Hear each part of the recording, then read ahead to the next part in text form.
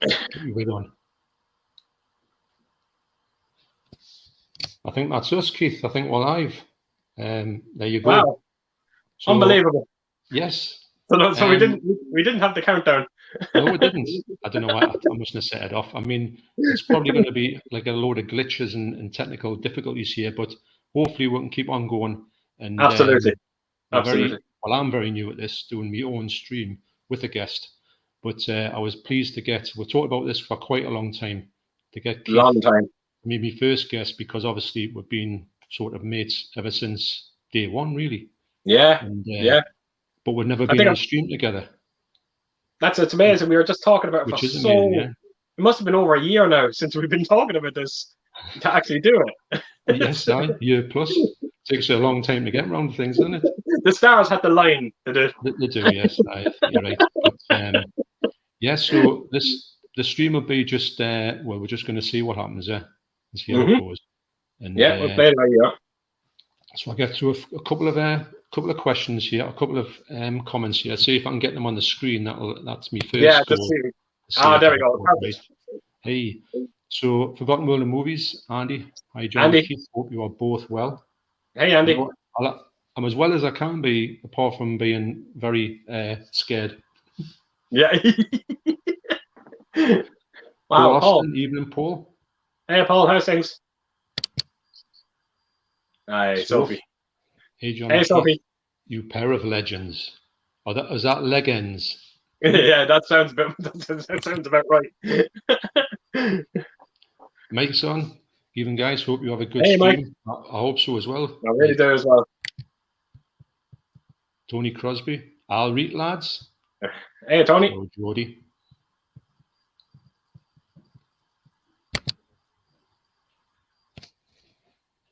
John, you're going to smash this. Well, I hope so. Because it's quite nerve-wracking, if I'm honest. I'm just going to try. I'm going to try and get through everybody's comments if I can, because we're going to start talking, obviously. But, of course. Yeah, absolutely. Yeah. But I've got someone here. Oh my God! Hey, baby. Hey. Yeah, and you're right. Got Pete. Hey, John and Keith. Glad to see you. Great to see you finally on the stream together. Going to be an excellent stream. Well, I hope so. I really do as well. Say thanks to Peter, because he gave me a bit of help with the stream we had this morning. He took us through a few do's and don'ts on it, so I'm really pleased to get that tip off on the show. It's great to kind of get that help. It is. Yeah.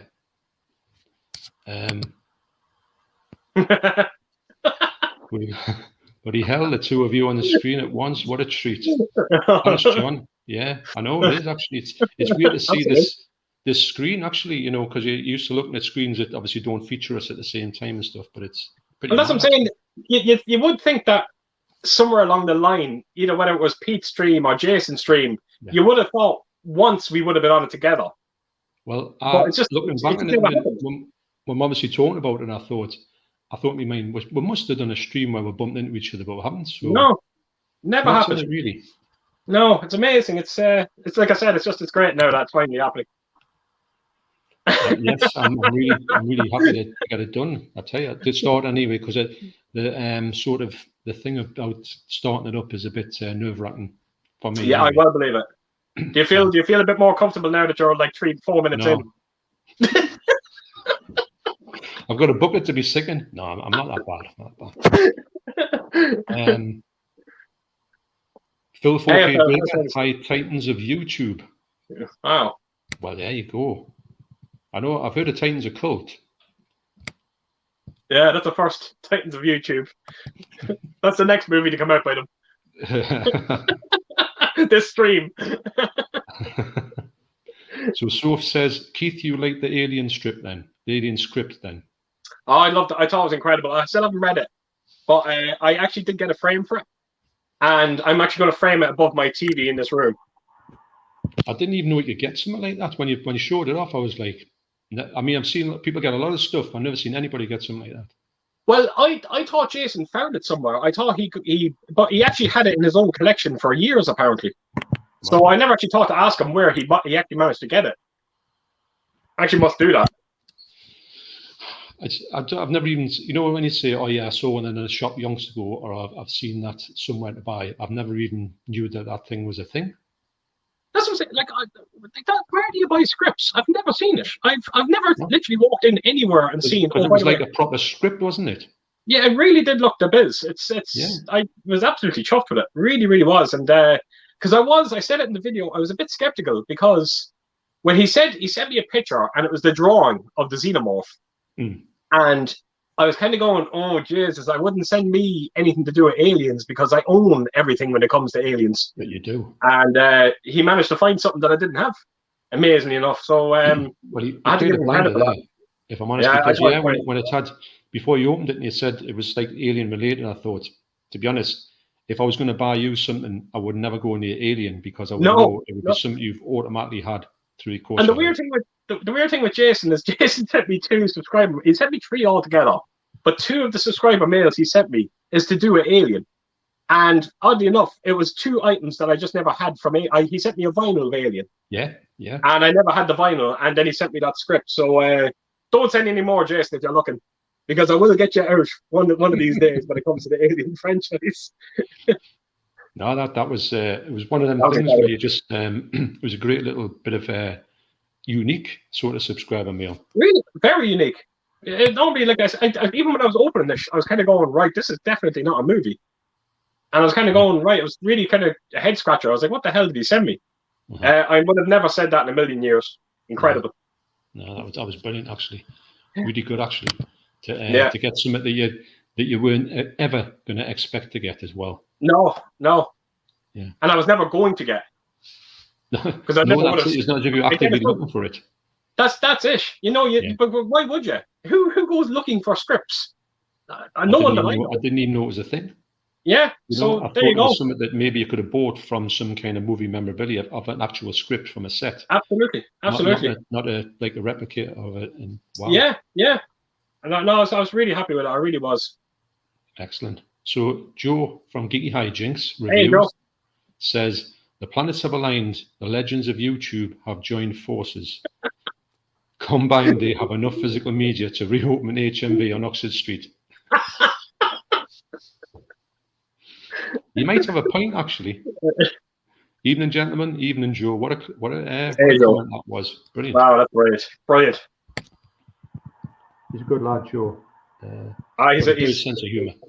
Him and actually is a good friend of his, Jonathan, Man of Movies, I think it is. I tell you one thing. Yeah. I think that the 2 of the best out there when it comes to reviewing movies. They're absolutely incredible. I do. I love looking at both our videos. Yeah. I think they're incredible. And the streams. Yeah. The streams that they do together is amazing. Yeah, really good. Actually, I've seen a couple of streams of Geeky Hijinks on with Paul Towns, and they've been very entertaining. Like, I've got to say. Yeah. Roy Murphy, hiya, Roy. Hey, Roy, how are you? Hey guys, looking forward to this. So, Matt, actually, I'm starting to get my nerves are starting to go a little bit. Starting to Great to see Roy actually on as well. Roy has been he's been with me now since the start of my YouTube journey. He's unbelievable. Great chap. He's been really. You're friends with him on Instagram, because I speak with him on Instagram all the time. Oh, very good. I don't know if I'm friends with Instagram. Nice fella. Got Bumpers Movies. Hiya, Bumpers Movies. A Geordie and an Irishman. There's a joke in there somewhere. Yeah, I'm sure there is. I'm sure someone's going to put it down in the comment section sometime tonight. It's obvious in it that we're going to be the Geordie and the Irishman. I like that, actually. It sounds like a good movie plot. What, me lying on your lap as the poster?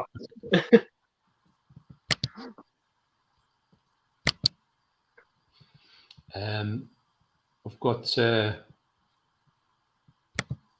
right, just getting to this. I'm still. You see, the problem I've got is I'm a bit blind.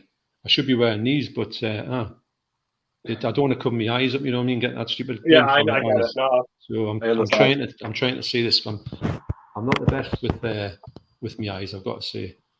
Right. So let's see what we've got. Right.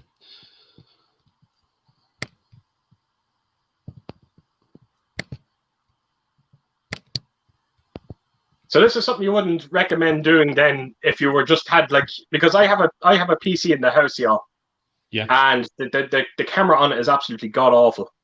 So I would never use it as a live stream thing. So I wouldn't imagine you could actually do a stream just using your phone or a tablet. Would you be able to? Well, I'm on my laptop here. You're on your laptop. And it seems to me, I use my laptop for practically everything. So it seems to be all right, if I'm honest. I mean, are you on the phone at the minute, Keith? Yeah. Yeah, that looks all right. Because sometimes when you get a phone, it doesn't work out too good, but looks all right. Yeah. Well, that's what I'm saying. I don't think I'd like to try and host a stream using the phone because trying to work the comments on the phone as well. Would be tough. Yeah, I'm struggling with a cursor in my sort of mouse. But wow. Okay. There we go. Big Pete says, I was going to watch Dead and Buried again tonight, but looks like I'll be watching you guys now. Thanks very much. It's a good movie, though. Have you seen Dead and Buried recently, Keith? I'm trying to pick up the 4K release of it, John. I have the Anchor Bay release of it only on... No, you know what? I actually have a Blu-ray of that. I remember you saying that you didn't think there was a Blu-ray available for that movie when it came out in 4K. Yeah. But I think I have a German release of it. All right. I do. But you know as I do. But as soon as it came out, it was announced on 4K. I won't watch it until I get that 4K in my hands. Right. Sorry. Richard Morley says, hi, John and Keith, Richard. two of my favourite YouTubers. Oh, that's nice. Thanks very much, Richard. Yeah, that's all great to hear. It's great when you get comments like that. And it's very supportive. Someone likes watching your stuff. It's good to hear. It is. It just means I'm doing something right. Good factor that. Yeah, absolutely. It's always great. And he's, again, Richard, he always pops in every now and again. He's always leaving comments on my videos as well. And I appreciate that, Richard. So thanks for your support. Yeah, that's it. You get some great support of people in here. You really do, don't you? Who come back time and time again. It's amazing. Yeah. Probably one of the best things about YouTube, actually, tell you the truth. Yes, it is actually. I like the fact of seeing the familiar names coming up in the comments and you getting a bit of chat with them and that. Absolutely. Sometimes you can get some really good info as well. Yeah, you put absolutely. a video on and say, "Oh, did you know about this and that?" And well, I didn't actually. So thanks for. Well, it's funny you said that because do you know Jimmy over at Jimmy Buys Movies? He made a comment there yesterday. I think Matt Fee Movies done a video on it. He got a lovely release of Star Trek Beyond, and I left a comment on it saying, "No, thanks for making me aware of this. I didn't know it was available." Yeah. And then Jimmy left a comment on the mine saying someone should do a video of all the stuff they bought because of people giving them the heads up on it, and it wasn't a bad idea. That's not bad. Actually, he kind of meant it as a joke, but I kind of said to myself, "Wow, that actually wouldn't be a bad idea." But then I came to the realization that if I try to do a video, it'll probably go on for 3 hours long because the amount of stuff that I've gotten because of YouTubers, it's frightening. It is. No, I must admit, I do think that because sometimes I've been turned onto quite a few things that I didn't know about of subscribers and people in the comments, and you think, wow. And sometimes it can save you a fair bit of money as well, because if you're looking for something, absolutely. I'm after this, and you're pointing in the right direction to a place or a company you didn't even know sold things, and you can go and get even an import you can get like a lot cheaper. That's how I found out about Wow HD. You know, Wow HD UK, which is cheaper. You know, so that's Patrick Clark says last purchase you bought. I just showed it to you. That's I got them in yesterday. That's the last things I bought. But, and I did say it to you, and you said to me as well. I have something coming, and hopefully, fingers crossed, it's going to be this week. Yeah. And it might be the rarest piece I will ever have in my collection. So that's a big one. Now, the thing about it is, I think you're going to really appreciate it, but I know that you hate the movie. Ah, interesting. Right. You hate this movie. It's a remake. It's a remake, and it's one of my favorite remakes of all time. But I know you hate the film. You do. So that's all I'm going to say. But it's got me thinking that, mind. Yeah, really it's very rare. Very, very rare. Well, the last thing I bought was, Shock, the Mario Bava film. Yeah. It's just come out. I got that in Arrow. I wanted that one because I'm a big Mario Bava fan, so I had to get that one. It's a bit expensive, £18, but I just bit the bullet and got it because I wanted a slipcase and that. But it looks really nice. Was that a new release, John, or has it been out a while? It's a new release. Yeah, it literally just come out, and it's the picture quality is lovely on it as well. Oh, good. To be honest, I know Arrow are going to do a good job on it. I never feel that they're never going to do a good job, really. Is another one of them releases that if they brought a 4K release of it out? It's funny because it might be, but I don't think it's a movie that's big enough to actually warrant I think it should be 4K, but I don't know if Arrow think it's like commercially viable to do a 4K of a Mario Bava film. It's not like his best film. Right, but does the picture quality have room for improvement when you watched it? Well, it looks really good on the Blu-ray. I haven't looked on the back to actually see if it's a 4K restoration. If it is, it's probably if it sells well, there's every chance they might do that. Yeah, absolutely. That's a great question, Peter. Yeah. Sorry, Patrick. Mark Fairfield. Keith, did you get around to watching The Punisher? I haven't. I have not. I've had that much to watch because I said this. I think I said this in the previous video. During the month of December, we watch nothing but Christmas films, so I don't watch anything else. So everything that I bought in the month of December, every new release that I bought, we are watching now through January. That's why I said to you before we came on here that I finally just watched Suicide Squad. So I haven't watched Punisher yet, but Mark got that bust, the bust that I showed off of the Punisher. As soon as I'd done that video, Mark done everything he could to get one, and he actually found one. And I've been trying to get that bust for 3 years, and it took Mark a couple of days to get it. It did, So it's I say I know he spent a bit more than he wanted to on it, but it's definitely worth the money. So no, I didn't get around to watching it yet. I think sometimes when you want something that bad, you're prepared to pay that extra couple of quid just to secure it. I've been there. I imagine you've been there quite a few times. Yeah. Too many times I've been there. Too many times. Let's have a look up here. Don't miss anybody out, you see. Yeah. Soph says favorite video nasty. I've got a few that I really enjoy. Obviously, you could go down the route of like The Thing was classed as a video nasty, kind of. Jesus, was that? Yeah. True? I don't believe it. Was in the category 3 titles. And it was I've seen that in your video. Yeah. Sorry, yes. I forgot about that. It's one of the mad ones that you think, surely not. Because The Thing should never have been classed like that. So, no. But I think for ones that are just really over the top, I'm going to go probably with zombie flesh eaters. Yeah. Probably The Burning for me, if I'm being totally honest. The Burning. It's a great movie. Evil Dead would be up there as well. Yeah, definitely. It's definitely up there. But I think The Burning kind of jumps out at me. As soon as I hear video nasty, I instantly think The Burning. But zombie flesh eaters, that's a great one as well, though. I think there's a lot of great films in the video nasties. Like 142 that were classed as ones that the video retailers shouldn't have or shouldn't put in the shelves. There's some really solid movies in there. It's not all trash. Oh no, definitely not.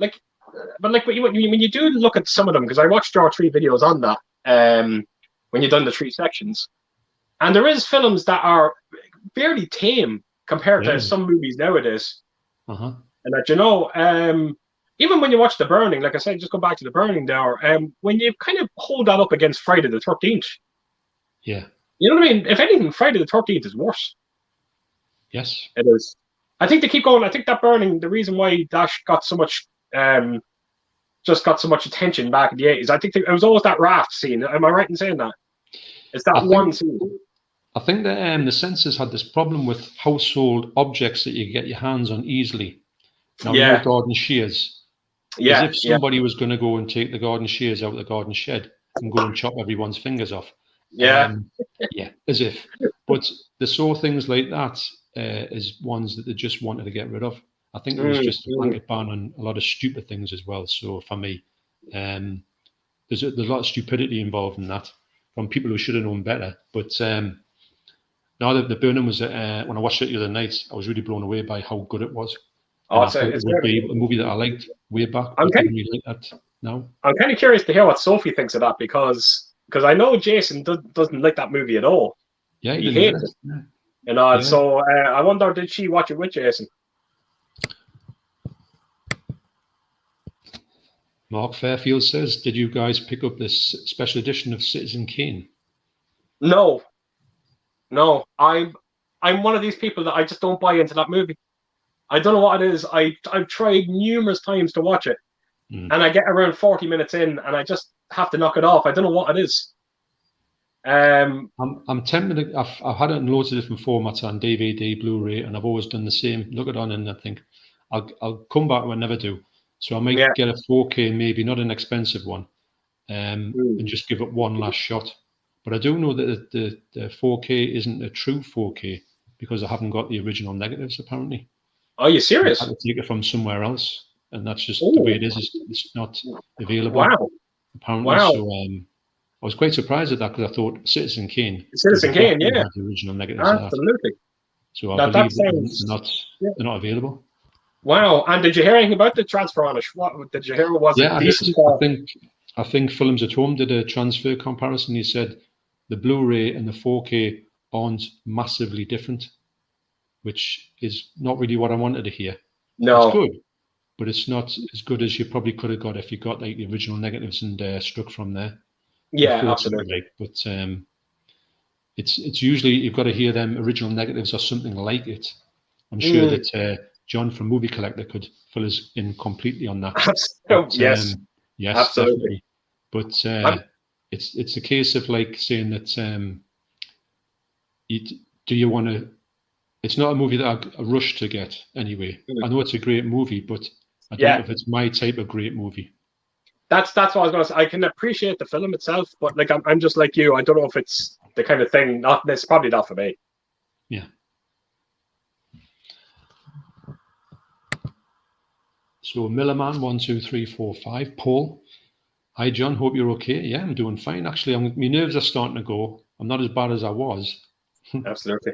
I think that might be all right for me. The next about 5 streams in the future, I might be all right for that. I got a little worried there because my email address is millerman123, and I was there and I was like, well, actually, you know, when I first saw that, I thought it was when I first saw that Paul had commented on my videos a while ago, and I speak to Paul all the time on Instagram. I thought that it was something to do with yourself because I know about your email address, and I thought, hang on. As I was saying, I was there and I was like, is Ellen taking the piss or something like that? She sending. Here's our good friend Koroshi. Wow. Hello there, lovely people. It's your favourite idiot in the chat. Well, I'm not saying you're an idiot, but you're one of our favourites for sure. Absolutely, absolutely. Yeah, he is. He's a good lad. He's very entertaining. Yeah, incredibly entertaining. The Movie Cheer podcast, AJ. Hey, everybody. Hey, how are you? How are you doing? Great to see AJ on here.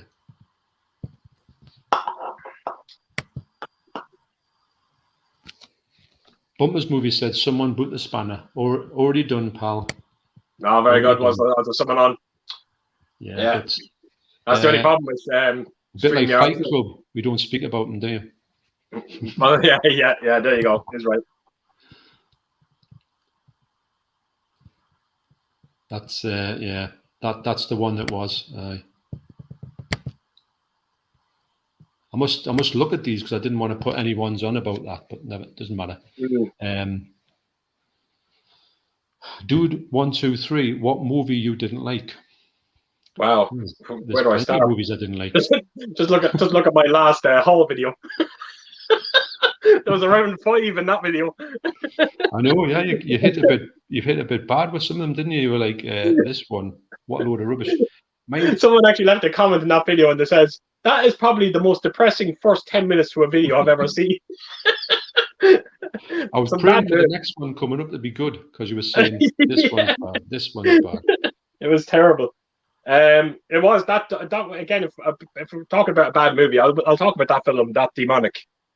Yes. Just for the simple reason, it was directed by Neil Blomkamp. You know, the man that directed District 9, Elysium. Such a talented director, and to make such a god awful horror movie. I'm not kidding you, John. It's you nearly have to see it just to see how boring the film is. It was shocking to look at. It was. I hope he doesn't go back to horror again. You put me onto that, to the fact of I would never go and buy it, but if it was ever anywhere when I bumped into it, I might watch it just to see how poor it was. That's what I'm saying. It looked like the demon in it looked like. I said it in the video. It looked like a 3-year-old just drew a picture of a monster on a piece of paper, and they looked at it and went, "Yeah, we'll do that. That'll do."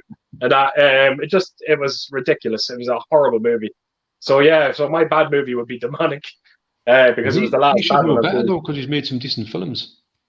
Yeah, but then he was fighting. He was fighting for nearly a year to try and make an Alien movie.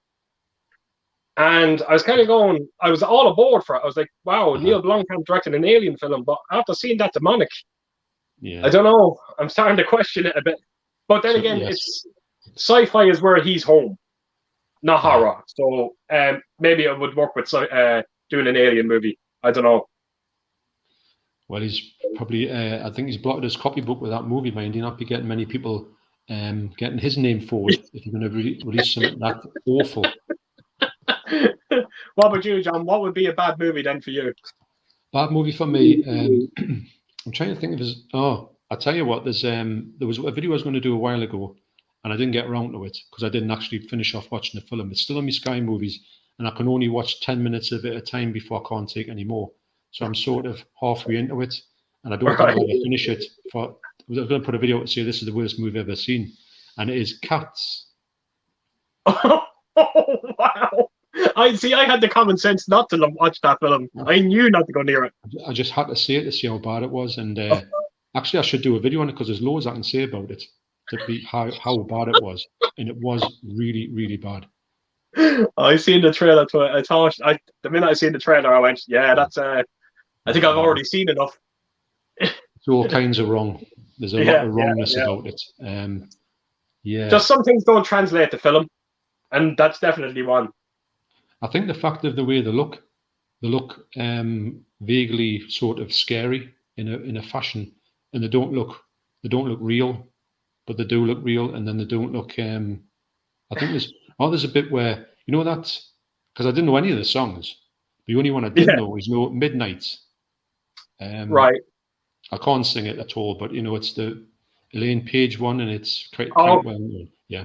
Yeah, I think I know what you're talking about. The person who was singing it was obviously a cat, and she was singing it, and she was doing all this like hanging onto a lamppost, I think, and she was doing this thing. But when she's crying, fair enough. Right. But she also had a runny nose, and it was running down her lip, and I'm going, what am I looking at? She had them, and I thought, this is just, I can't take any more of it. Correct me if I'm wrong. No, and again, I'm sure someone in the comment section will let me know. But I'm almost sure that they removed that from the cinemas to fix the CGI in it. I heard they did something with it, and I don't think that when I saw it must have been the broken one because the CGI was awful as well. Because I was just going to say the heads didn't seem to sort of stay with the bodies; they seemed to be going in the wrong ways. Because I was just going to say, because if that was the fixed version that you watched, what the hell did the other one look like? I don't know. But I thought it might have been one of them movies that's so bad it's good, but it's not. Yeah. Plus, it's got James Corden in as well, so that's the trump card, isn't it? Enough said.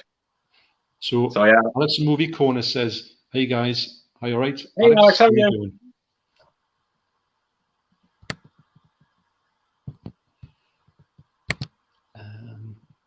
Steve Max says, "Hi guys. My question is, do you think these 4K box sets are getting too expensive now? No.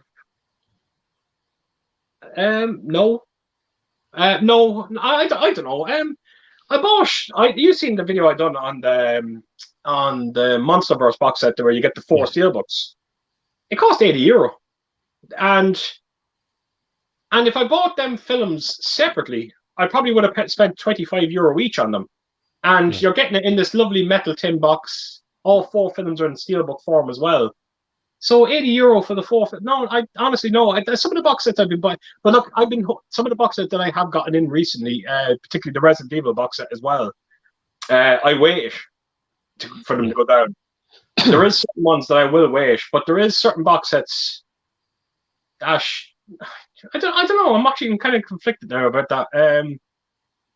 I honestly think no, if I'm being totally honest.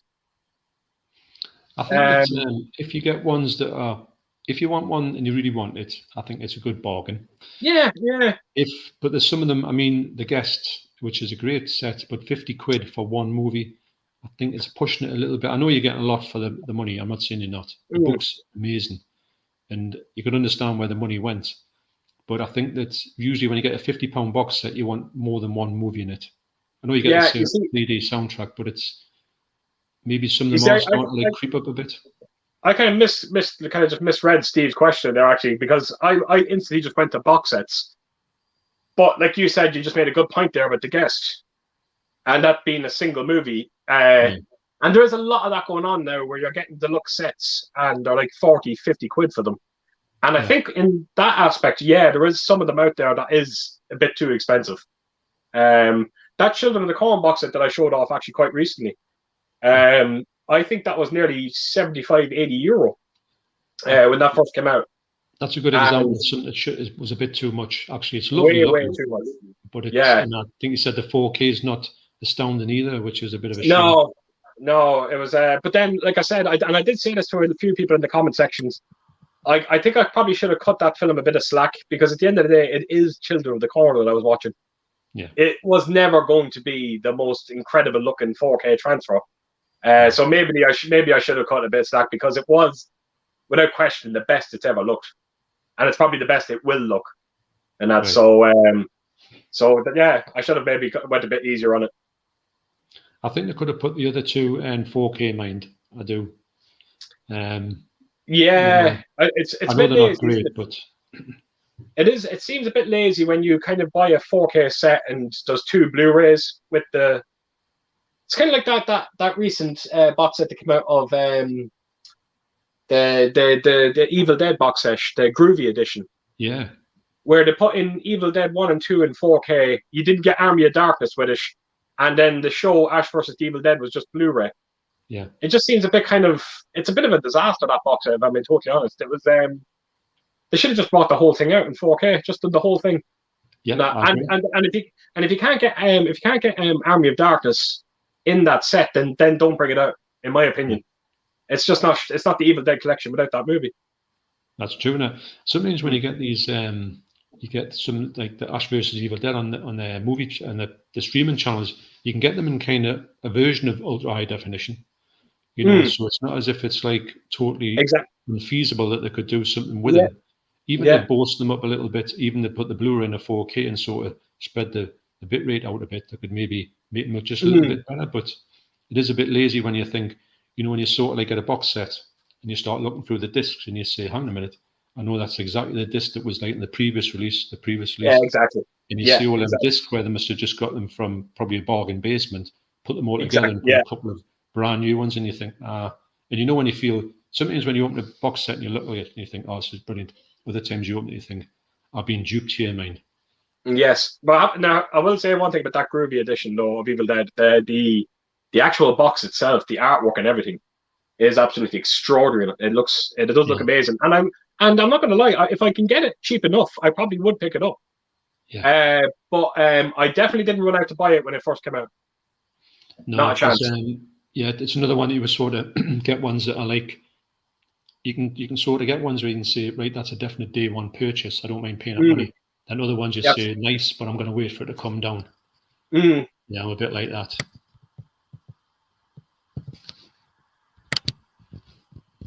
got AJ's Movie Place. I had just uploaded a video looking at all my horror films. Part 2 is tomorrow morning. I like horror movies because Absolutely. I think when you do things of horror films, it's amazing what movies people have that you don't even know about or forget. Haven't got any awareness that it's out. Yeah, or you get reminded of something. You say, "Hang on a minute, I forgot about that movie." So I like horror movie hauls or things of collections. Like Phil Baker done it to me there around a month back. Talking about taking me back to my childhood. He just sent me a message on Instagram for a film called The Kindred that it was coming out, and he just sent me I tried, so you wouldn't believe that movie when it came out. Oh, there was a video store kind of close to where I lived in when I was younger called Top 10, and they only had one copy of this film to rent, The Kindred. Oh, yes. And you just could never get it. I remember we used to be camped out waiting for the person to leave the video back so we can get it. Yeah. And I never got to see the movie. And then Phil sent me a message saying that this is coming out now on Blu-ray. And it was the exact same artwork and everything as the box that was in this store. And I actually didn't get around to getting it yet, but I'm definitely going to pick it up. It was incredible to look at. So yeah, it's sometimes these horror videos can not only make you aware of certain films that are out there, but they also kind of remind you, just make you aware of films that you've forgotten about as well. Yeah, because if you think about over the years, you've always got movies that you maybe used to like back in the day, but you just literally forgotten that they even existed. Absolutely. And, it's great to get reminded about these whole hidden gems or forgotten gems. Yeah. There's actually a horror movie I'm trying my best to get on Blu-ray, but it's very rare. A film in the 80s called Superstition. I don't know if you've ever seen it before, and I have it on DVD, and it did come out in Blu-ray, but it's one of those films. It's kind of like Fright Night 2. It's very, very hard to buy, and I'm doing everything to get this. There's nothing special about it. It's just your standard Blu-ray release. But of course, there was only so many of them when they brought it out, and they kind of disappeared like that. So trying to get that I can. So hopefully someday. I know there's a thing that's that you what did I say there? That you there's always them films that it's a couple of them I think that I was always wanting to see at the video shop and never got around to it. And I can't remember what they are now, but it's great that you can get reminded and things. That's a great thing. Isn't it funny that you can think, I wanted to see that in the video shop, never got around to it. I'm only seeing it now. Yeah, it's crazy, and that's exactly what Phil done for me. That I was actually out working when he sent it to me, and I was there, and I was like, Jesus Christ! I was just for an hour. I was just driving around, and all I was doing was thinking about me as a young child trying to get this movie, and I still have not seen it. So hopefully someday, hopefully. There's always it's good to have something to look forward to, even though you've probably got a list as long as your shelves for movies to pick up. But you know yourself as well, I'll probably get it, and it'll probably be the worst thing I have ever seen. Please God, it won't be. Please God, it won't. But it does happen. I'll tell you what, though, if you were to buy, all the movies that you wanted, say you get all the movies you wanted, like now, you'd have to buy Pod 2, wouldn't you? There's no way you could get going with what you got. Absolutely. No, of course. No, definitely not. The son of Pod. Yeah. So Bumper Movies says, I watched The Punisher with Dolph Lundgren the other night. Why he was sat in the naked in the sewer. I can't remember that scene, actually. I never seen it. Do you know what? It's weird. I never knew that there was so much love for that movie until I done that video that day. And everyone that left a comment said the film was great. So I'm looking forward to that. So are you looking forward to him sitting naked in the sewer? Oh, absolutely. I'm sure it's Dolph Lundgren. Yeah. Which have I told you that I've seen Dolph Lundgren in real life? Oh, really? I saw him in 2009 on the the Expendables. They were doing the what was it when they do the premiere in London? Oh, okay. We were all there, just wandering past them and seeing these people going into the thing. And we thought, who are they? And it turned out it was a cast of the Expendables. Oh, wow. And Stallone and Dolph Lundgren come right up to us in our area, And Dolph Lundgren has got to be one of the biggest people I've ever seen in real life. His head is huge, compared to Stallone. I couldn't believe it, but you seem like a decent bloke, actually. Yeah, that's what I said. We were watching Expendables last night, and who did they have a fight sequence with Dolph Lundgren in it, and who does he go up against? Jet Li. Seriously, someone that's nearly 10 feet tall fighting someone that's around 4 foot. They couldn't have found a more smaller chap in the movie to put up against Dolph Lundgren. I think it was actually a good fight in that movie. It was very entertaining. Be a bit like Bruce Lee and Kareem Abdul-Jabbar. Yeah, that was brilliant. I've got that video footage of when we saw the Expendables when they roll outside, so I'll have to get that on YouTube one day, because there's loads of it. And, I'm sure it's in my video in my camcorder down there, so I'll have to get it out and put it. Was it just the two that you seen, Dolph Lundgren and Stallone? On the camera, I'm trying to think of what got on the camera. Definitely got Jason Statham in it, but he wasn't close to us. He was up the road. Right. It was David Hay was there, Amir Khan. Wow. And there was, Katie Price. Yes, I see. Wow. Okay. She's not anything special, I tell you that much. Yeah, absolutely. So absolutely. We're hoping we'd seen Arnie, but Arnie wasn't there. That would have been great for seeing him. Was that for the first Expendables or the second one? The first one, 2009. Right. It was weird because, when you're sort of on holiday and you're just wandering past and seeing what's this crowd about, because we went down past Leicester Square, because we went to the sort of, what's it called? The Eye, the London Eye. Okay. We took one look at it, and I said to my son, "Do you want to go on there?" And he went, "Nah." I said, "Well, I don't either, because it's too high. I hate heights." So we come back up and we're seeing everybody gathered, and we realised it was for a premiere, and it was that. So we just stood in the crowd. My son, who wasn't fully grown at that point, but he was getting to be about 6 foot, he was on Deborah's neck. He was on it because I had a bad back. You see, I said I had a bad back, and she had to bolster him up. So on this video, you can probably hear when you hear him shouting Rocky, he's on the top of Deborah. Oh, wow. I think you can hear her going, there's keep back. So that was quite funny. See, I don't think, Schwarzenegger was still the governor. What's that, sorry? Schwarzenegger was still the governor when he was in that movie. So that's probably why he wasn't at that premiere. Well, this huge Bentley pulled up, and we thought, brilliant. This might be on the video, and it was Katie Price got out of it with some of her mates, and I thought this is definitely Arnie, like, because it was the biggest car. All the other ones didn't come in a huge car, but she did. Oh wow! Of course. Enough said. Wow. Speaking of Stallone, Andy says, "What are some of your favourite Stallone movies?" Yeah, I could be boring and say name out his hits and all that, but I'm going to name one film that doesn't really get talked about with Stallone a lot, and I really do like it. Detox. I love Detox. Actually, you never seen it? I don't think so. It's kind of like it's almost like a slasher movie. It is. Really? It kind of has the setting of The Thing, and it's a slasher movie, and it's and I think it has a decent cast in it. I think Tom Berenger is in it. There's a few people. I'm trying to think now. There is a few people in the film. What's his name? Pat, the T2, who plays the Terminator in it. Patrick. Jason Patrick. No, not Jason Patrick. What's his name? I know who you mean. Yeah, you know the film called Patrick. Somebody. Kind of a bit of a has-been cast in it, but it's a good cast. Chris Christopherson is in it as well. Really? And it's this detox center out in the middle of nowhere. There's a killer basically taking out this detox center that it houses cops that's struggling with life. Mm-hmm. And I find it. I love the movie. Every time Stallone gets mentioned, no one ever mentions Detox. So yeah, Detox just sticks out for me. And that when it comes to like I said, I might have to watch that actually. Never heard of it.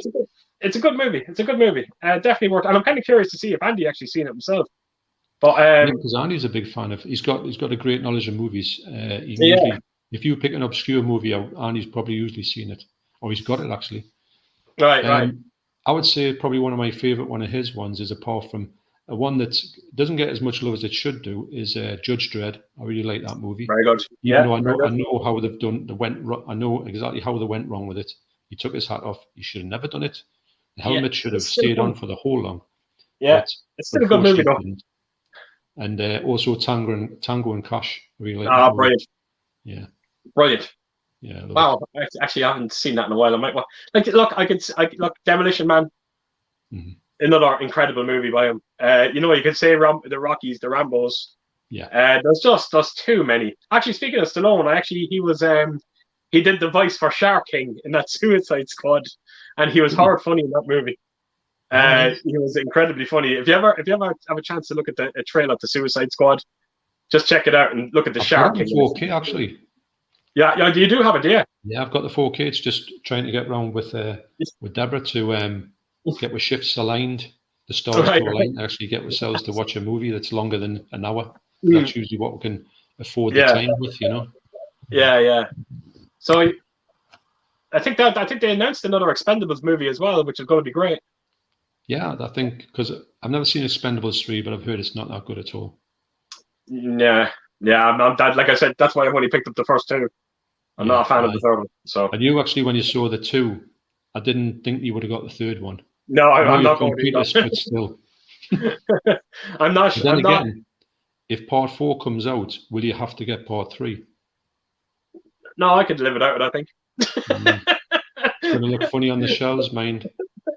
People are going to go, hang on a minute. I'm sure there's a third Expendables. I'll go out and I'll buy the slipcover. Put someone else in it. It's a good idea, actually. Yeah, it's not a bad idea. So Mark said he watched The Punisher and thought it has dated. Yeah, I kind of figured it might. Yeah, it's very much a sort of 80s action movie, and some of those 80s action movies just always seem like an 80s action movies. They just seem to be locked in a time. Yeah, but that's what I'm saying. But like, taking nothing away from the movie itself, it probably still is very enjoyable, even though it is dated. I can't remember much about it. I do remember enjoying it when I saw it, but I haven't seen it for years. I might say the same thing, when you haven't seen it for that length of time, and you go back and think, because sometimes that can happen with a movie, and you think, wow, what was I thinking of? It happened there not so long ago for me. When I bought the Three Amigos there very recently. And that film, I used to have that on repeat in the 80s. Yeah.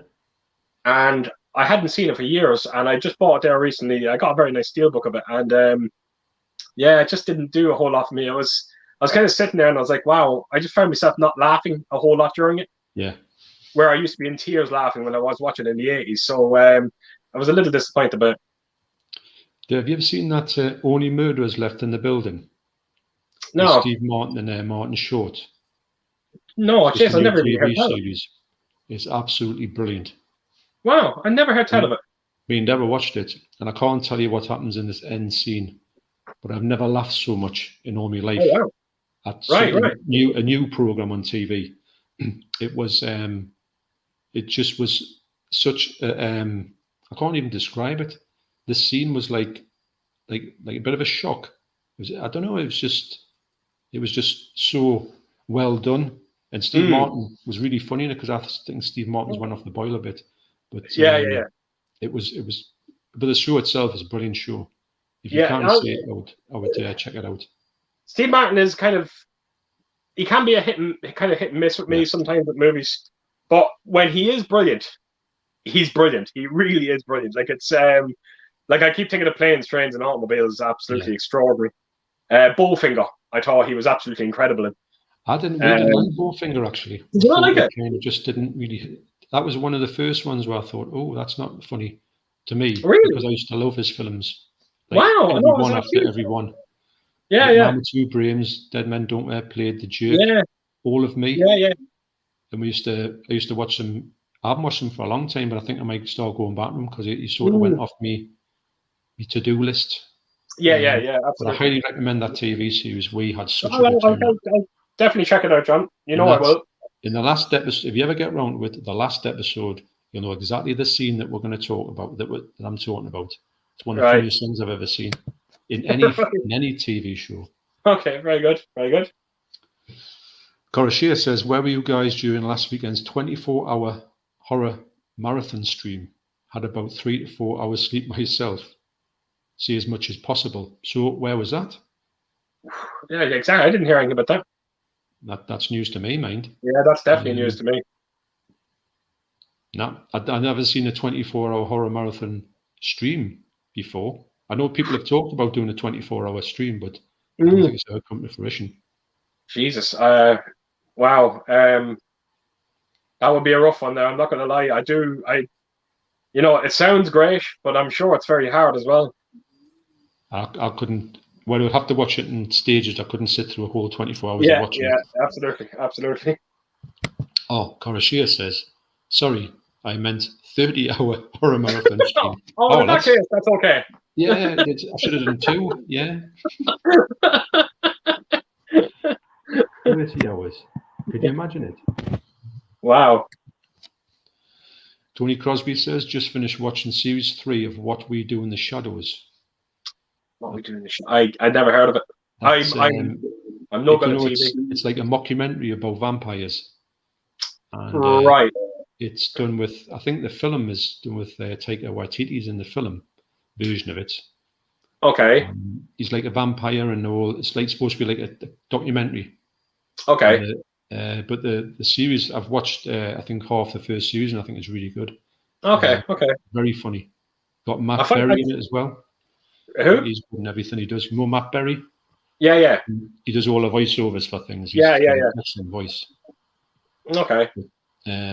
Yeah, I do think that's a great show, and I want to watch. I will watch the rest of them.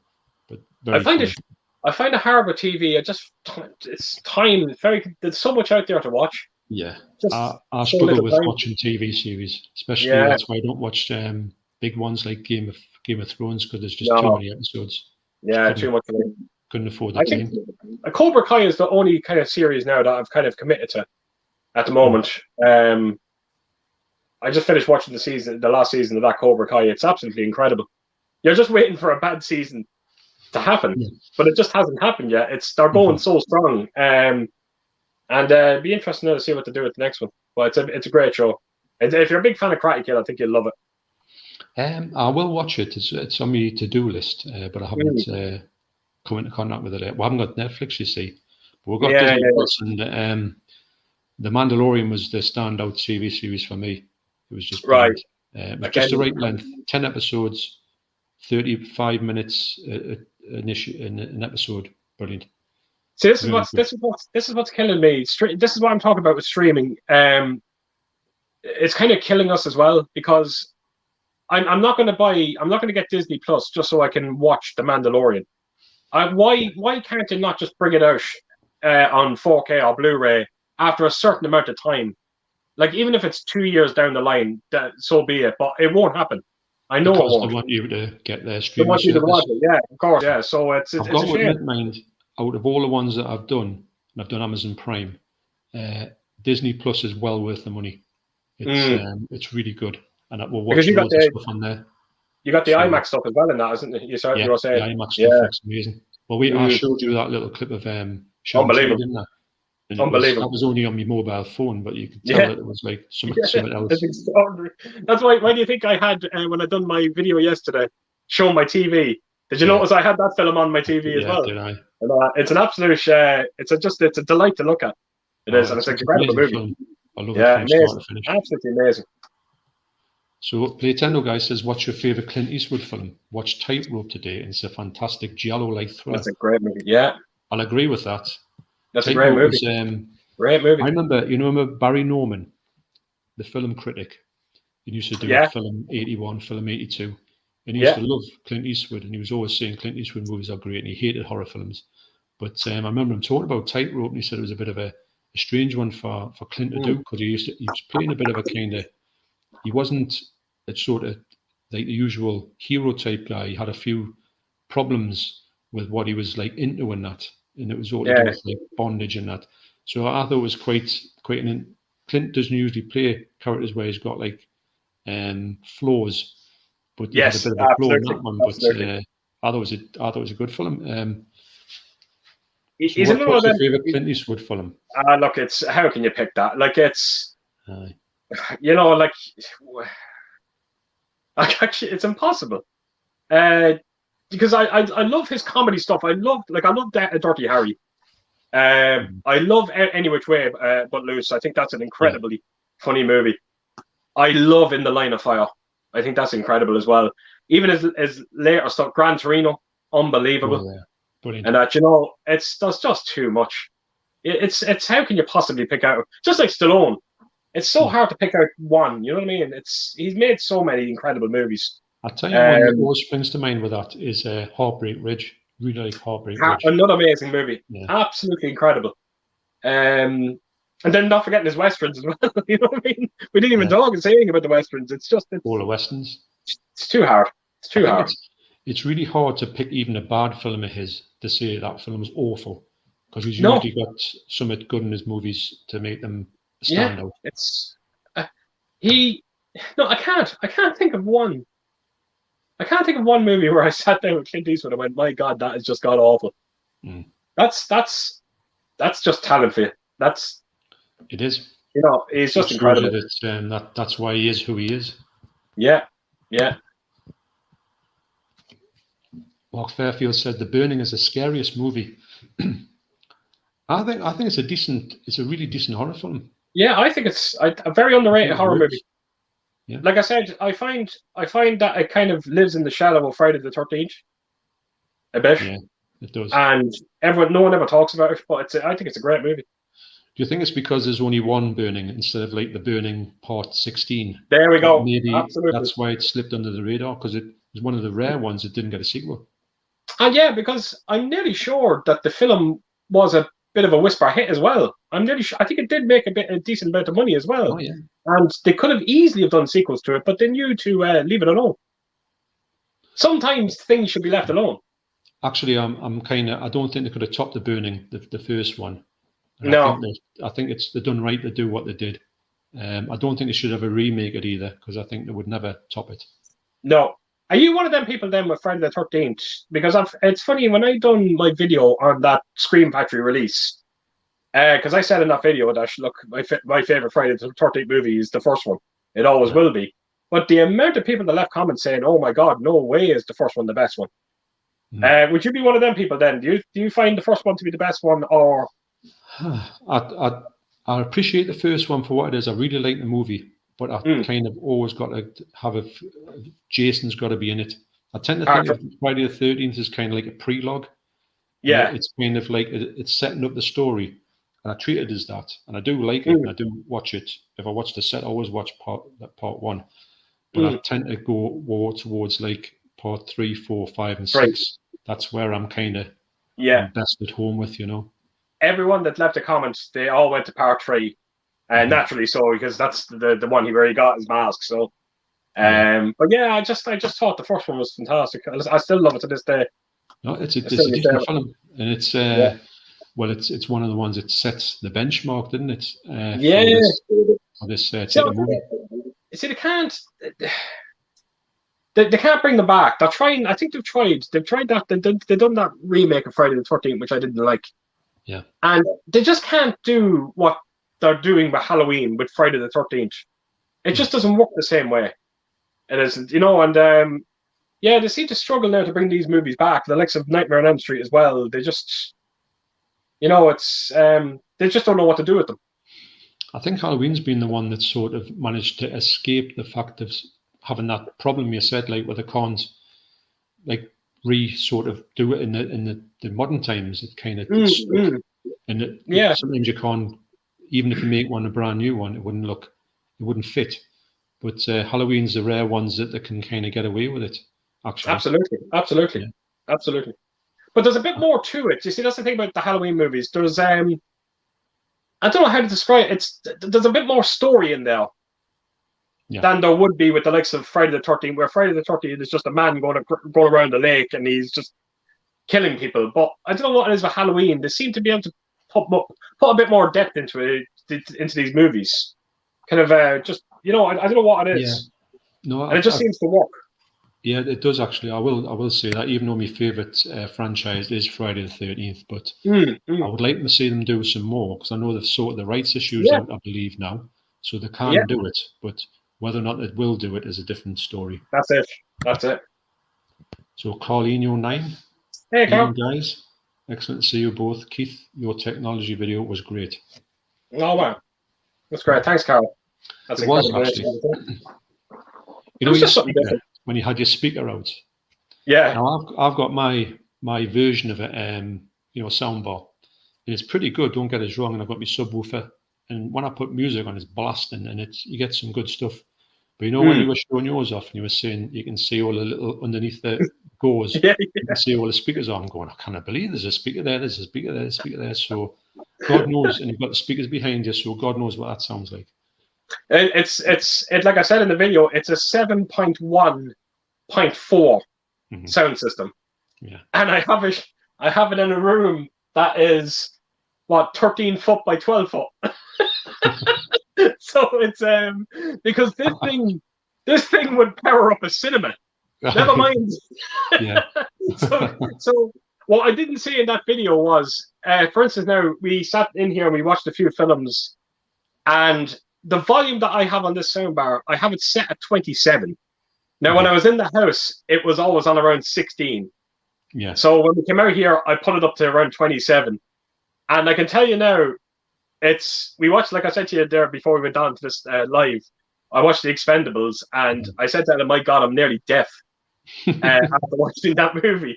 And I just checked my soundbar there today. We had it at 27. It goes up to 81. So could you imagine what that sounds like? And that's so it's incredible. It's and we done this thing the other day. I just wanted to get a bit of peace of mind about being in this room. Yeah. So I think since we've come in here, we watched Resident Evil, the first Resident Evil movie. Yeah. On 4K, and it's some of the best now since I've been in here now in this room. That was definitely the best movie I've heard for sound. It was just extraordinary. But we were watching it, and we were still doing that whole thing. We were like, "Oh my God, can neighbors hear us?" Yeah. So there, just around 3 days ago, I said to Ellen, "You know what I'm going to do? I'm going to knock on Resident Evil again, and I'm going to put it up to 28 like I always do." And then I said to Ellen, "Go into the house now and tell me if you can hear anything." And she went in and she couldn't hear a single thing. Wow. And it just gave me this unbelievable peace of mind. I don't know why we just didn't do it from the start when we come in here. But when she came out and she says, "I can't hear a thing," I was like, that's fantastic. Delighted now. So I can finally hear movies. It's always a problem at night when you're watching a movie, and sometimes it kicks in and you've got to turn it all down and that, because you know it's going to come through the next door neighbours. We were talking about it before. You were kind of it was weird. You were trying to be kind of clever about what movies you watched. Like, at the start of the night, you'd watch your big movies. You'd watch your, like I said, your Expendables or your Spider-Mans and this, that, But then when it came around to around 11 o'clock at night, then all of a sudden we found ourselves going on to watching comedies or something that wasn't too loud. Yeah. And that used to drive me nuts, because the amount of times that you'd be in the mood to watch something like, like a good action movie at 11 o'clock, but you knew you couldn't do it. Yeah. So to be able to come in here now and, we watched Expendables. We actually watched at 11 o'clock last night in here, and it was just incredible. It really was. Like a bit of freedom, really, isn't it? Because because I know that I'm the same. I watch films that are like dark. I always watch them at night, so I can turn the lights off, so I can get the rooms pitch black. I don't like the TV coming through the window, but I will watch the sort of ones that, if I watch a film early on, say 6 o'clock, I'll put someone on that's like just going to blow the floor away.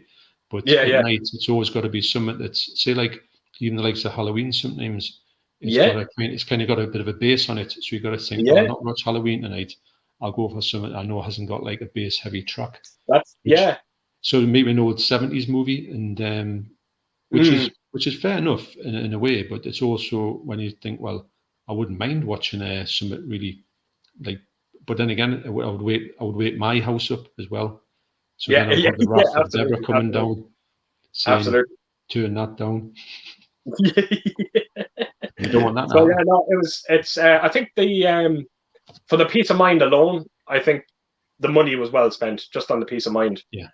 You know, so it's we're ecstatic in this place. No, We really are. It's to be honest, it's what everybody. If everybody could say, what would you like the most of? They would probably point to Joe Room and say, "I'll have one of them," because I know that was my first thing when I saw it getting lifted through. And remember, I was telling you that when it was getting dropped, I'm looking at it. Absolutely. And Deborah said to me, "No way." I says, "No, hang on." But was just what I was going to say. Do you know what? And I was thinking that in my mind to say, I would love to get one of them, but it's not going to happen for me. Not yet. Never say never. No. She's letting you put new shelves up in the room, so you know. Yeah, yes, we've got to start somehow.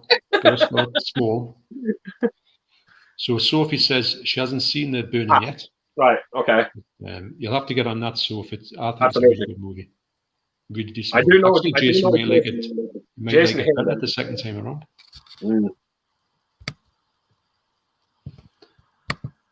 So Richard Morley says, would love to see Michael Mann's The Keep getting that all-star 4K treatment. What film is on your 4K wish list?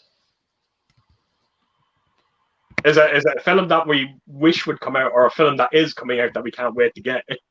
Because if it's a film that hasn't been announced on 4K, I have to say The Abyss.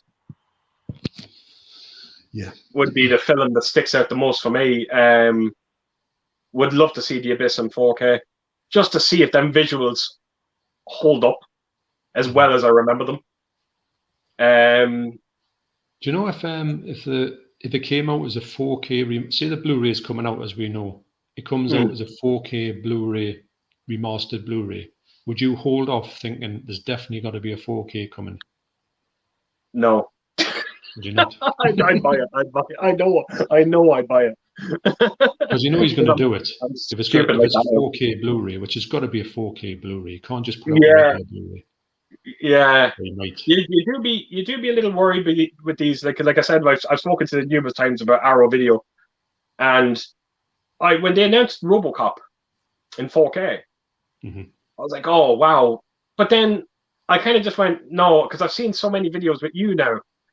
And you bought a lot of these 4K releases from them, and you were saying that they were very minor, especially when the films like if they got 4K masters before the Blu-ray, and you said they were very minor, and that's the first thing I said to myself when RoboCop got announced. So I actually had the Steelbook pre-ordered, and I actually cancelled it.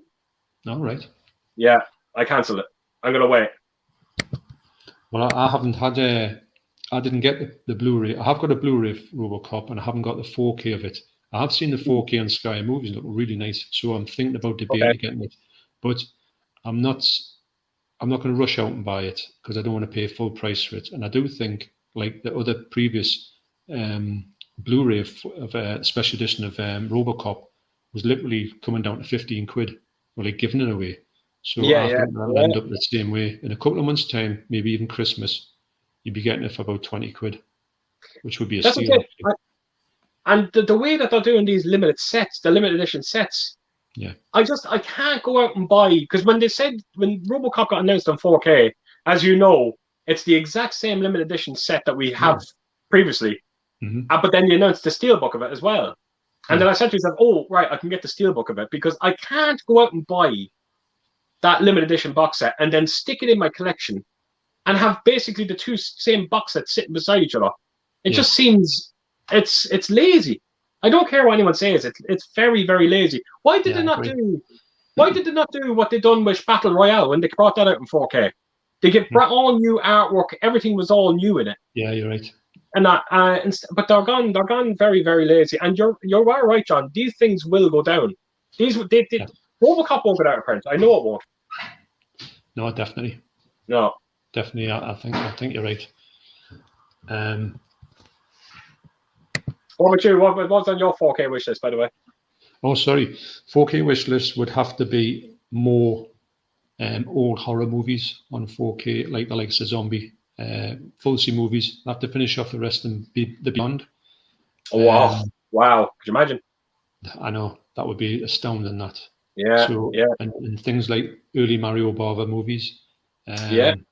there's loads of good-looking Italian horror movies that I would like to see come out in 4K, and they're starting to drip out anyway. So a few more of the better or gentle ones like Inferno. Oh wow! Yeah, yeah.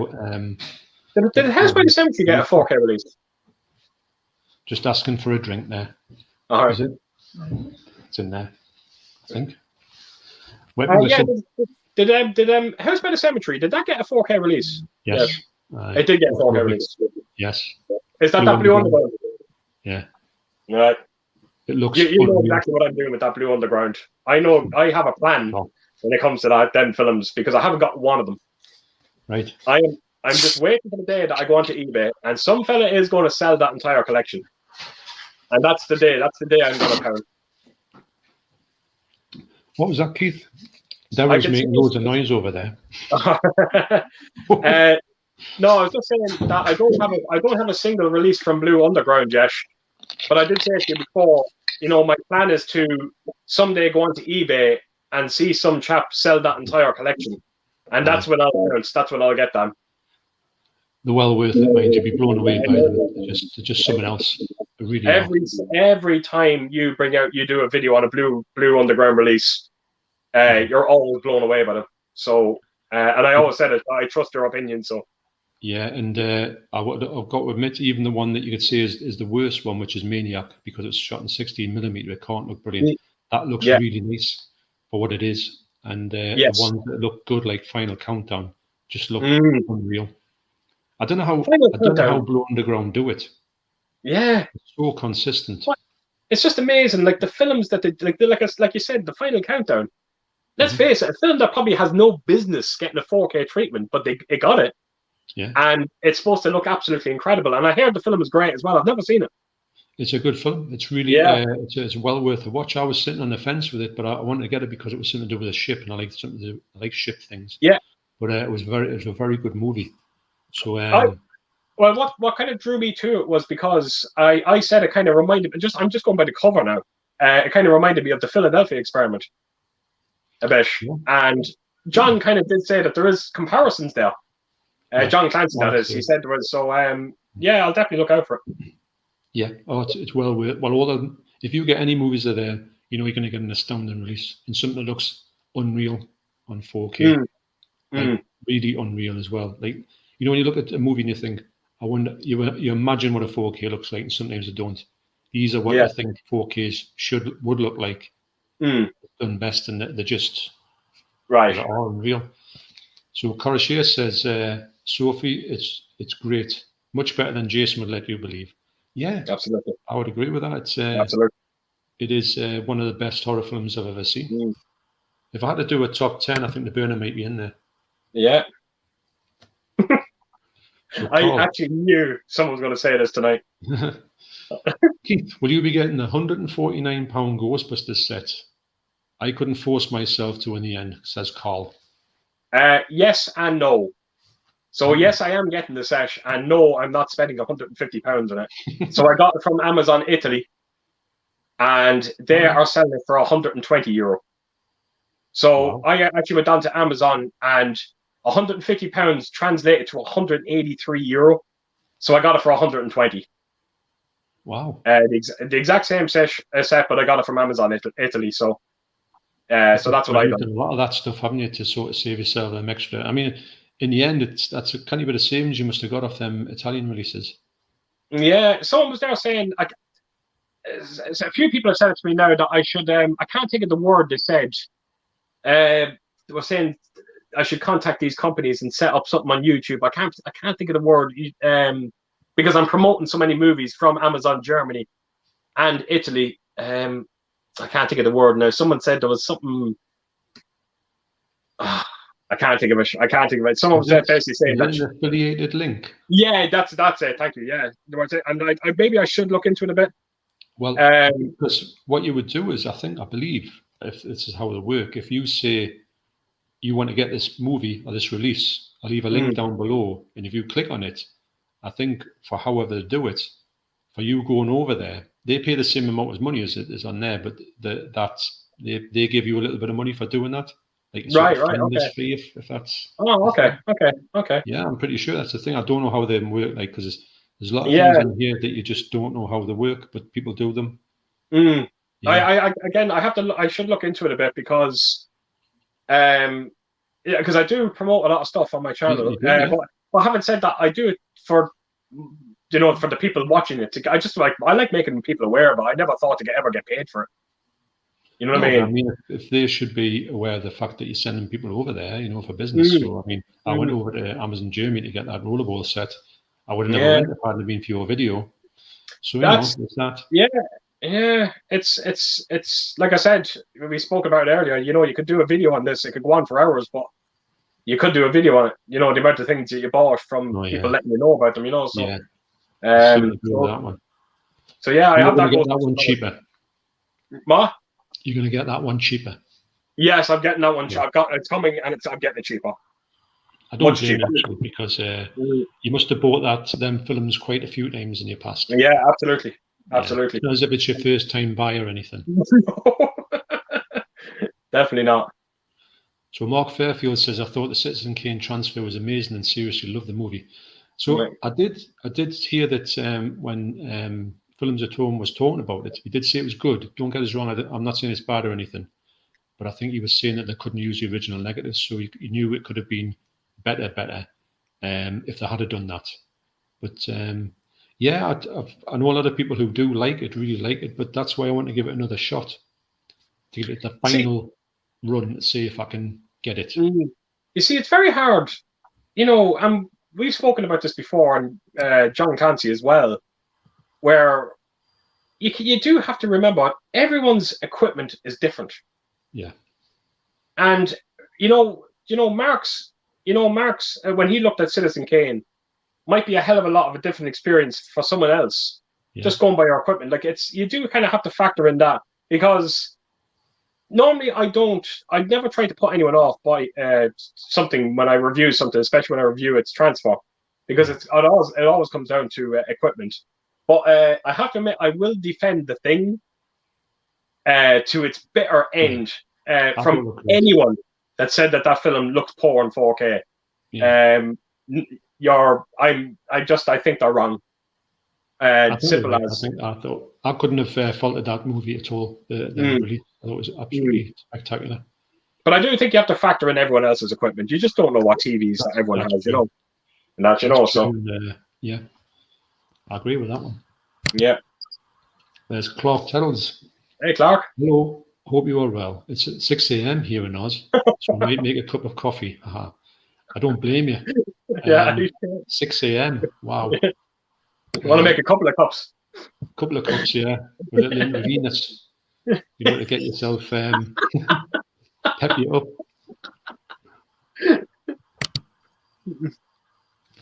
Corashia says, Mark Fairfield, same here about Citizen Kane, great transfer, and the movie was a classic for a very good reason. So, yeah, the people who like it. And, absolutely. And like I said to you, I absolutely respect the movie. It's just not for me, So that's all I'll say about it. Well, that's a good way to look at it, because I'm willing to give it one last shot, because I haven't given it a proper shot yet. So I'll watch the whole thing in one go, and I'll take it from there. But if it does wow us, I will. It's not as if I'm wanting to dislike it or anything. But but it's funny. It's one of them. It's a very divisive movie, Citizen Kane. Oh, really? Is. It is meant to be the greatest movie ever. Absolutely. A lot of people can say they can't get away with it. Yeah. Electric Geek says, "Hi lads, if your collection was burning, what one title / edition would you save?" Oh my God! Wow. I'll if I can get my hand right there. My Alfred Hitchcock collection, the Black Reel edition. I'm actually bored talking about that set, but that would be the one I'd save. But you would, yeah. Actually, if I'm honest, if you had to say what one do you think I would do, I would probably have picked that one for you, the Hitchcock one. Yeah, absolutely. It's funny how it's right next to your head as well. Yeah. It's always there. It's always there looking after me. What were yours, John? I think it's hard to say because there's so many ones that I really do like. I'll make a guess for you. When I read that question, the first thing that came into my head was Dawn of the Dead. Your Second Sight edition. That would be high up in the list, but I think I'm going to have to go for, I don't know why, but I'm going to go for Godzilla Criterion. Oh, yeah. Sorry, I forgot you had that. It's so nice, and I can read it as well. I can sit while the house is burning down. I can read the book,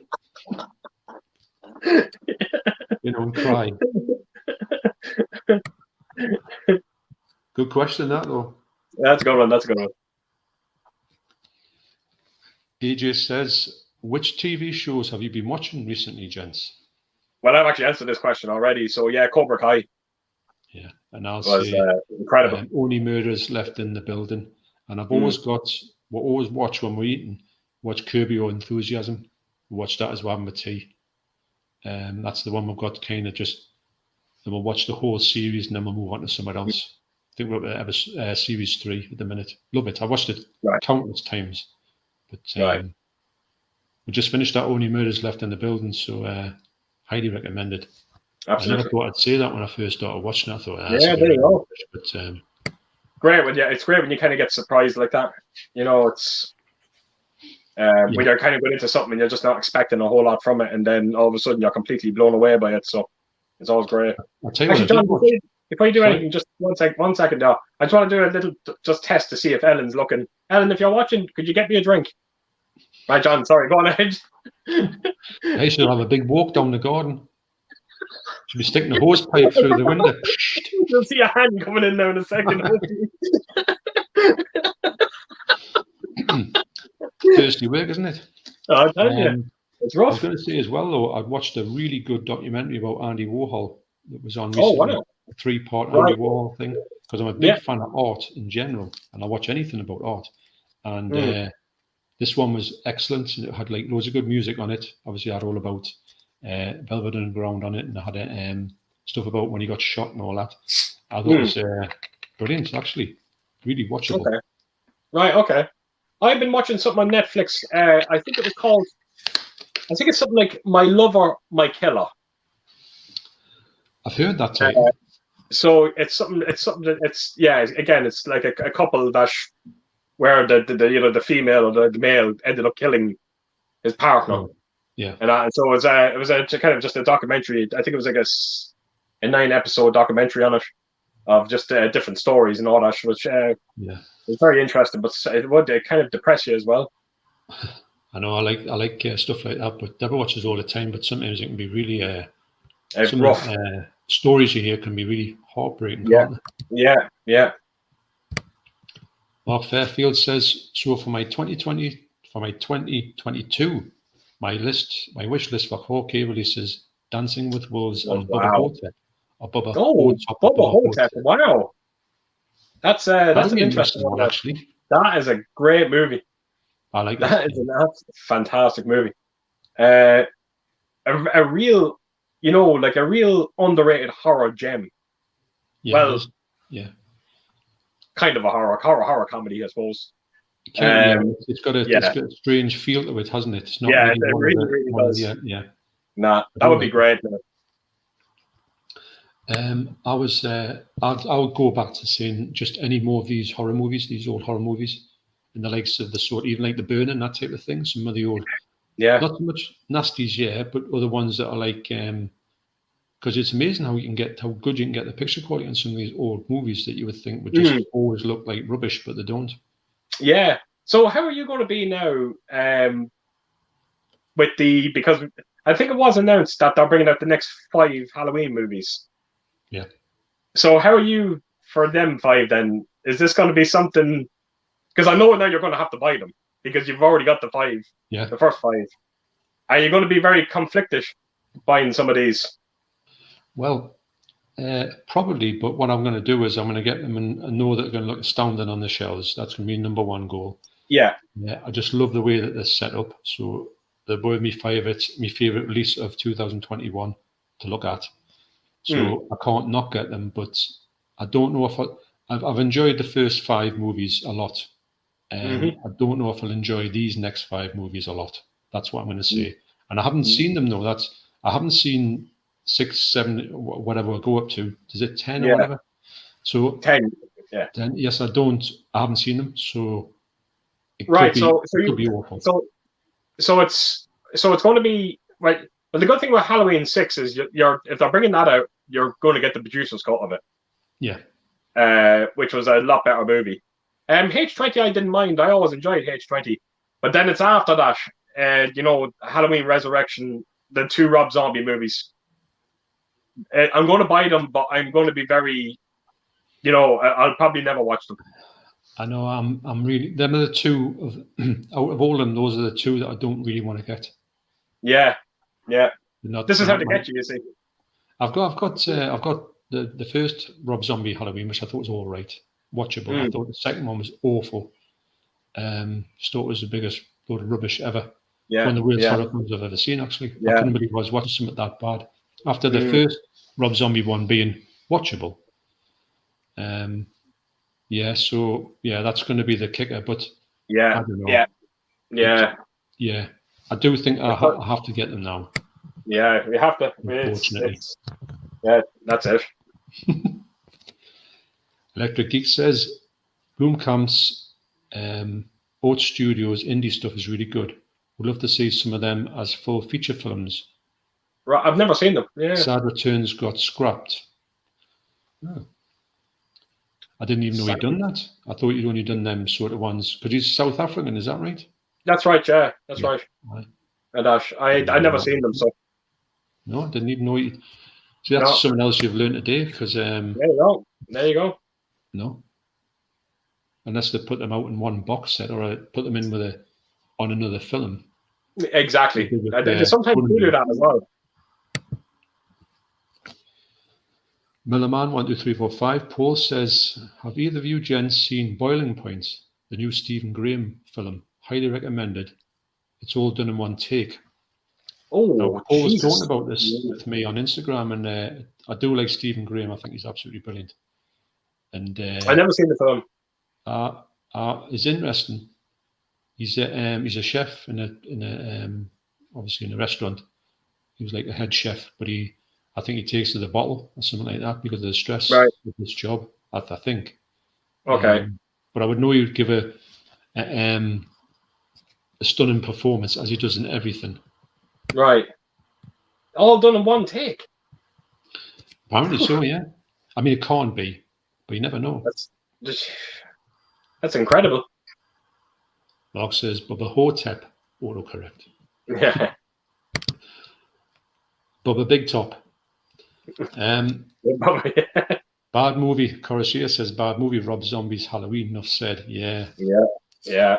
True. I'm never going to say it's a good film. No. DVD and Film Broke. Hi. Hello hey. There.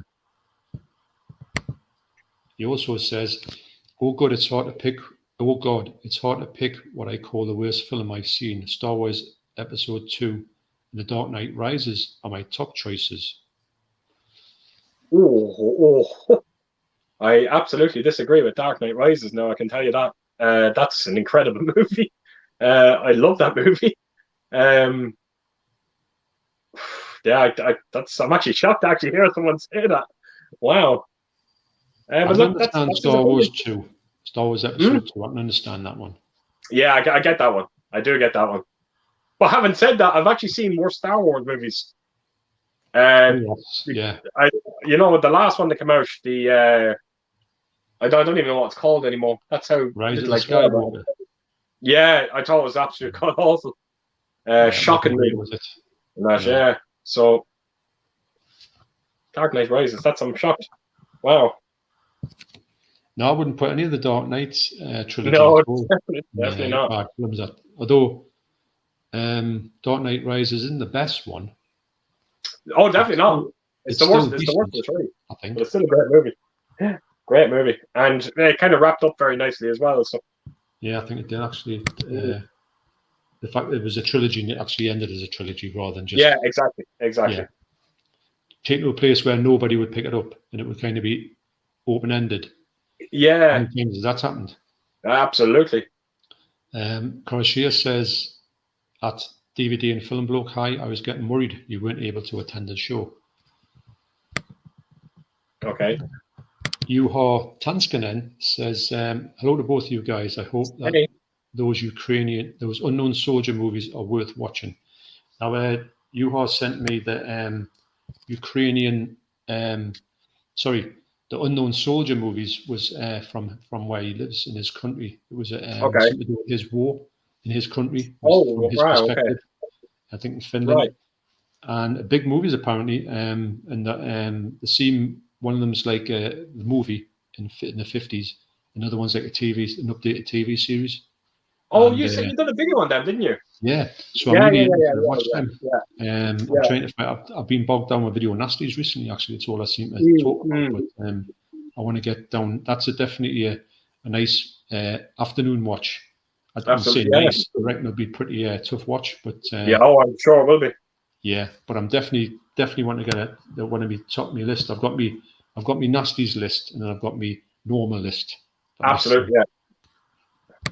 It's just too much at the moment.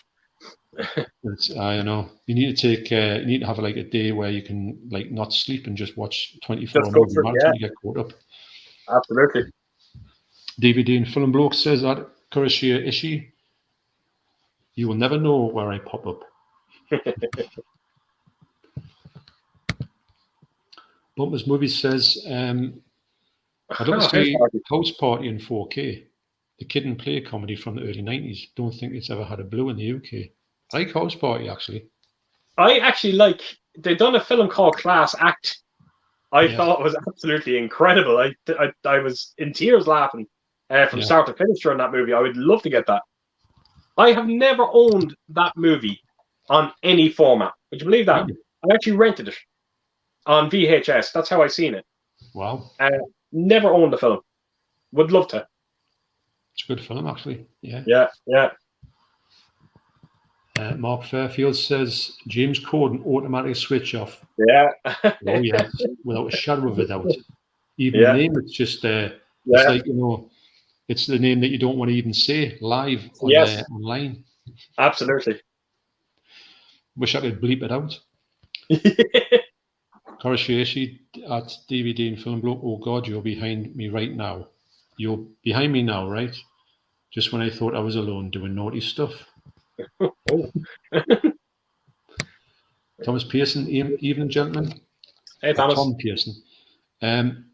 Just finished watching the remake of My Bloody Valentine in 3D. So late joining you. Have you seen that, Keith? My Bloody Valentine? The remake. Oh, I think it's incredible. Love the movie. Yeah, I think it's absolutely brilliant. And it's quite good, actually. And it's fucking extraordinary in 3D. Yeah, you're right. It is. It really is good in 3D. It's when they're throwing the pickaxe and the camera and stuff. Yeah, it is a bit kind of gimmicky in it. Yeah. But it just adds to the entertainment of that movie. I have to admit, it's no, it's funny. That's another one of them films that kind of passed me. I might actually watch that now tomorrow night. It's a great movie. I think it's a great remake. It's a really good movie. Yeah. And it's one of the rare ones that are like the remakes of it that's actually good, or even it's not better, but it's just as good, I would say. Yeah, absolutely. DVD and Film Bloke, I've seen some stinkers that were sold to me as funny bad, but they are pretty much unwatchable. Tough Guys Don't Dance, God Monster of Indian Flats, and Double Down come to mind. God Monster of Indian Flats sounds like a movie I really need to see.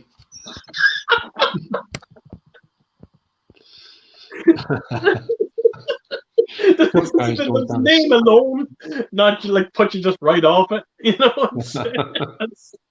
Wow, that's brilliant. I think I've heard of them. I think I've heard of Tough Guys Don't Dance. Right. I don't know what Double Down is. Double Down. Yuha says, and seem that the new Criterion 4K version of Hard Day's Night has some editing problems. Their second floor 4K. Wow. Right. I've got the Criterion Blu-ray of Hard Day's Night. It looks absolutely unreal. So good. Wow.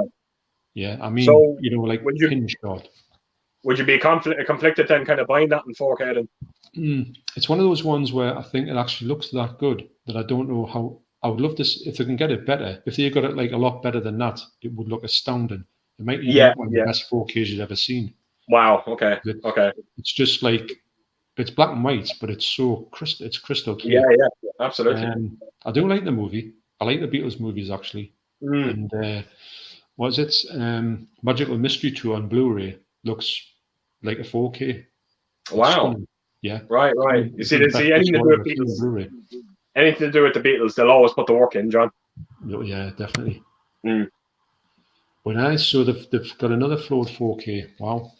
Because Citizen Kane had problems, didn't it, when it first came out? Yeah.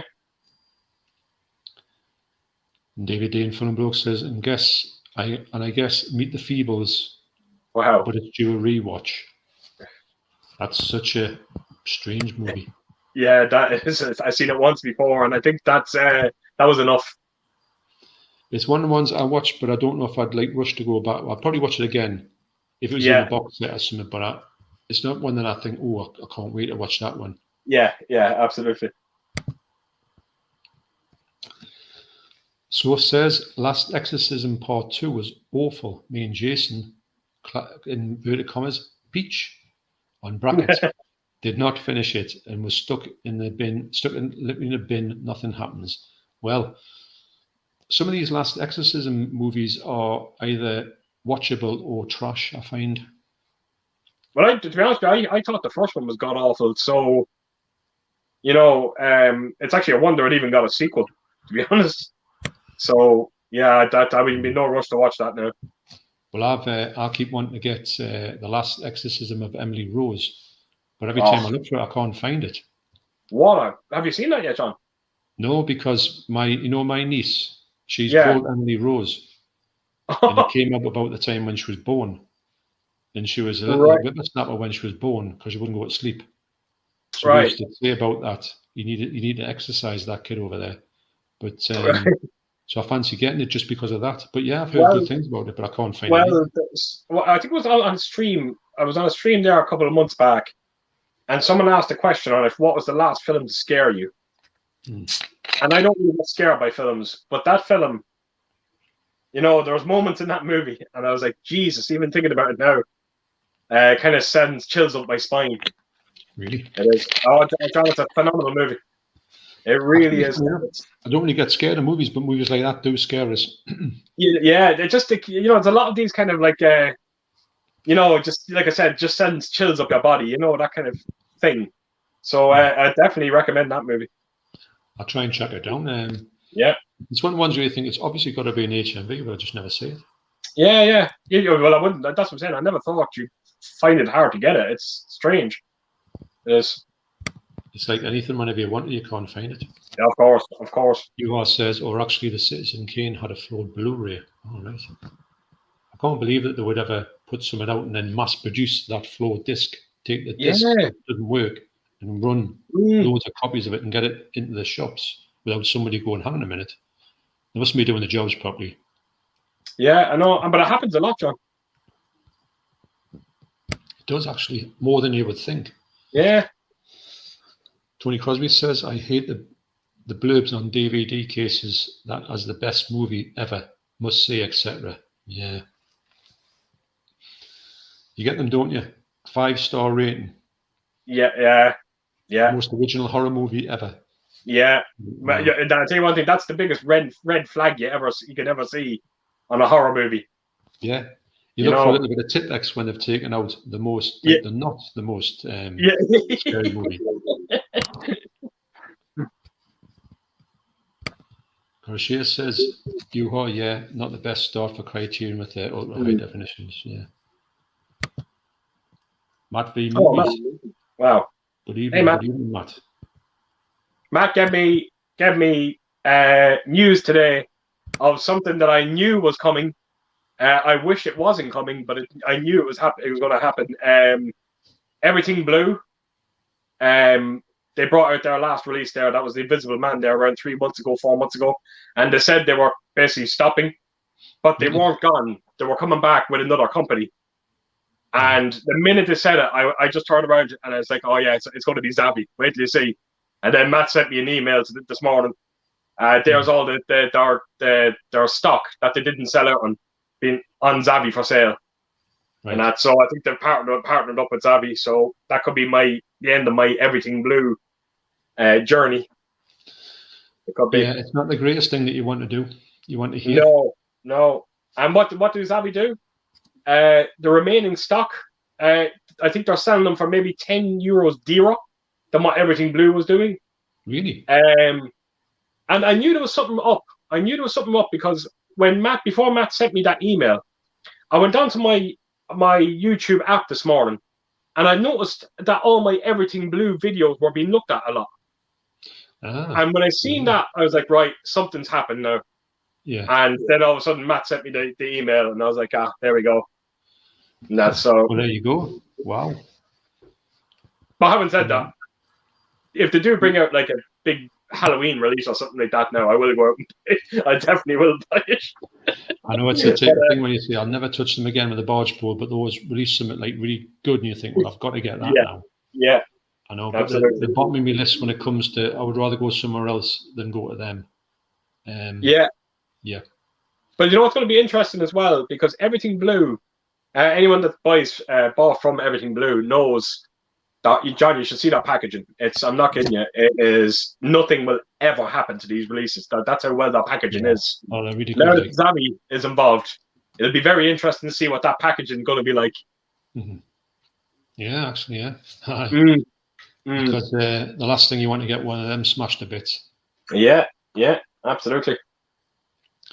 Mark says, where would you say you make the most online purchases? Oh, nowadays, probably Amazon Italy at the moment. Either Amazon Italy or Germany. You seem to get... so do you go and look... Would you say you would look at them first as to look at Amazon UK? Not necessarily. It's the reason why I go Amazon Germany, particularly Germany, more than probably anything else, is because I do find you get a lot of obscure 4K titles that just know. Like for instance, there I just done the Running Man on 4K, and of course that was going to come from Germany. I got the Never Ending Story from Germany. I got Dog Soldiers from Germany, even though it was a terrible release. Yeah. The Mortuary Collection on 4K from Germany. They just do these kind of 4K releases that you just wouldn't expect for them to do. And I think that's why I'm always heading to. And like you said, Rollerball, of course. Another German release, So I find myself going on to Germany a lot because it's not just even the 4K titles. Some of the media books they do, some of the steel books they do, they're just incredible, and they're at great prices. Like I got there not so long ago, Village of the Damned steelbook from Amazon Germany, and it was definitely one of the nicest steelbooks that I own, and I think I got it for around €17. And the first thing I said to myself was, now if this same steelbook was on Zavvi, I would have been paying close to €40 for it. Yeah. You know what I mean? So it's definitely Amazon Germany and maybe Amazon Italy for steelbooks. I think that's the way I kind of do it. Yeah. At the moment. What about you, John? Where would you go do your online shopping? I'll probably just do Amazon UK, and what I normally do is if I watch your videos, and if you do sort of donkey work for me, because I just look on your videos and say, right, I'm one of them. So to be honest, that's a good bit of information I get from you. If I see something that, obviously I look at your video and say, right, I know where you got it from, and you say how much you got it from, and also you tell us if you think it's like the Children of the Corn where you say wasn't the best one. So say if that was someone I'd sent away for, I would have listened to your thing, and if you'd said I'm not too keen about that, I would have left it alone. So it's good that I can get that bit of information from you. So I can focus on it. Like the rollerball was a no-brainer because of the way that you explained it. I thought, right, and I literally, as you were finishing the video, I was on the thing like that. That had to be done. So and I'll tell you one thing, just as well you did, because you're probably one of the last people to get rollerball, because it disappeared very quickly after you got that. I think it did, and it was. I just knew that for that price and for that sort of limited set, you knew that there was a very limit. In fact, I hope there's still one on, because I thought on this video, I thought what should be sold out, but I'm so glad that it wasn't. So, but I tend to go Amazon UK unless I'm pointed somewhere else, or Wow HD, Wow HD UK. I'll go on there quite a lot to get all the stuff from Blue Underground. Get quite easy. So I think that's where I would go. Oh wow! So that's them numbers. I'm sure they said I am the greatest. Right. And this is just my eyes. Both Children of the Corn trilogy based on your review, Keith. Really nice set. It is a nice set. Again, I wanted the picture to be a bit better. But like I said, I think when I put that video out and I started to kind of reflect on the picture a bit more, I said it to you, maybe I just should have just cut it a bit of slack. Aye. You know, it's not the worst thing you'll ever see, to put it that way. No, I didn't. It wasn't a one way, because I know this, like, say, Dog Soldiers, you just said this is just unreal, like how bad it was. So it's a shame that somebody can be actually put. You think it'd be somebody who would like sit there and say, get a disc of the 4K, like a trade standards bloke, and said, you can't call this a 4K. Yeah, because you could put anything in a 4K, couldn't you? Absolutely. Unless if you wanted to. Mark Fairfield says, groovy collection. I liked even without Army of Darkness. Beautiful, unique packaging, and it's unusual to get TV on 4K. Yeah, I did say the packaging on it was beautiful. I just feel that the contents of it was lazy. I really do. I like you said, John. You seen like the Ash vs. Evil Dead's. Like it wouldn't take a whole lot to kind of get them onto 4K and get them looking pristine. You know, so I think they could have done it. They choose not to. And don't be one bit surprised in a year or two's time, you hear about another deluxe set from Evil Dead, and it will have the Army of Darkness, and they'll all be in 4K.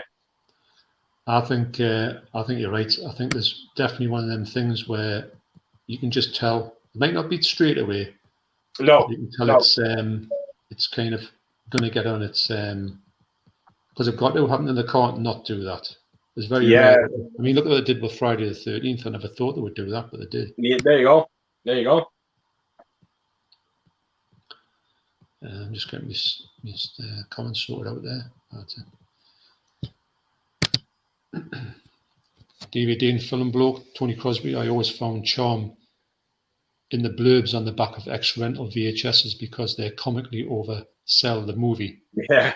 It was the pre-internet era, They did, didn't they? Absolutely great. And how many times did you buy something out of the video shop? You rented it and it had the greatest cover ever. But when you got it, even it could be a movie. It could look like a movie from the 1980s, the 1965 movie. And you would say, "I can't believe I'm watching from the 60s, even black and white. And it's not supposed to be on black and white from the cover." But yeah, I think we've all been duped into that. Oh, we have definitely been. No question of it.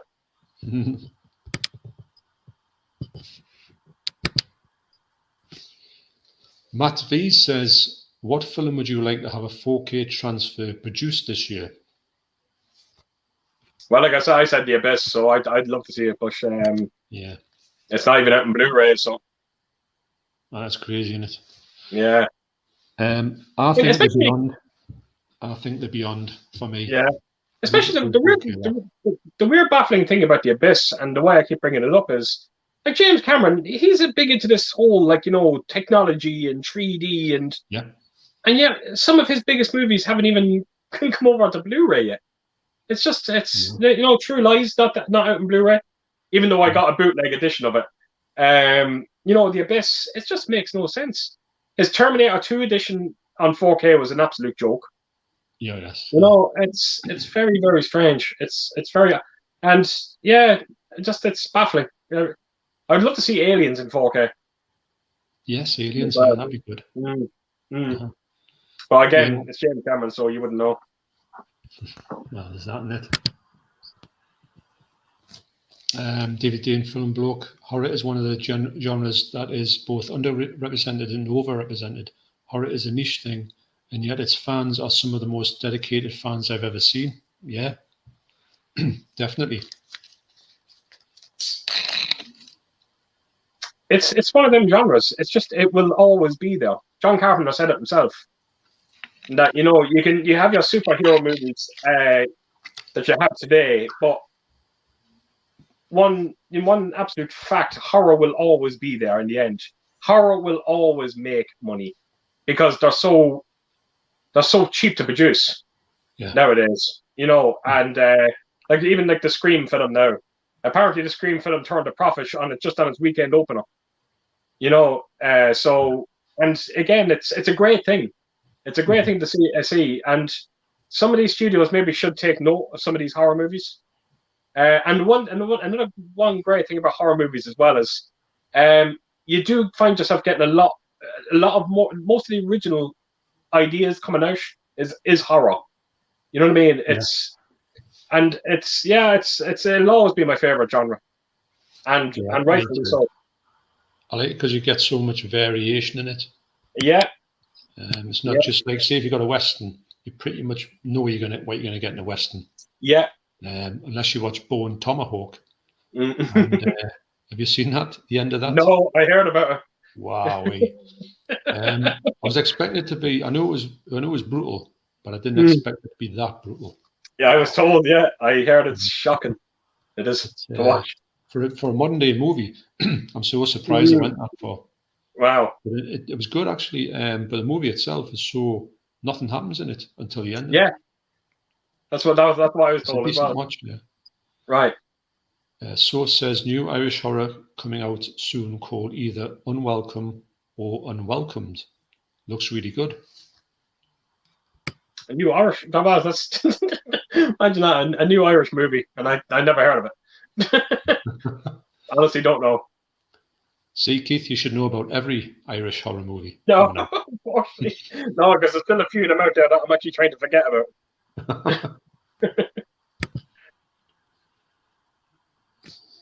DVD and film bloke. Personally, I wouldn't really call myself a horror fan, but I love a good horror film. I've got pretty diverse taste. Yeah, absolutely. I think everybody who doesn't like horror films always like a version of a horror movie. Yeah. You would never not go near a horror movie of some sort, Absolutely. even if it was a mild one. Like Jaws, for instance. I do consider Jaws to be a bit of a horror movie. Absolutely. Pete says, what film would you like to see released on Arrow?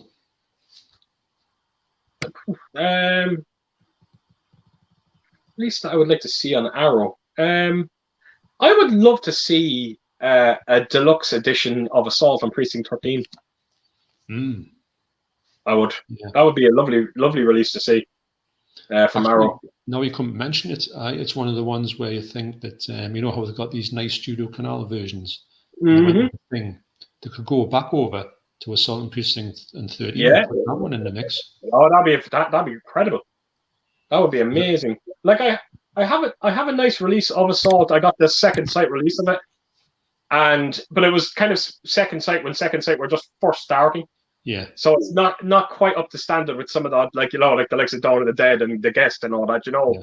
It's a lot skinnier edition where you get a soundtrack with it as well. But I would love to own some sort of real deluxe edition of Assault on Precinct 13, and maybe even put the remake in there as well, because I thought that was a great film in its own right as well. I watched it actually. Wow, that's actually worth checking out, John. I might do it actually. Yeah, that's a good movie. I always think that it's one of them ones where you think, I don't really want to watch remakes, because if they're better than the original, which I don't really want it to happen, then if they're like, disrespect the original, I don't want it to happen. So it's a hard one to watch, especially if you love the movie. Yeah. It's not a case if you're not that bothered about the movie, it doesn't bother us. But if it's one of the ones that you really like, Assault on Precinct 13, even though it wasn't one of my favorite Carpenters, on a recent rewatch, me and Deborah watched it, we thoroughly enjoyed it. Yeah, it's one of them films that you can clearly see that they respect the original movie. They didn't even try to because it's not like the original where it's the crazies. It's this basically this kind of cult group or gang or whatever you want to call them. Like in this one, it's just cops, corrupt cops. I see, yeah. You know, and the way the first one kind of feels like a bit like a horror movie. Like John Carpenter said that he was inspired by Night of the Living Dead, while making that movie. So if Assault kind of has that, as kind of the original Assault has kind of a horror feel to it, this one probably has a more action vibe to it, and all that. But it's a great movie and a great cast: Ethan Hawke, Lawrence Fishburne. Yeah, you know, Gabriel Byrne, great cast. I might give it a watch now. We couldn't mention it, but I would personally like to see Arrow go back to the roots and release some of the movies that it used to release. Some old horror movies that are old, well-known horror movies. That there's plenty out there. They seem to clear up and they seem to get everyone that I was wanting to watch. In fact, John Hall, when he came around the other night, we were talking about that last night. And on the video we made, we were talking about actually that the fact that Arrow used to make things, you were salivating for what Arrow were going to release. These days, you're lucky to get out of the 5 that show you. You're lucky to get one that you're half interested in. That's Get back to the roots, like Arrow, like 88 too. Yeah, like it's weird. I'm just as you're talking about go back to the roots, because the minute you said that, I just started looking up at my Arrow, the window box editions, and I just look in there and I can see Demons, and we got that incredible release of Demons. Yeah, and then I seen Battle Royale there as well, and they done a nice deluxe set of Dash. But I'm looking at them. There's Day of the Dead there. Day of the Dead. How great would it be to finally get a deluxe edition of Day of the Dead? That would be another one that'd be up there on my top. Definitely, it's so long overdue. Day of the Dead. Yeah. Anybody releasing that, it's got to get a 4K. I mean, there's so much love for all the other movies to do with Romero and all this type of thing, but Day of the Dead seems to just be in limbo for whatever reason. That's what I'm saying. There's so many. I'm just looking at them window box editions. There's so many films that I would love to see Arrow revisit. Like I said, I just seen A Maniac Cop is there. You have Inferno there. House by the Cemetery. Day of the Dead. There's so many great films there, and the Beyond as well. Like they just won't revisit these movies. Yeah, they used to release them all the time, didn't they? And now they're very rare to release anything like that. Yeah, which is a shame. Unbelievable. Shame. Matt V says, I find a lot more Blu-rays comes out in Germany that you can't get in the UK. Amazon Germany is great for that. Yeah. Actually, from what I see on Keith's releases. Absolutely. Tony Crosby says, DVD and film, look, I've seen some right turkeys with the blurbs. Of course, you think, oh, that sounds great. But I think when you were of a certain age and you went to a video shop and you saw some at 5 stars, you will not believe what's in this movie. So you pounce on it, and then after a few times you get burned and you think, right, you take everything with a pinch of salt, don't you? Yeah, exactly.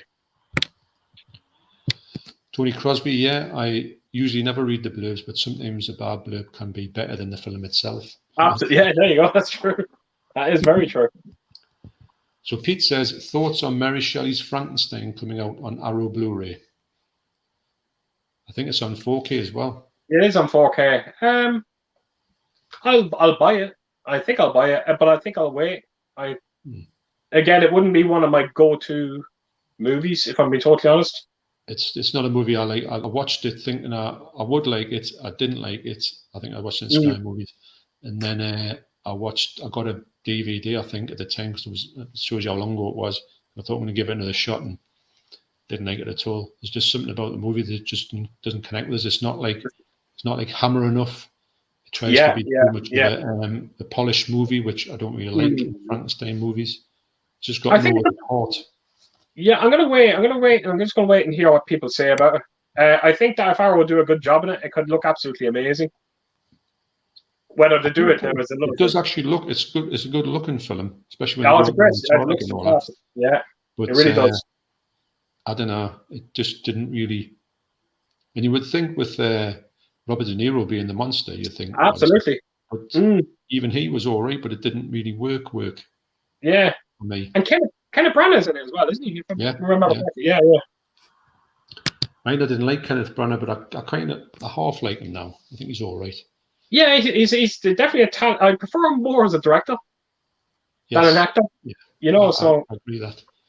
Yeah. DVD and Film Bloke says Tony Crosby VHS boxes had blurbs the length of novellas. Yes. Tony Crosby says very true. Matt B's movies. Do you remember the action thriller film called No Man's Land from the 80s starring Charlie Sheen and D.B. Sweeney? It's available on Blu-ray in Germany. Remember enjoying that film? No Man's Land. Jesus. Don't It remember sounds that familiar. But it's... I need to check it. I need to check it out. I probably need to see a trailer to it.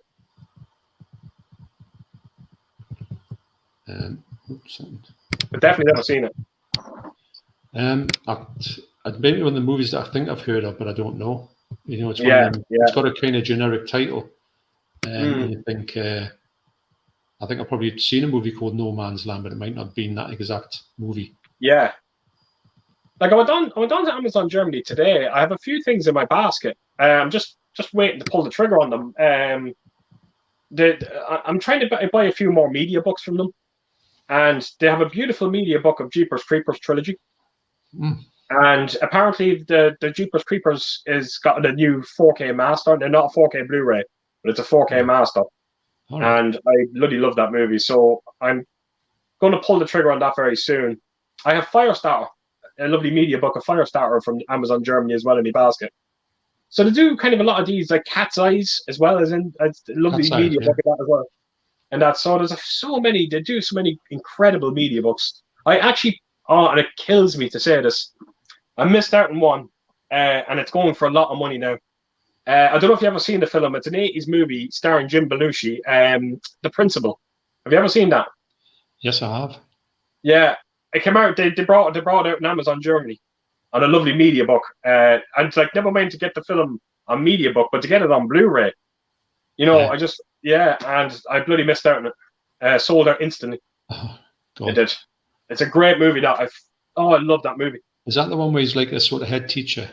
Yeah. He's like didn't take any prison. Like he's a bit hard nut. He gets transferred, doesn't he? He gets transferred at the start of it. Yeah. To another school, and they send him to basically the biggest shithole in America. Yeah. To do, and he basically just tries to turn the school around. Yeah. Yes. Yeah. I remember because I like Jim Belushi. Actually, I think he's quite. Yeah. He's quite entertaining. What's his name? Louis Gossett Jr. is in it as well. Oh yes, Yeah. So that's a great movie. I missed out on that. I'm sick about that. Coruscant says, "Backbeat movies get the US Blu-ray of No Man's Land. The German Blu-ray is a filtered mess, apparently." Oh, right. That's not good.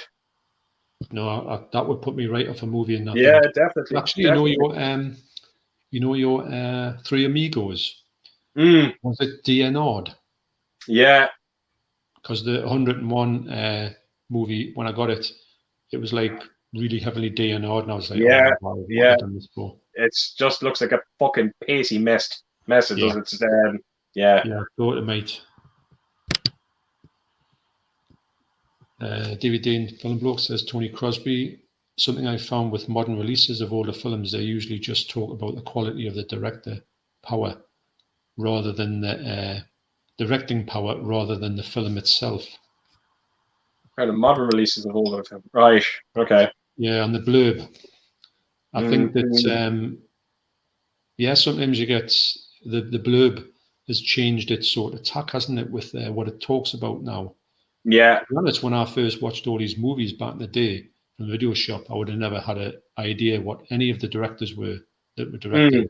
I didn't care at all. It was just really who started it. So the directors was very much on the back burner, but now it seems to be all about the directors. Yeah, absolutely. Like absolutely. Nolan box set, Kubrick box set. Like they'll say this movie's great because Stanley Kubrick made it, and you think, all right. So I'm not saying he's made a bad movie, but they really focus heavily on the directors now, don't they? But you ever see that as well, though, with films as well? And I do find it incredibly funny. Oh, now what film was it? There was a film that I got just recently, and you know when they put on the cover of it from the studio that brought you, aye, you know, and I was like, what the hell does that even mean? I know. You know what I mean? Like I could be watching a film from 20th Century Fox, right? And it could be a horror movie. And then they'll turn around and say, oh, this is from the studio that brought you so-and-so, like another horror movie, they always say. I don't get what they're trying to get across by saying that. You know, that's like me knocking on Friday the 13th and going, oh, from the studio that brought you The Devil Wears Prada. You know what I mean? Like, it just doesn't make any sense. I hate when they put that thing from the studio. It just makes, it's ridiculous. That's a little bit of a red flag as well, isn't it? Because it they've got nothing else to say about the movie. Yeah, exactly. And, studio. I would say from the man who used to walk the dog of somebody who used to sit in the bar and smoke a tab with this man, you know, and you think that's a bit stretching it, man, isn't it?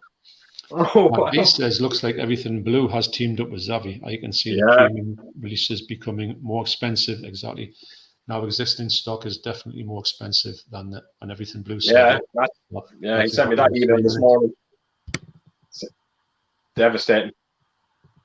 Not good, though. I mean, we're paying enough for stuff, really, especially when you think of Everything Blue is expensive enough, never mind knocking a couple of 10 quid in it.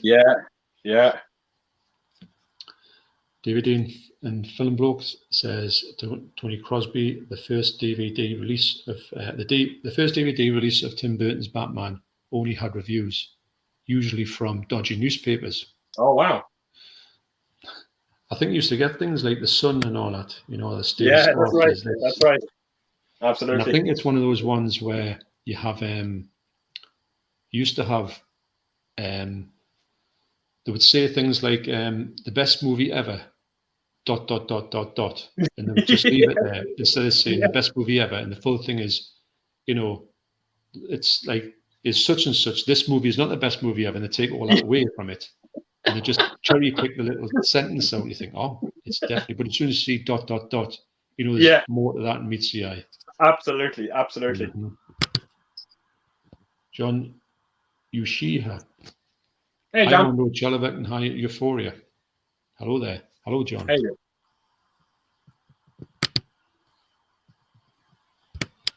Mark Fairfield says, you guys use an app to keep track on your collection. I started using the Blu-ray one, but loads of TV shows are not showing up. Yeah, God. It's an absolute grind. I use the Blu-ray.com one. But my God, I have my entire collection, my Blu-ray, my 4Ks, all my collectibles are in that app. But I started doing the DVDs, and I got to around B, and I had to stop. I couldn't do it anymore. It was just killing me. I would say the same. I would love to, if someone could magically come in and do it for us. I think it'd be yes, brilliant. absolutely. To do it myself, I just couldn't. It would be like painting the fourth bridge. Yeah, it would never be finished. Absolutely. If we're starting from day one, say it was your day one, you were picking your first VHS up, then yes, no problem. But absolutely. I think going back on it, wow.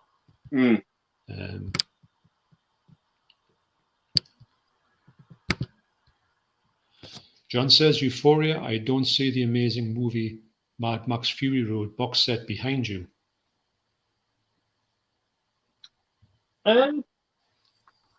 It's actually right here. It's behind this chair, but it is there. Trust me. It's, if I can, there it is. It's there. It's amazing what people know about your shelves. Yeah. If I looked on your shelves and I didn't see basket case, for instance, I'd be saying, hang on a minute, where's the basket case gone? This one I see in practically every video you've ever done. A basket case, Belial's behind you. I actually, believe it or not, I done a video 2 days ago, and I don't ask me why. I don't know. I was a bit conflicted putting it out. I was meant to put it out yesterday, and I didn't. Instead of the video that I did put out, but I was doing this thing. I was going to start doing my rarest pieces in my collection, and one of the reasons to why I wanted to start this is because when I first started using YouTube and doing videos on YouTube, some of my best collectibles were my first videos, and they're so low quality videos when you watch them. I was always looking to revisit my items again, So I started shooting a video yesterday, and I did do 6. It was 6 items from my collection that I see as incredibly rare. And I stopped myself from putting it out. I don't know why. I kind of said to Ellen, I was like, is it wrong that I'm putting out stuff that I've shown already? I didn't know, and I got a bit conflicted by doing it. But then I started saying to myself, look, it's I had maybe 10 subscribers when I put these videos out. And then I kind of went, you know what? Yeah, I'm sure a lot of people would appreciate seeing them. And that basket case behind me there is going to feature in it. Is in that video. Well, actually, weirdly enough, I was going to ask you one day to say, have you got one? If you're doing that one, and also if you haven't got one, can you do one? But I would say that if you've got like an old one, not saying the old ones were terrible, but I know that the ones now are much better. Well, it does need an upgrade. That's what I'm saying. I was using a very poor camera phone, and I had the camera kind of upright as well, so the picture was kind of all cropped on each left and right, and it's a very rough video to look at, and you can clearly hear as well that I had absolutely no confidence as well. So I am going to put that video out this week, and I hope it gets a decent response. We'll see. It's funny, the early videos, when you look back at them, not that I tend to look at them very much, but when you look at them, you just think, I don't think when I put it out, I wouldn't have said, oh, I thought that was great. But looking back, it's just, oh God. So, well, everyone starts somewhere, don't they? Absolutely. Yeah. Absolutely. That's it. I don't think anybody can start off being a professional, because you've got to make yourself better by making mistakes. So look, John, the whole thing is a learning curve, and if you told me probably a year and 3 months ago that I'd be in front of the camera instead of behind it, I would have laughed at you straight out and went, no, that's never going to happen. And I have to admit, it's starting to rub off a bit, because I have to admit, when I see Mac V movies, when I see Mac coming on in front of the camera now, he's doing his intros now where he's in front of the camera, puts the biggest smile on my face. It is great to see him in front of the camera. Jimmy is doing it now a lot as well over at Jimmy Boy's movies. He's going in front of it as well. And it just helps you. I think it helps. I think his channel will grow a lot more now that he puts himself in front of the camera. And I hope Matt does continue it. Because you can kind of relate to him now a bit more. I do. When I first started, I was toying with the idea, what I want to do. Do I want to go behind that in the front? And the only reason why I didn't do it was because I didn't have anything to hold the camera. If I had something to hold the camera, I would have been behind my videos, probably. I don't know, to this day, I don't know. So for me to go in front of it I thought, this is going to go really, really wrong. And I think it didn't actually, and I do think that when I see people who show them behind the camera, I always think to myself, I hope that they go in front of the camera something, because I do think that that's when the channel, sometimes you watch a channel and you see the amount of subscribers you have and the amount of footprint they've got is quite small. And you think that they're doing some great stuff. But it seems when they turn the camera around, it seems to open it up to like a lot more people stay around for that. Yeah. And it just sort of grows a lot quicker, or the way it should have done. Well, I knew, believe it or not, a few people that used to tell me that if they went onto a channel where the person wasn't in front of the camera, they just would straight away not watch it. Yeah. I actually knew a few people that actually were like that. And I kind of like, me personally, would never put me off watching someone's video if they're behind the camera, because that's where they're comfortable. But you do find that you can relate to the person a lot more when he is in front of it. And that, and again, it was just put the biggest smile on my face when Matt, he sent me a message saying, I've done a video now where I've stood in front of the camera, and it was great. And I hope he continues. Look at that one, actually. Yeah. He's doing a lot of it now. Yeah, he's doing a lot of it now. I'll have to check it out. He is. Great. I don't know if I read this one. Tony Crosby says, DVD and film bloke, I can forgive the blurbs on the classics, but when they try to push new films, it's annoying. Yeah. Because you can just tell they must have, maybe they put something out and they know they're going to have nobody watching it, but they've tried to get some kind of little line on it somewhere to progress it into somewhere where it shouldn't be. People are going, this should be good, and it's very much not. John says, Mondo Chelloveck and Euphoria. Are you both going to see the Batman movie in the theatre? That's. I was going to say that was an absolute yes, but then I found out it has a 3-hour runtime. So I know. My son just told us that, and he said that's 3 hours without the credits, you know. What? Yeah, and God knows the credits are probably 20 minutes long. You probably got something right at the very end of it. So yeah, so no, look, I'm going to go see it. I'm going to see it. I was surprised to see it had 3 hours, mind. I wasn't expecting. I was very surprised. Very surprised. I don't know if that's going to be a bad thing or a good thing, but we'll have to wait and see. I know. If they've got a lot of things to do and they sort of space it out, then great. Absolutely. If they drag it out and it's not really gotten any meat inside it, I'd be like, wow, it could put you off. Yeah, absolutely. I'm not trying to say anything bad about it because I'm really excited to see it, but I hope it doesn't miss something by it could have been half an hour shorter. Yes. You know? I just don't want to spoil it for themselves because I'm really absolutely want them to do well with it, you know. Of course. I think it should go really well. I'm sure it will. Belfield says Only Murders in the Building is amazing, capital letters. I will agree with that. And Mark would, if he's watching this, he would definitely know that that end scene, and he's going to know what I'm talking about on the very last episode with Steve Martin. Oh, I wish I could tell you. I couldn't do it justice when I'm telling you, but right. John says, do you have the Naked Gun 4K on movies on 4K? No, they're not available. No, they're not either. But I would get them. I would get them as well, but they're not available.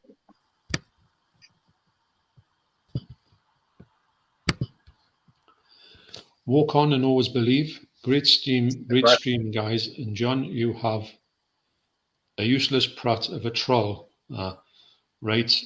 Which I found about. I've got rid of them. But yes, well, when I was talking with Peter before, he says that not that I'm going to talk about them, these people, but he says on the end of this video, you just go back to your video and then you make people moderators from your first video. I don't know if you can make them on this first video, but from now I make plenty of moderators across the board. So, but I have been going up and down the comments, so I have seen people putting things on. So I'm well aware of it, but it's par for the course, isn't it? You know what, John? It's like, I think you're better off doing what you said there and don't even mention them. Don't give them what they want. The best thing about the YouTube, when you do it by yourself on YouTube, you can get the thing that says you only get your subscribers to actually comment on your videos. Yeah. Which I think is an excellent one, but you can't do a double stream, unfortunately. It's a shame that's a shame. Well, YouTube are missing out, you know. YouTube could get, because I don't understand why they allow StreamYard to do what they do. Yeah, I know. Because YouTube is all about you've got to earn your right to a live stream, apparently. Yeah. Mad. Yeah, I hope I've got them, but I keep going up and down looking at them. But really, we don't talk about people like that because why would you? Exactly.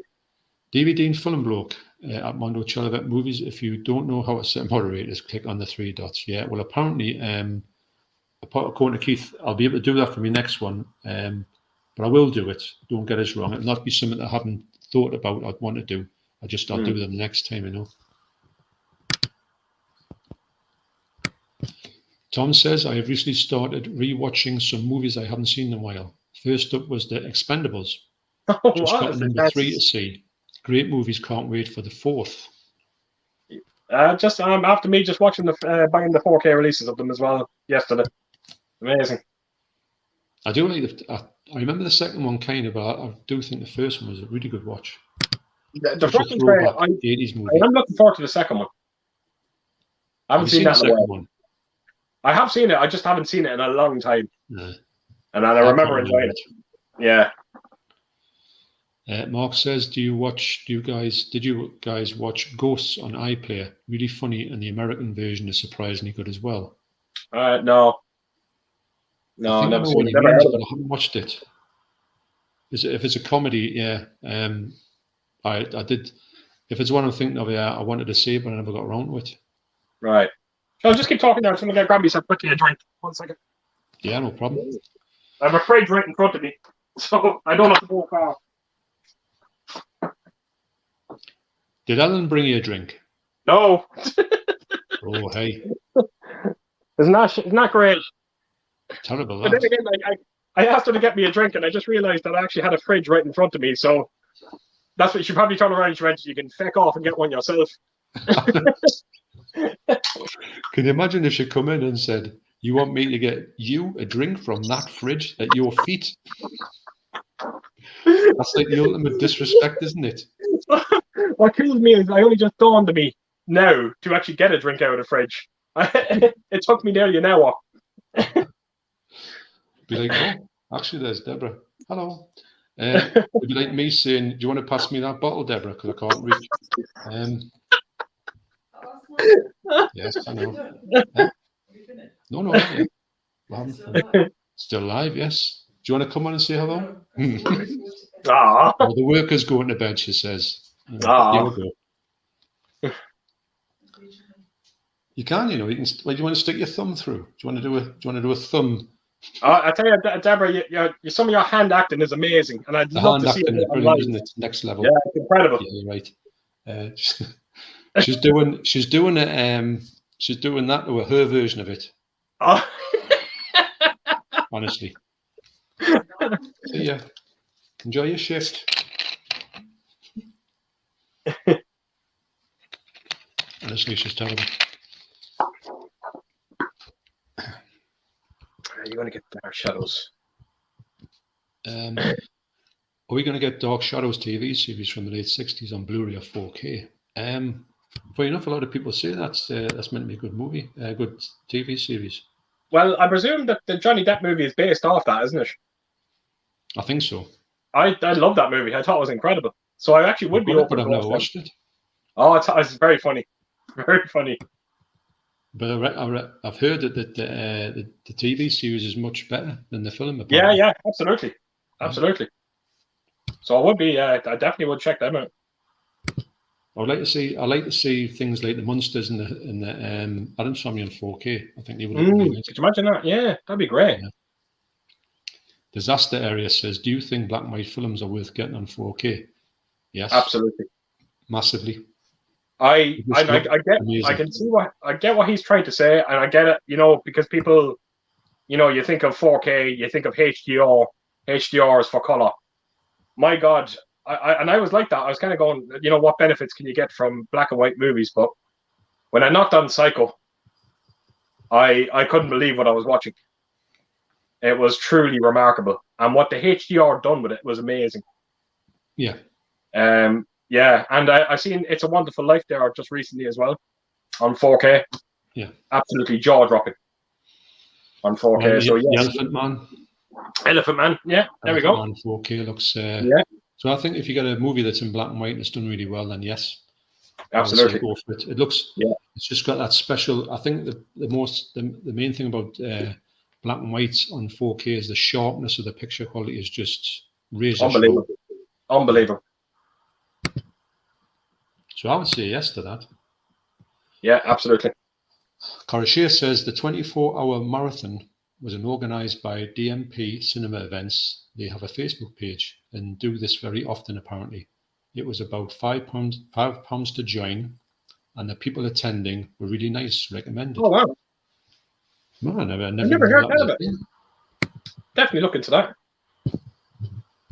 First time I've ever heard anybody talk about that. Yeah, yeah. Mark says, I put Cinema app on the Fire Stick and I can stream any movies or TV. That's sometimes that's a handy thing to have if you want to do things like for old TV series that you just can't get anywhere. Or sometimes they're kind of how to put it, maybe they're long deleted, or they've just got no way of getting shown. But you can find some of these really odd TV series on a Fire Stick. So I haven't got one, but I would, if I had one, I would be doing that. Yeah, absolutely. Yeah. Garcia says Disaster Area, yes, black and white movies are very worth getting in 4K. Mm-hmm. Yeah, I totally agree. Yeah, absolutely. And Disaster Area says thanks. Yeah, definitely. Yeah, no question. I would like more 4K black and whites. Yeah, absolutely. Absolutely. Walk on Always Believe says Disaster Area black and white flicks I've never seen in 4K, but Masters of Cinema do great with classic silent black and white pictures. Yeah, some of the black and white pictures you get on Blu-ray look that nice. I tell you, the whole, these ones that like Nosferatu is going to be 100 years. Actually, it's 100 years this year. There's got to be a 4K come out of that. There will be. There will be. Because I love that. You know there will. I'll tell you what I seen just recently, John. I was meant to say it to you. Some fella, I think he's a bit of a genius, to be honest. Some chap on YouTube decided to remaster certain scenes from the likes of, like the Golden Voyage of Sinbad. Oh, yeah. Right? And he came up with this idea of if he remastered these scenes, especially some of the monster scenes in it, if he remastered them in with 60 frames per second, so something similar to what we got with Gemini Man, he reckons that it would have improved the visual effects of them movies. Now, he uploaded a few videos on it. If you have a chance to check it out, you will not believe how drastically improved the visual effects are when he put the 60 frames on it. Well, weirdly enough, and I think I was talking to Coruscant issue about this, and I don't know if we agreed on this, but I know that some of the old Buster Keaton movies do have 60 frames per second put into them for the simple fact is to make them look a bit more realistic, as if the movie, you can tell them when you look at it, you can tell it's got that little bit of emotion thing on it, but you've got to really look at it. But the Gemini Man, you can tell a mile off. Yeah. And I do think it does bolster the picture for some reason, just makes it look that extra bit special. But yeah. Yeah, but I would like to see it, I would like to see it sort of done where if they'd done it especially with them movies, you put it on for them scenes, but then as soon as them are done, go back to the 24 frames per second. Don't keep it at the 60 frames because it looks very unnatural. Yeah, because it's all this hand cranked, isn't it? It's all they used to hand crank everything. Yeah. Sort of the whole how people move in it. I think they've got it sorted now, but when they had the old one where they used to be dead quick, didn't they? Yeah, absolutely. Even though they just walk fast. Yeah, but, I know they've stopped that now with their technology. Absolutely. DVD and Film Bloke says that Coruscant, ironically, a movie from the 1920s looks better in 4K than a film from the 2020s because modern films with CGI are often rendered in 2K. That's true. That is very true. Yeah. I only just said to you before I came on here, and a lot of people won't believe me, but I said it to you, John, before we went live. I watched The Road Warrior. Yeah. And what I didn't say to you as well about that Road Warrior was the Dolby Atmos soundtrack that comes on it as well. I said to you that the picture quality rivals Fury Road, and that is true, and I stand by that. Yeah. But it's audio. The audio on it is almost as good as Fury Road as well. Wow. I'm not kidding you. I could not believe what I was watching. I never thought they could do that for Road Warrior. It is absolutely extraordinary in 4K, and I can't wait for you to get it and hear your thoughts on it. I cannot wait to get it. I really, I'll probably have to go and buy the box sets because I don't like the third one at all. Yeah. I already want the second one. I can't buy it separately, so I'm not going to wait ages for it to come out separately. Yeah, so I know. I'll just go and get the thing. Get the box set. Yeah. It's a bit, well, not a bit annoying, but I've got the Kino Loba Mad Max, so it's kind of a bit. I've got that, but then again, I suppose I'm not going to get the Steelbooks though, because I think you can get like a regular Amaray one. Am I right? You can, yeah, that's right. Yeah. Because as much as I like looking the way it is, and it's metal tin and the way it's slotted in, I think that's the best. It's just something I wouldn't personally have. Yeah, no, I get that. Yeah, again, like you're not a steelbook kind of person, so naturally, why would you? I was talking to John Hall yesterday about that. I says, is he a steelbook person? He says, no, he's not a fan. He gets it if he has to, but he's not his first protocol. Yeah, absolutely. So Dr. Impossible of Counterpunch 1984, which is, keep saying it's one of the best names ever. Wow. Evening, gents. Lovely to see two pros on the stream. Just sitting here listening to you two guys with a sudden comfort on the rocks. Oh. That's actually, I don't drink anymore. But it sounds lovely. Sudden comfort. Just sounds sexy.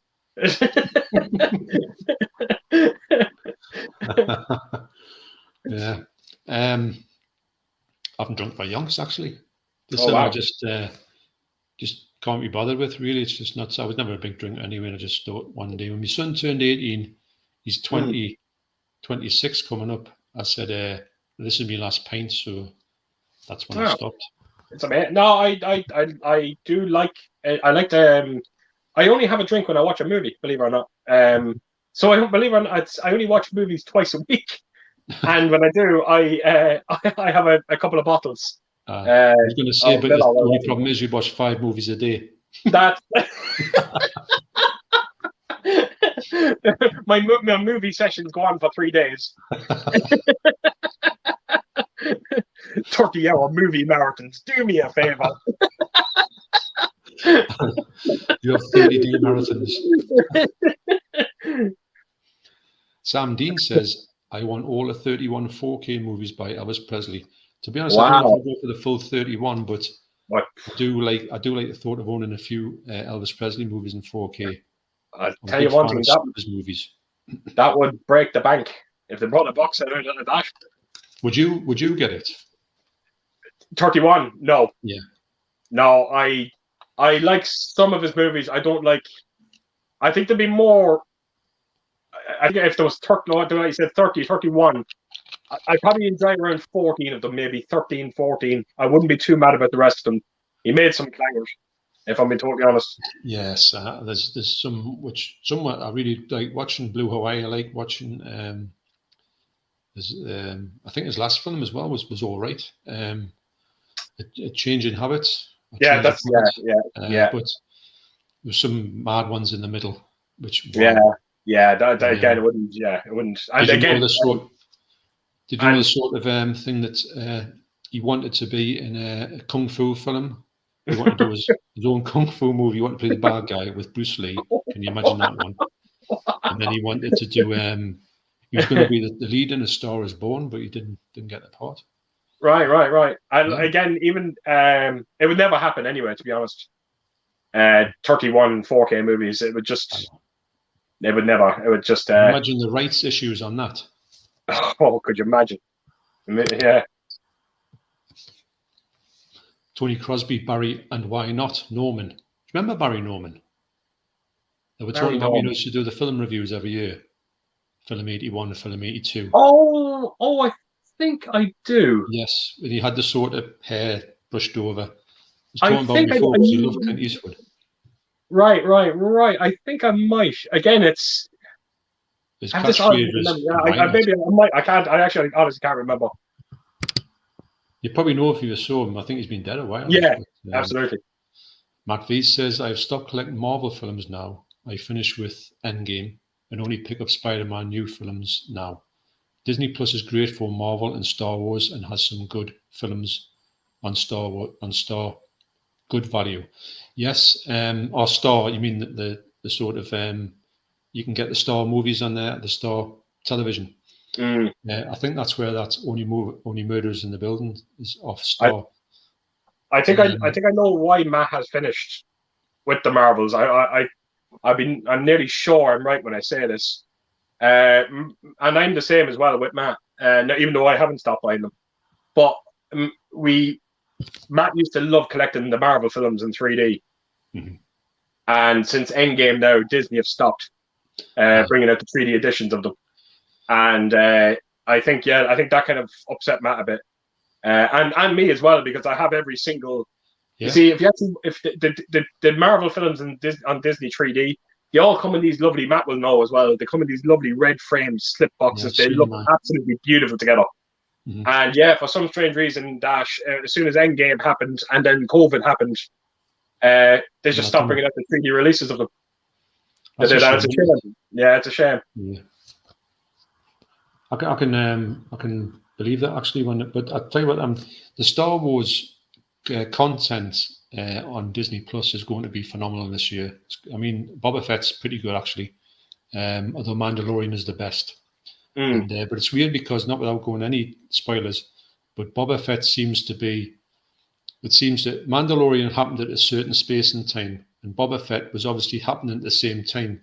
Yeah. So even though you've seen Boba Fett come into the Mandalorian, the Boba Fett that you're seeing now is kind of telling his backstory about how he met the Mandalorian.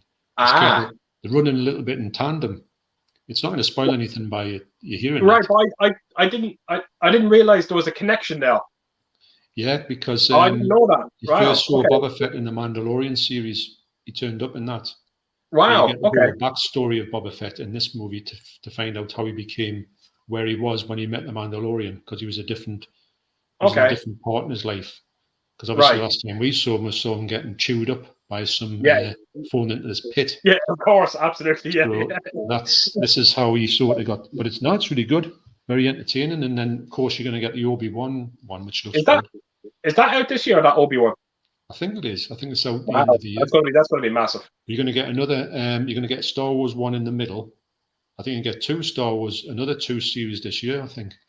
To do with a character you've seen in the Mandalorian, some kind of a Jedi woman.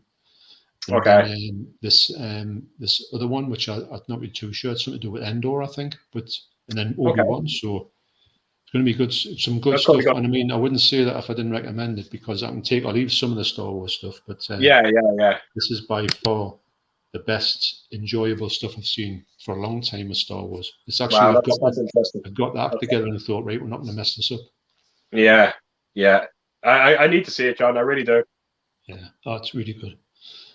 You might see it when it comes out in physical in about 50 years' time. Oh, absolutely. Yeah. 50th anniversary.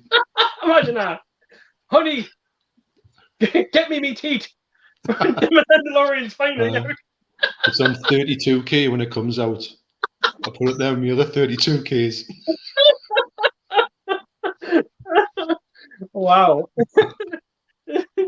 Yeah, it was a snip. I got this 32K Blu-ray. It only cost £5 million. It's limited to 3 copies. And I'll play it on my 5-inch TV.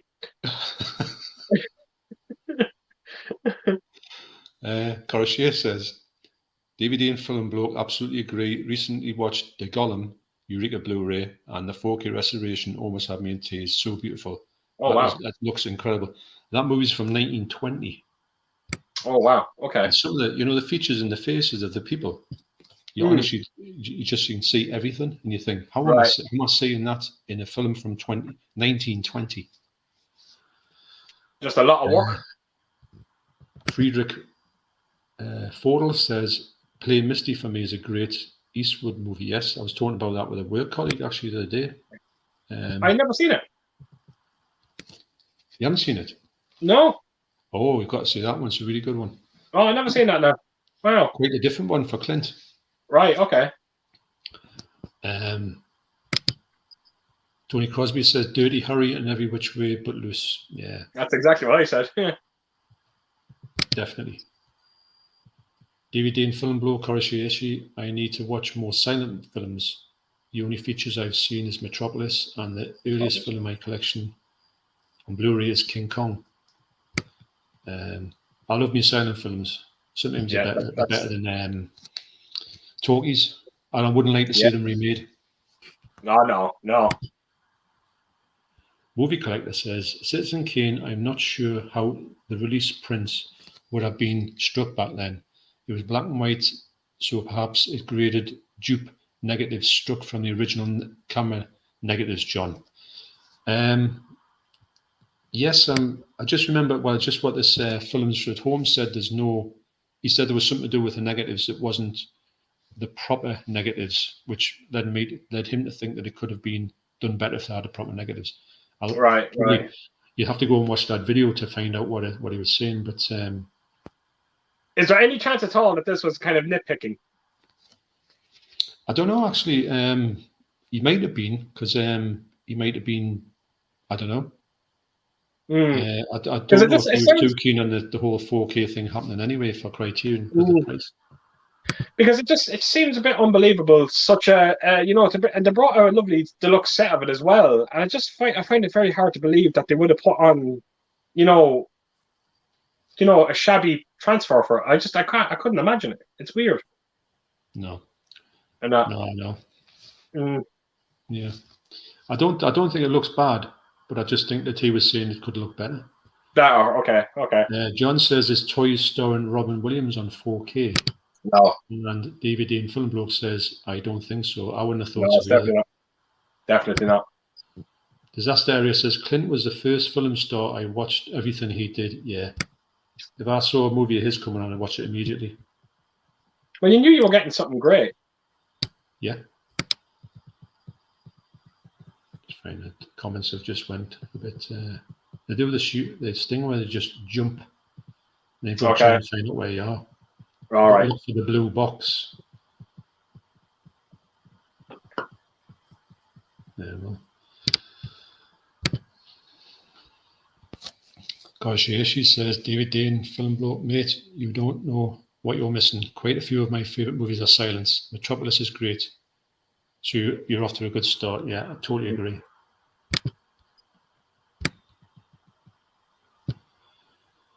Why have they stopped numbered? Disaster Area says, why have they stopped numbering Scream films? I don't know. I'm sure there was a stream I was watching. I'm not too sure exactly where this was. That said that because that Scream 4 apparently isn't included in what they would call their canon. I know it sounds a bit mad. I don't know what they were getting to.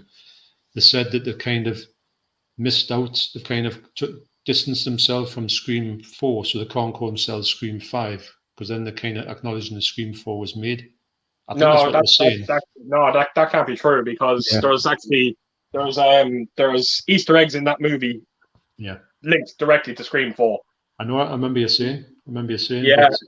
There was a woman that apparently got killed in Scream 4, and there's a scene in the new Scream movie where I think someone is scrolling through YouTube, and you see, I think our character's name was Kirby in Scream 4, and you can actually see a YouTube video, and it says interview with Kirby, one of the survivors of Woodsboro.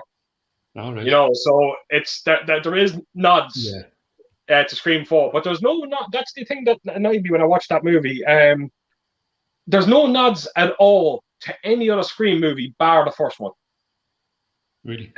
It felt a bit like Halloween again, all over again. It was like in this one they're not ignoring the Scream sequels, but my God, they did not mention anything about Scream 2 or Scream 3. No mention of it whatsoever. Right. And I tell you one thing, that film did not cater to me. I can tell you that now. They were not. I was not their demographic when they were making that movie. This film is for young teenagers. Right. Yeah. And it kills me to say that because I do like the franchise. It's funny when you're sitting in a movie and you go to say, are you watching a movie and you just think this is not really it's not aimed at me at all, and you can tell. You can say, well, you might as well. I said it to you.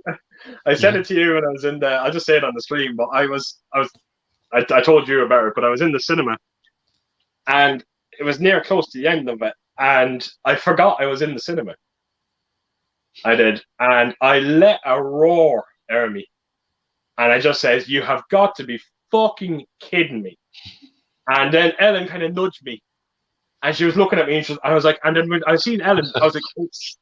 And then all of a sudden, the cinema just erupted in laughter. Yeah. It did.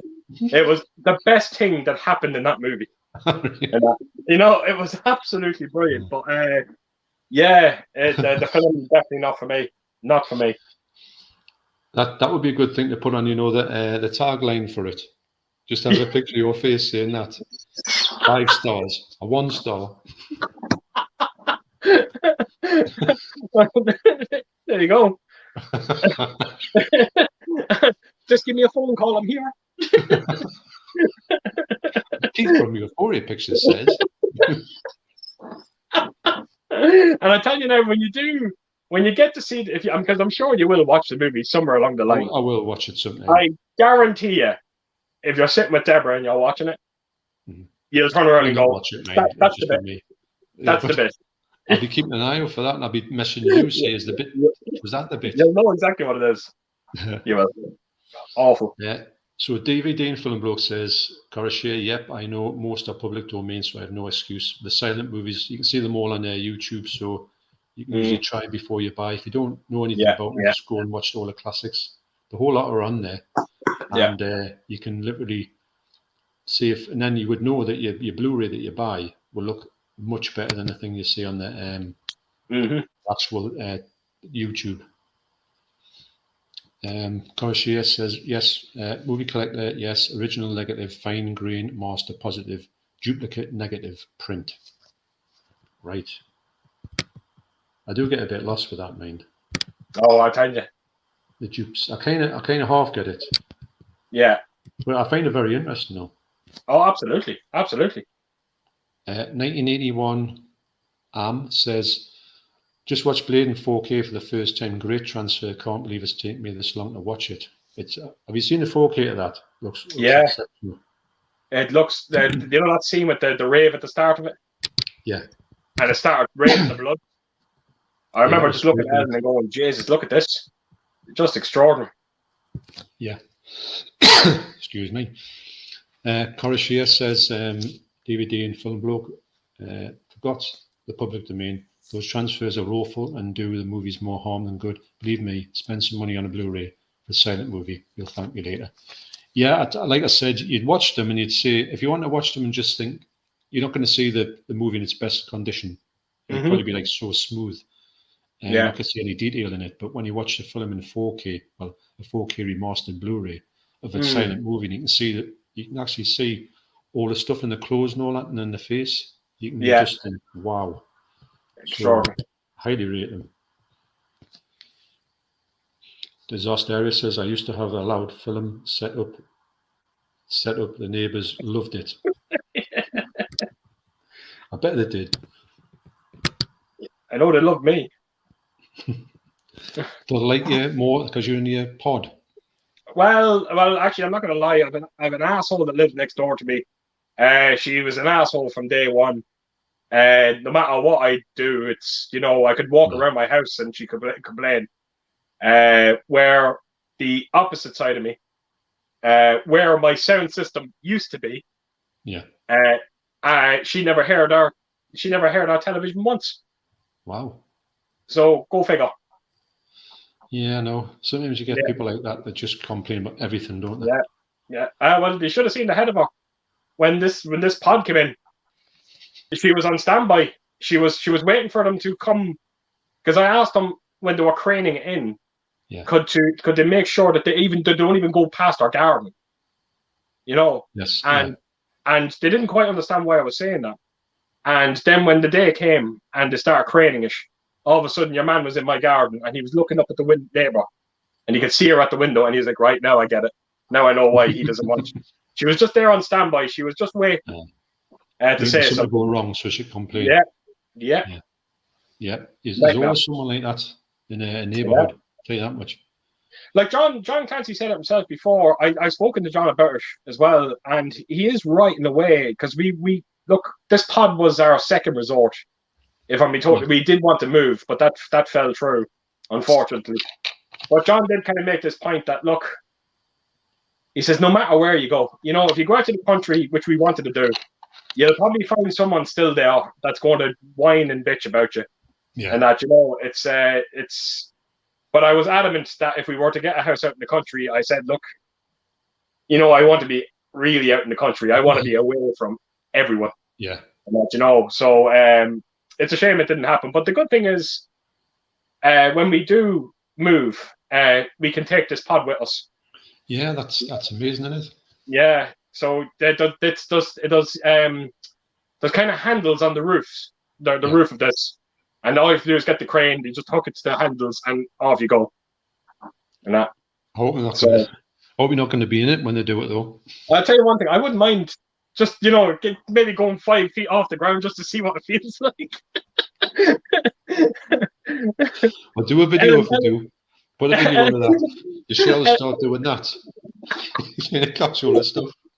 Ellen turned around and she said, is there any way we can... because we definitely want to move, and it will happen. But she also turned around and she says, God, the thought of kind of taking everything out of this room again. Yeah. And she was like, is there any way at all that we can put straps across each shelf? and then just keep everything in here. And I was like, yeah, that's no way that's happening. Absolutely no chance whatsoever. I'm not going to take that risk. It would be great, but you would know the first thing that would happen. It would everything would just be just a pile of smashed plastic, wouldn't it? Absolutely, absolutely. So definitely not happening. I don't blame you, but you'll have to get your strength up to get this lot shifted again. I tell you what, people were there they kept saying to me, "Oh, but it's the good kind of work." It wasn't. It was horrible. Yeah. It sucked, and I couldn't wait to be done with it. It was it would nearly put me off moving. The thought of actually unpacking all this stuff again. Yeah, I know what you mean. You know, yeah. But it's great when it's finished, but the whole process of it is not. I mean, I'm going to do them shelves, and it's going to be not hard work, but it's going to be, I'm going to do a lot of rearranging, but that's going to be nothing compared to what you've done. Because my stuff's in the same room, it's just getting moved from one side to the other if I move anything. Yeah. So I'm not going to do it up and down the stairs like you did. Wow. Yeah, but like Kevin said, that there's me complaining about, just moving my movie room, but then you have John Clancy that's doing the big move, where he's moving everything. So that's it. I seriously think he's going to feel too sorry for me.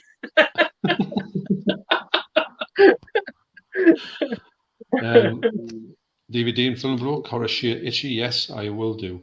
I mean to give them a try first from crappy YouTube uploads and then buy the ones I like on Blu-ray. Yes, that's kind of what I would do, but I would say that your classics, if you went for them, you would be disappointed because they are classics for a reason. 91 Am says, I have a cinema set in my cabin. I'm with Keith. It's great knowing the neighbours can't hear the sound. Yeah. You just don't know. You don't understand it until you do it. And I haven't got any problems with neighbours, but I could understand it being. I do have to be mindful at night. Oh, of course. I have to be mindful at all. I could do anything I wanted to. It would be brilliant. But it's also as well. It was always a dream of mine. Never mind even the sound, but it was always a dream to kind of have a movie room separate from the house as well. Yeah. So it's I'm still waiting for the novelty of this room to come off me, but it still hasn't. It's still kind of very surreal at the moment. I hope it never leaves me, to be honest. I don't think it would, because it's that good. It's not as if you've got what you want. It's not as if you got anything. But I would have loved this. You kind of went and got the thing that you after, absolutely, instead of like something that's like it was like what I wanted, but it's just not what I quite. You're always looking for the next thing, but you don't really need to do that now, do you? Yeah, absolutely. Yeah, absolutely. Dr. Impossible of Counterpunch 1984 says Sylvester Stallone in Nighthawks with Billy Williams. Hoa makes is that Rutger Hauer makes for an effective terrorist. I know the film. I can't remember. I can't remember it at all, but I know the movie. I think is it? Did you say it was about from 1981, something like that? Yeah. Is Rutger Hauer the villain in it then? I can't remember. I can't remember. It looked like Rutger Hauer. Absolutely, yeah. Don't forget, I'm trying to read this without the glasses on. You're doing a great job, John. Actually, I have to admit, you're doing brilliantly. The only thing is, I can't even see where you are. We're not live anymore. I can't see you. Did I not tell you that you knocked off the stream there like 2 hours ago? It didn't even put my stream on. We've never been live. Everyone's just still sitting there in the waiting room, waiting for us to come on. John Usia says, restore the boys in blue.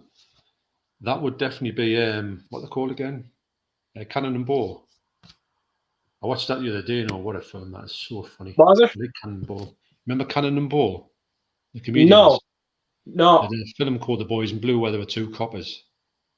No, I can't say I have seen it now. Oh, it was such a good film. It's right. And they're just just doing their shtick and comedy. Yeah, stuff. Okay.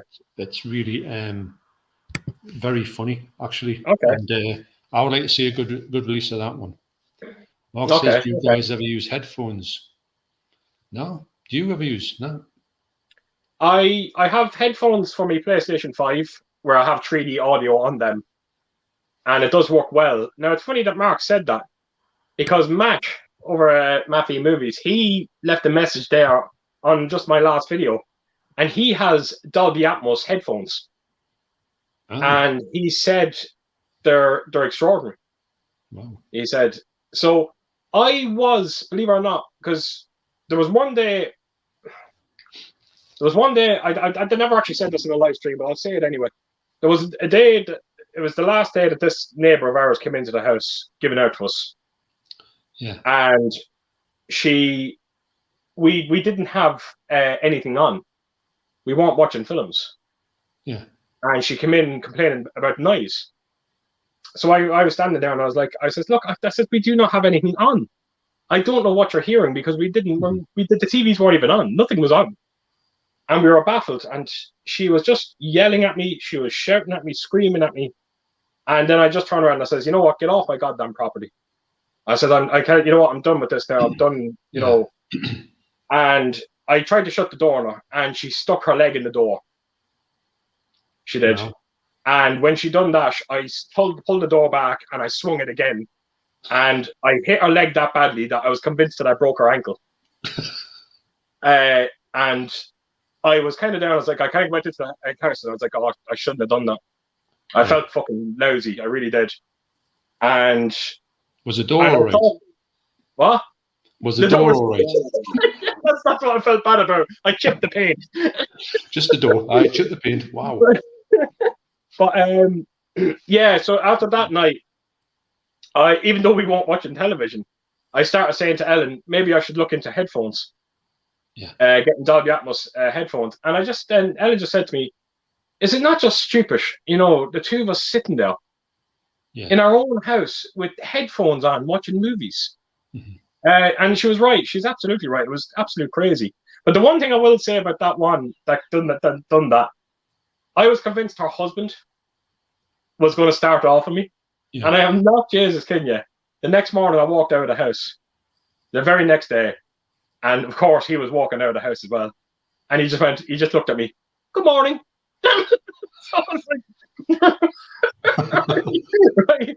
So you obviously know what your wife was like. So yeah, he was actually very. What? He done you a favor. You did him a favor. Yeah, it seemed like it. It does seem like it because he was just there.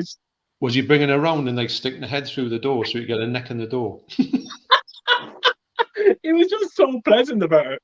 He really was. So I have to give credit to him. He's a very nice fella. Oh well, so he hates his wife, so he's a good bloke. Yeah, there you go. I always wanted to do that to her, but I did. I felt very bad about it though. Yeah, but some people just wind you up the wrong way, and you just think. Yeah, but then don't stick your leg in my property either. So. No, you gave her one warning, so I think it was right that you should have broke her leg off. I thought it would have been worse. If you looked out your window, there she was hopping, and the leg was just there on the ground. The neighbour next morning, do you mind if I get my wife's leg back?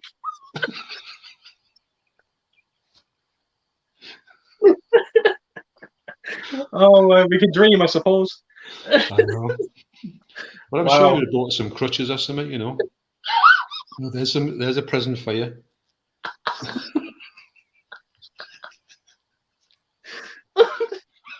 Oh, wow. Oh, you'll have to tell her. You have to say the next time. Say, thankfully, you and you stuck the foot through it. We had a right good laugh of it on the internet, so everybody knows about your leg. I'll send them the link to this video, to the stream. Yeah, there you go.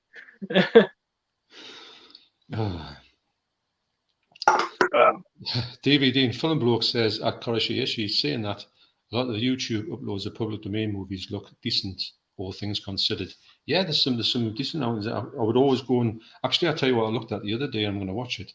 The Charlie Chaplin movie, The Kid, is on there, the full movie. So I'm going to go and watch that one actually because I haven't got it, and I do like the movie.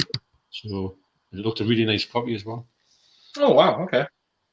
Karashi, DVD, Film Bloke, fair enough. I go for anything by F.W. Murnau, definitely. Lang, Chaplin, Keaton. Libish, I'd never heard of him. Pabst, no. Gans, never heard of them three. No. Didn't know the YouTube ones. Didn't know the YouTube ones are decent. Good to know. Yes, I would actually look at them other two. Then I might have seen some of theirs, but I don't know the names. They don't stand out as the other ones. 91 Arm says, I was chatting to Keith the other day about Robocop 4, and I was saying the same thing about holding off. Yeah. Yeah, he actually did message me about it, and the two of us are going to kind of just wait and see.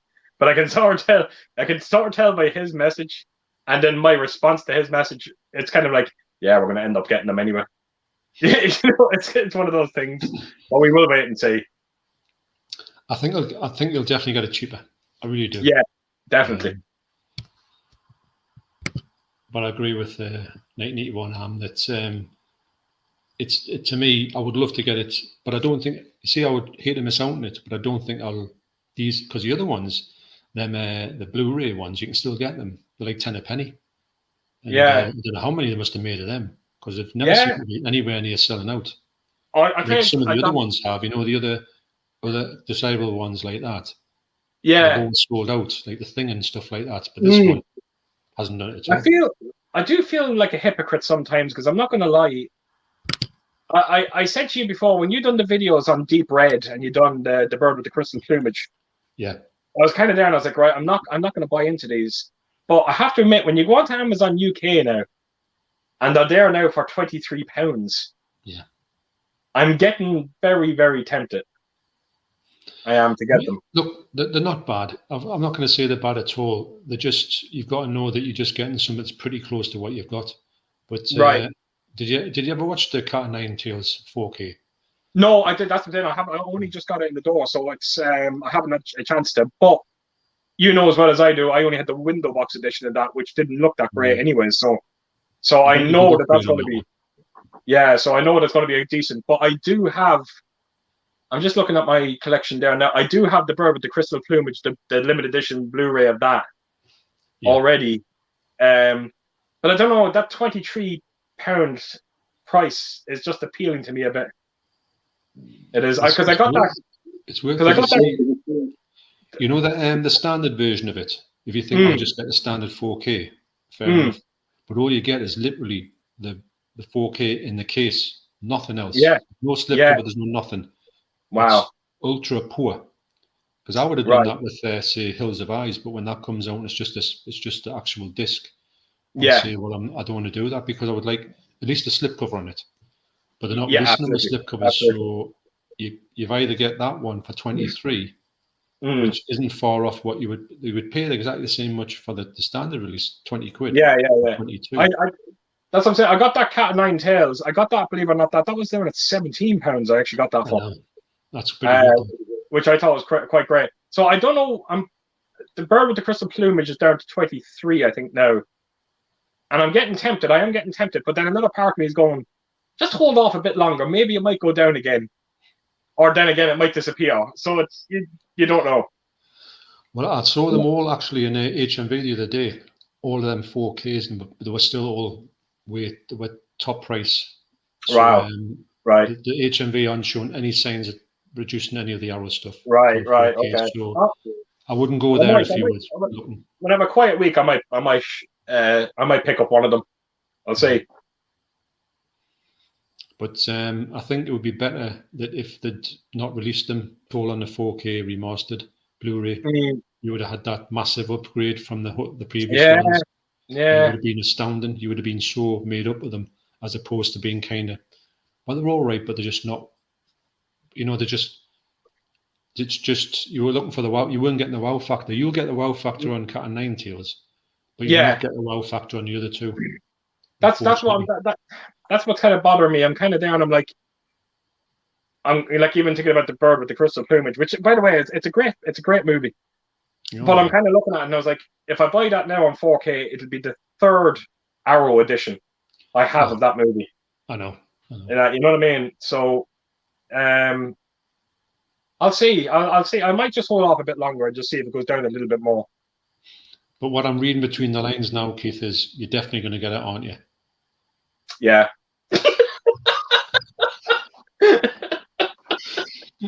It's just, I mean, we're all friends here. You can see it. I would like to get Deep Red more, I think. Yes. I think Deep Because Red's the better version. Yeah, and I have the Deep Red. I think you had it as well, the limited edition one before that. But it was kind of, the box is a bit more flimsy on that one. Yes. So that Deep Red now is at 30, I think, at the moment.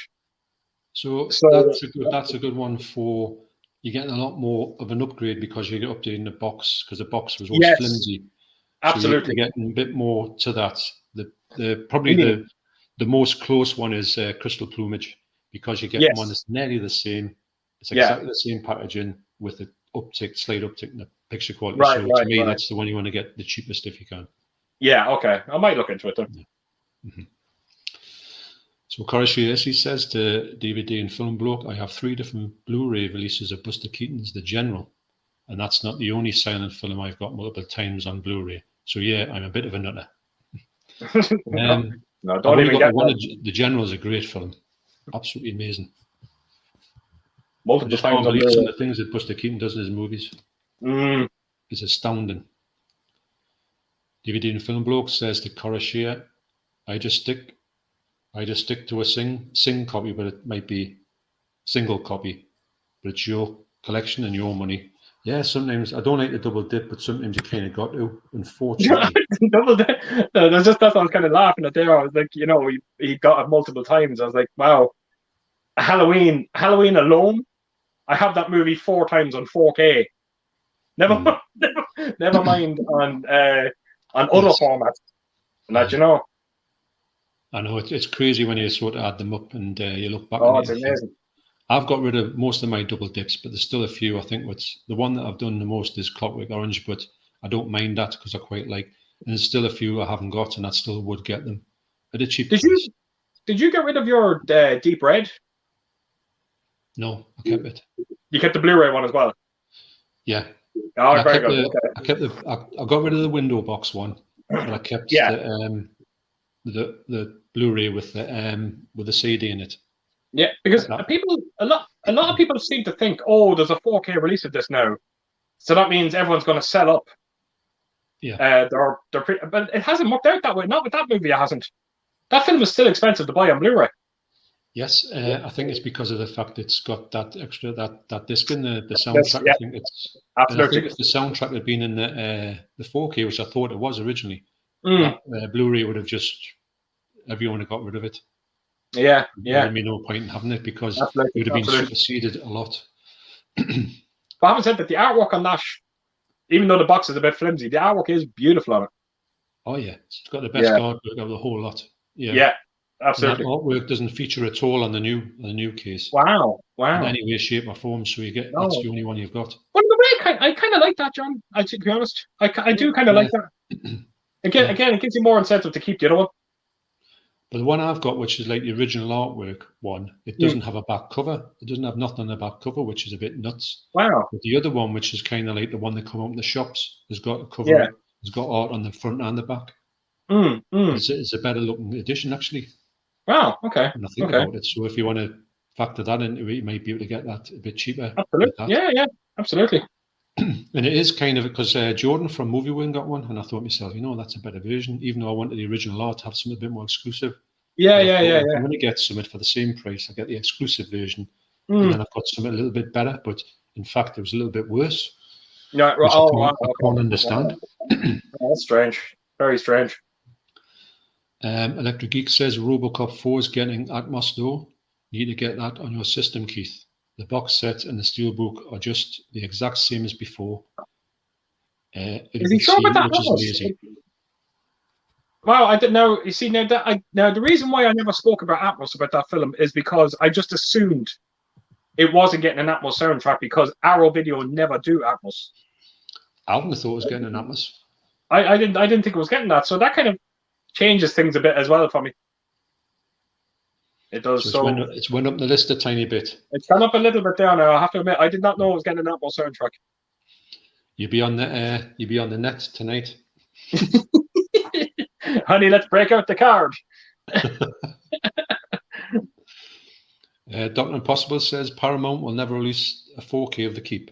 The film is directed by director Man, and Paramount would rather see the film permanently buried in a castle from hell. I've never seen. I've like I only just watched Collateral the other night, directed by Michael Mann. He's a bit of a hit and miss director for me. I saw The Keeper a long time ago. Yeah, I can't remember it myself. I can't remember it at all. I just remember thinking it was a bit bizarre. That's the only takeaway I've got from it. Yeah. But I know that I think there's the version they put out was a bit cut wrong, so they need to get like a proper director's cut come out, or they need to go back and just a full version, because I think it was a bit not really edited well. I think I might be thinking. That.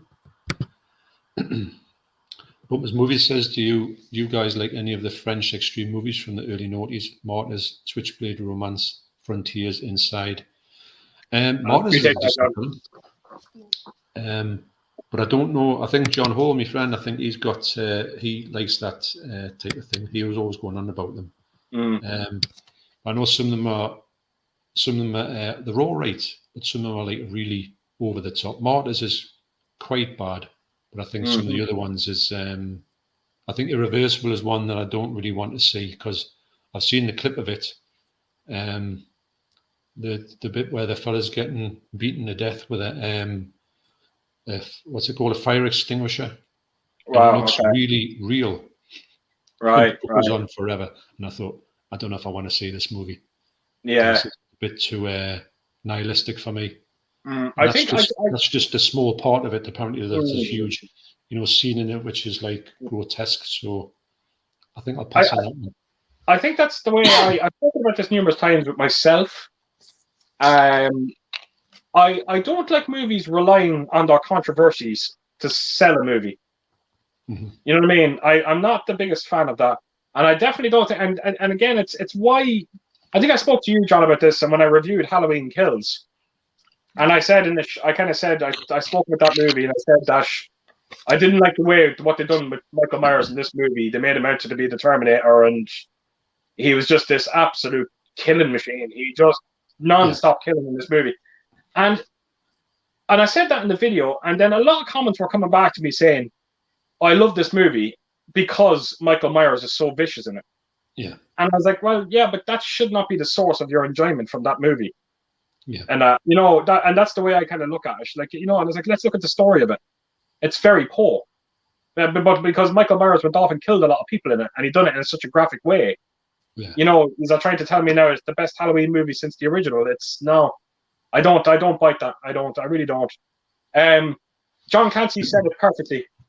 There was not a drop of blood to be seen in the original Halloween movie, and that's what gives that movie its power over you. I agree. You know what I mean? And I don't need an uber amount of violence in my movies to enjoy it. Yeah. If I'm being totally honest. Now, again, I'm not criticizing anyone, because I know you do love your. Like I said, you love your Italian horror movies, your video nasties as well. But just for me, no, it's definitely not me. And I know about that Switchblade Romance movie, and there was no way I would ever sit down and watch it. I've never heard it, but I know that these extreme ones have always got all the stuff in you would imagine to be an extreme movie, and sometimes it's a bit of a tough watch. That kind of not really one that I'm really too invested in. I don't mean like violent films. But the ones that are sort of like I Spit in Your Grave, they're all right, but they're not really something I would revisit. And obviously, fast forward through the huge scene in it. So it's not. But I do appreciate sometimes what they were trying to do, trying to be taken to a different level, if that's a thing. I think I don't mind. Comedic violence in movies, where, when you watch like Friday the 13th and, this, that, and the other. But then and we spoke about this, me and you, before as well, Casino. Yes. The scene with Joe Pesci down in Casino. Yeah. Now, that's a whole thing completely different. Now, that's a kind of element of realism that, it's very, very hard to watch. Yeah. It is, at all. And I thought, at that time, I was like heavily into violence, it seemed, in movies, and I thought, wow, that's one of the most violent things I've ever seen in my life. Yeah, it was actually like sickening violence. Yeah, I remember. I'll never forget the day we seen it. Me and Ellen. Yeah. I remember we left. I think it was me. I was in my parents' house and it was on the TV. And I remember me and Ellen we left the house and it took us nearly an hour and a half to get over it. Yeah. We were just traumatized by it. It was shocking to look at. It was just a bit too much, if I'm honest. Too much. Yeah. Coruscant says if a silent movie is upgraded from HD to 2K to 4K transfer, I'm a sucker and I have to get it. Yes, I'll agree. That's because there's just something spectacular about a really sharp 1920s movie, and you're seeing things like it's a time capsule. Even if you look at like what's behind them, like in the streets, the buildings, like there's nothing like that. None of them would exist now, and it's like having a sort of window into the yesteryear that's like forgotten, which and everybody, and you think about sometimes in these movies that are shown, everybody in the movies would have died, and everybody in the world would have died. You know what I mean? See if some of this like 1910 movie from what's it called? That's Journey to the Moon. Yeah, of course, yeah. And that's 1902, I think. But that one there might not be anybody left. There might be a few people who were born in 1902. Yeah, that's true. But literally everybody in the world wouldn't be. Of course. No. Yeah. It's amazing when you look at it that way, isn't it? Mind blowing, isn't it? It is. It really is. Oh, Gary, the Blu-ray addict. Hi, Gary. Gents. How are you? Hi, Gary. Tony Crosby, just missing a few Jackie Chan movies in my collection. What's your favourite? I'll have to say Police Story for me. I do pretty much like all of his movies, all of his 70s and 80s movies. Again, he wouldn't be one of my go-to actors if I'm being totally honest. But I did mention, John, to you.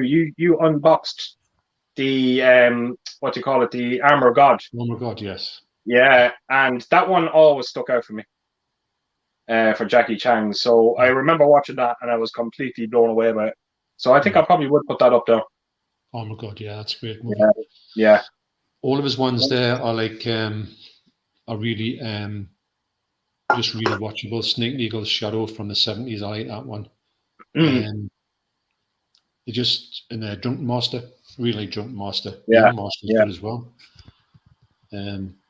Just something about him, just like them, you know. He's a very likable character. He's very a likable person. Oh yeah, I like watching him. Yeah. Disasteria says I have a few Blue Underground versions with the soundtracks. Great stuff, yeah. The ones with the soundtracks were amazing. Are you interested in telling them? If you want to offload some of them. So Mark says affiliate link. Yeah, that was the thing. I think that may be something you could look into that because I think Mark, you're helping them out. Yeah, I think Mark was the first person to actually say it to me. I can't say why not. In a way, you know, you're helping somebody, and if you get like, we're talking pennies here, but you know, why not? And, yeah, exactly. Absolutely. I would like to, although it probably would never happen. I would love some company like, say, maybe 88 to get in touch with you and say, right, you've been talking about 88 on your movies, and I always say good things about them because I think the company's brilliant. You know, would like you sort of like review some. And I would love to do that. I think that would be a real like winner. You know, if you could do absolutely. That happened. Didn't Leon? Was it Leon that got a few copies from? I think so. Yeah. Yeah, he did. Yeah, so he does because Leon's reviews are excellent. Yeah, absolutely, absolutely. So Mark says Keith put me onto the rollerball too. Yes, I think you did that a few people like, didn't you, Keith? No, I think so. Yeah. Disasteria says no different than an influencer, which is that to do with affiliate links, I think. Okay. Bumpers Movie says Snatch 4K on Amazon Germany for €8. Wow. Literally getting that for free. There we go. That's going to be added to the basket tonight. With no slip though, unfortunately. Yeah. Oh well, I can live with that. I like the slips. It does put. Yeah, I know. Karashir says, forget Citizen Kane being restored from the original negatives. It doesn't exist anymore. The fine grain is the best element there is to work for, and that's from what they have. Yes, I think that's what I heard. That's whatever the fine grain is, it's the best one they've got. Right. It's strange why they just don't have the negatives to that, but I suppose. Yeah, I don't understand. Something so massive. John says, Mondo and Euphoria, why the company stopped making Return to Oz on Blu-ray. I wanted this movie on 4K. Do you know that film, Return to Oz? Return to Oz? No.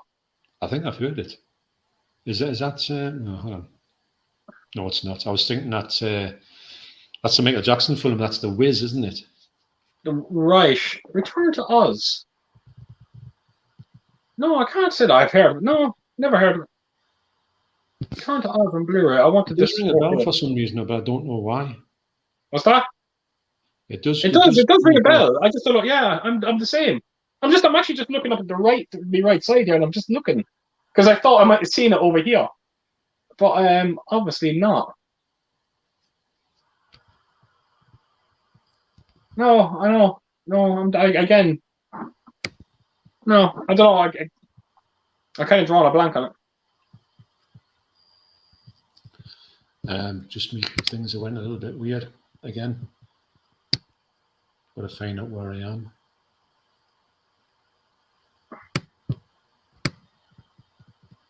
It's weird when you lose where you are on the thing, and then you go looking for it. I know.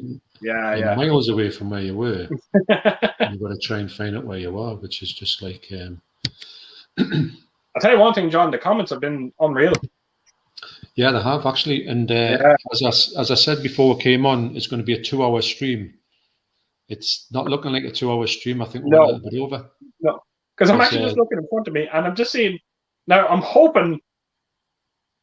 I'm looking, and it says 314 on the chat. 314 messages. No, that's not what I've got up here. Oh, do you mean on the messages? Do you remember I was telling you the chat button that's actually under my phone here? Oh yes. It just says the number 314 on it. I mean comments. Comments, yeah. All right, wow. Yeah. No, it says 29 people are watching, which is great. Oh right, no, sorry. I thought you said it was 314 people watching us as well. That would be nuts. That. No, I just meant the comment, sorry.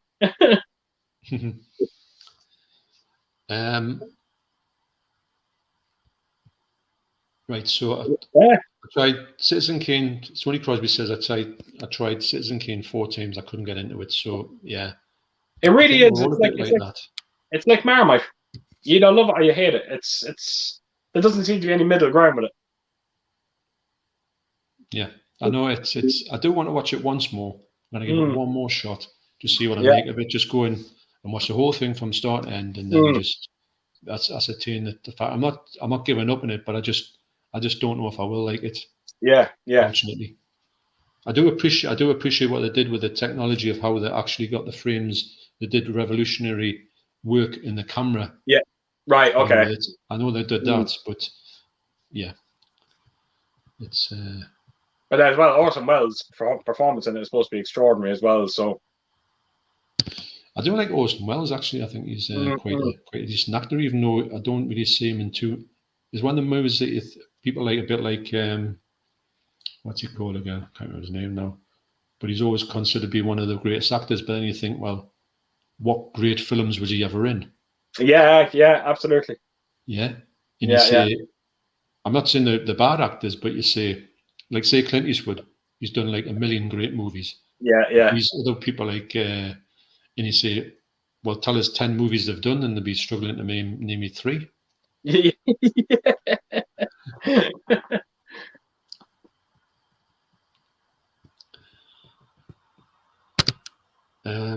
Tony Crosby says, I'm open to any movies, but I can't see what the fuss is about. Always number one in the polls.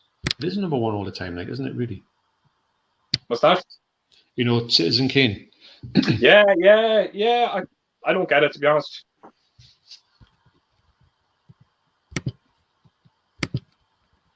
So what I'm going to do here, Keith, is the fact is we're behind on the comments actually, because there is a lot of comments here.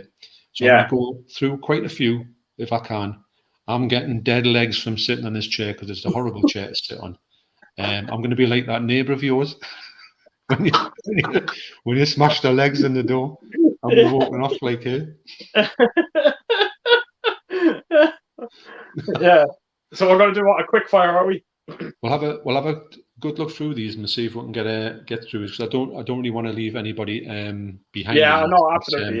No, it's good over. I mean, Howie, it's 3 hours 24 minutes, and I honestly thought that it does feel like about 2 hours now to me, if that. Yeah, absolutely. That. So, 8-hour stream, by the way. Yeah, absolutely. We'll do 9 hours. We'll do the record, and then we're done. Bumper Movie says Archive 81 is a show worth checking out. It's on Netflix. It's about a guy who restores old VHS tapes and ends up going down a rabbit hole of mystery. That sounds all right, actually. It sounds actually quite decent. Never heard of it. Not me, but Archive 81, yes. That sounds like something I would be very, very interested in. Mark Chet says, I just watched Butcher Baker Nightmare Maker. It was a video nasty. It was pretty good. Actually, I've heard of that one. That's definitely a first for me. Wow, that is a name. Yeah, definitely. It's a definite title. I'm trying to think what list it was on, if it was on the first, second, or third one. I think it wasn't on the first one. But, it's the thing is nasty to get some mental titles. Yeah, that's brilliant. That's a good one. I like that. Everyone, black movie spoilers for you. Since the chat is going down monstrously slow, we might as well block him on our own terms. That was because there was I was looking at these things because I'm trying to go down the things and somebody's on there, but they went and blocked them themselves. So what I'm going to say is, though, but that's great that you're blocking these people, but they've got rid of them as well. But it's the fact that what I'm going to do is I'm going to definitely have on the next stream, whenever that is, I'm going to do have moderators on from day one rather than you doing it through the comments. I'm aware it's happening, but I don't know how to. I've been told how to do it after the event. So after this stream, I'll get the moderators on. And I'll do that. But it just seems to be a thing that's unfortunately get them on every stream. But John, it's unavoidable. As long as you don't have anything to do with them, what's the point? That's it. Absolutely. None. Just say that one.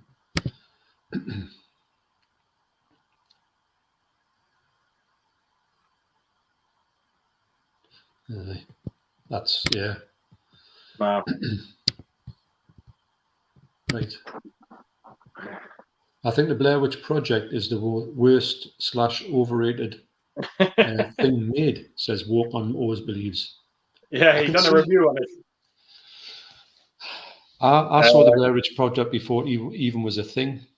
I saw this fella from, actually, I was chatting to one, and it was one of these days when you used to have tapes passed, you just would exchanging music tapes, and he just says, I've got this movie called Blair Witch Project.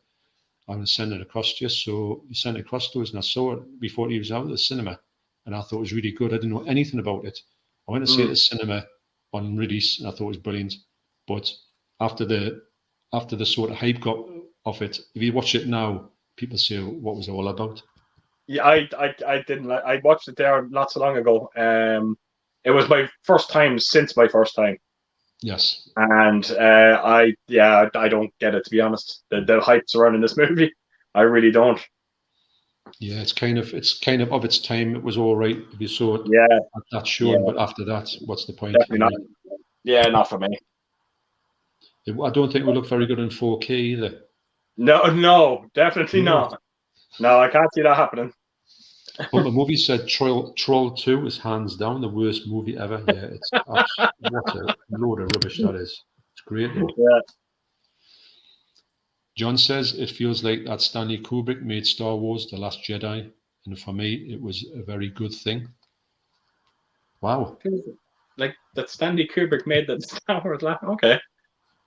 I don't know if it's the way it looks. There's actually The Last Jedi does look, it is pleasing on the eyes, just the actual Yeah, movie yeah, itself. Just absolutely.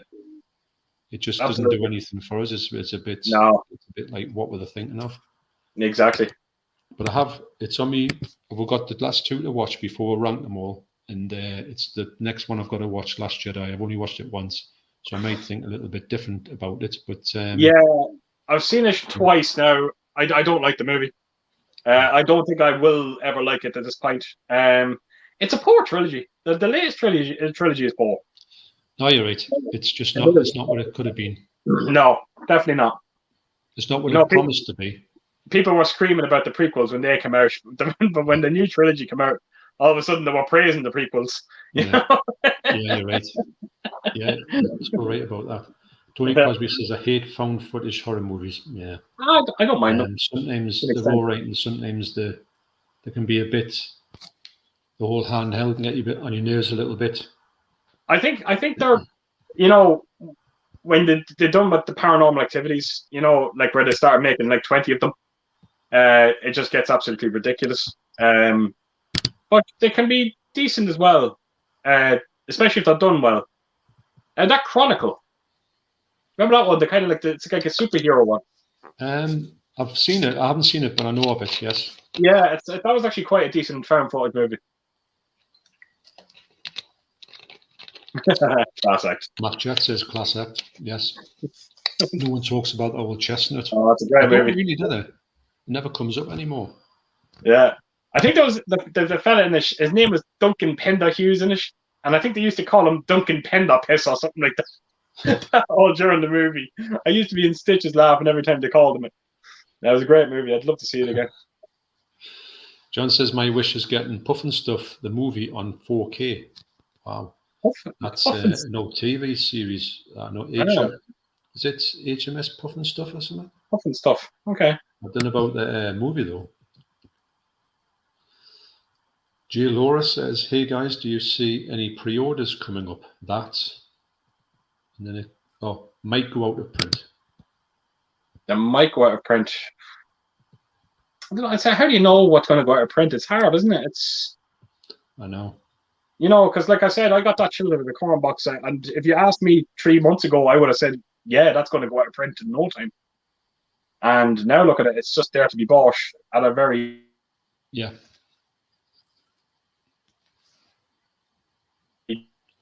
I think you froze there a little bit there, Keith.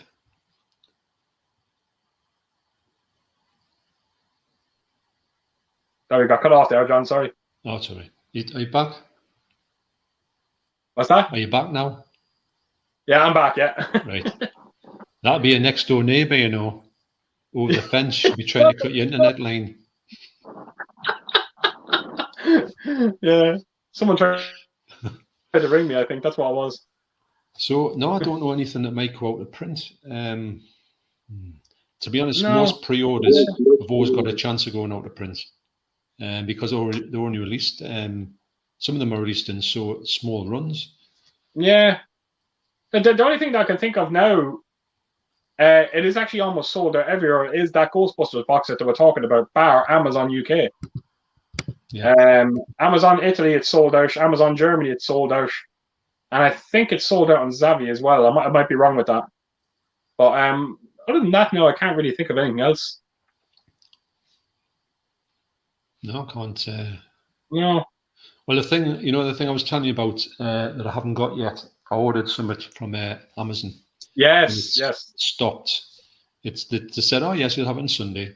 I ordered it on Friday night. It says you have it on Sunday, so I thought, great. And then on Sunday, it was saying, I think, well, it's not even got a thing that was been delivered or anything, or it started to be delivered. So it says, "Oh, we're having problems with this. It's going to be February the 16th or something, or the 7th or the 8th." And I thought, I don't know, but was only limited to 3,000 units. So I've got I really hope that this isn't going to be them going to turn around at the last minute and say, "Oh, by the way, it's out of print now." Because I'm pretty sure it's nearly out of print. I don't want to tell you what it is because obviously I haven't got it. Yeah, absolutely, of course. I want to get it and watch the whole thing before I review it. Right, okay. Which might not help people if they want to get it. But I was speaking to John Hall about it yesterday, and I said, "Oh, I was thinking about getting this thing." He says, "Oh, I've got one." And I says, Oh, he "What got do it, you did think?" He says, "Oh, he got it a while ago when it first came out, Right. maybe about 2 years ago." And it's really, really weird. It was released in 2020-ish, and it's still around. But I'm interested to get it out and do a video of it. But I need to watch it to find out about this particular set, because I don't really know too much about it. But I'm interested in it for a certain reason, which I can't really say because I'm very, very it's going to intrigued. spoil the whole thing. Yeah, no, I'm very intrigued to see what this is. Review. And I hope you do get it. I really do. That's our fingers crossed. I know. So, but I can't think of anything that's going to go out of print, apart from the fact that they could all go out of print very easy. That's even like Second Sight now. Like even their releases now, they used to go out of print as well. The likes of Dawn of the Dead and all that. But now even their stuff now is none of it's going out of print. That late Lake Mondo went out of print, didn't it? Yeah, that eventually, but it took a while. Do you have any Baz Luhrmann movies? Says John. I don't actually. I think I have. What do I have? Do I have that? No, I don't. I don't think I do. Moulin Rouge, probably. Is that Baz Luhrmann? I think so. It rings a bell for that. Yeah, I think I have that. And did he direct The Great Gatsby as well? I might have that as well. Ah, yes. Now you mentioned it, I would say yes, I do. I do know this thing, but it's a director I don't really have any. I think it's not really my type of movies, if I'm honest. Yeah. So I'm just getting down a few things, just talking about different things to do with I wonder if I can do it with my finger actually. No, I can.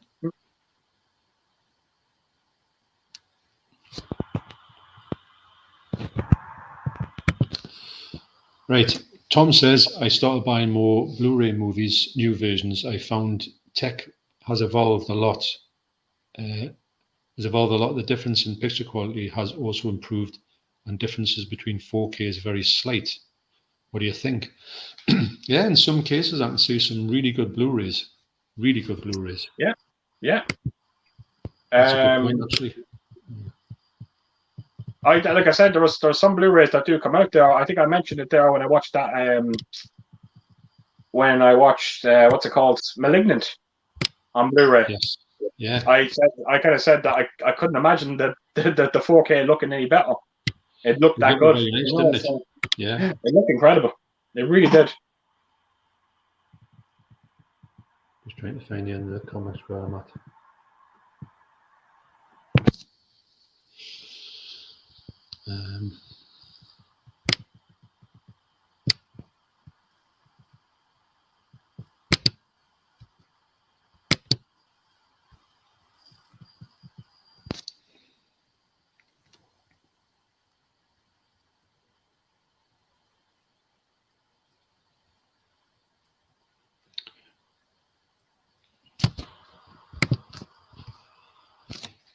DVD Film Bloke says, Mark chats, I've never used Zavi.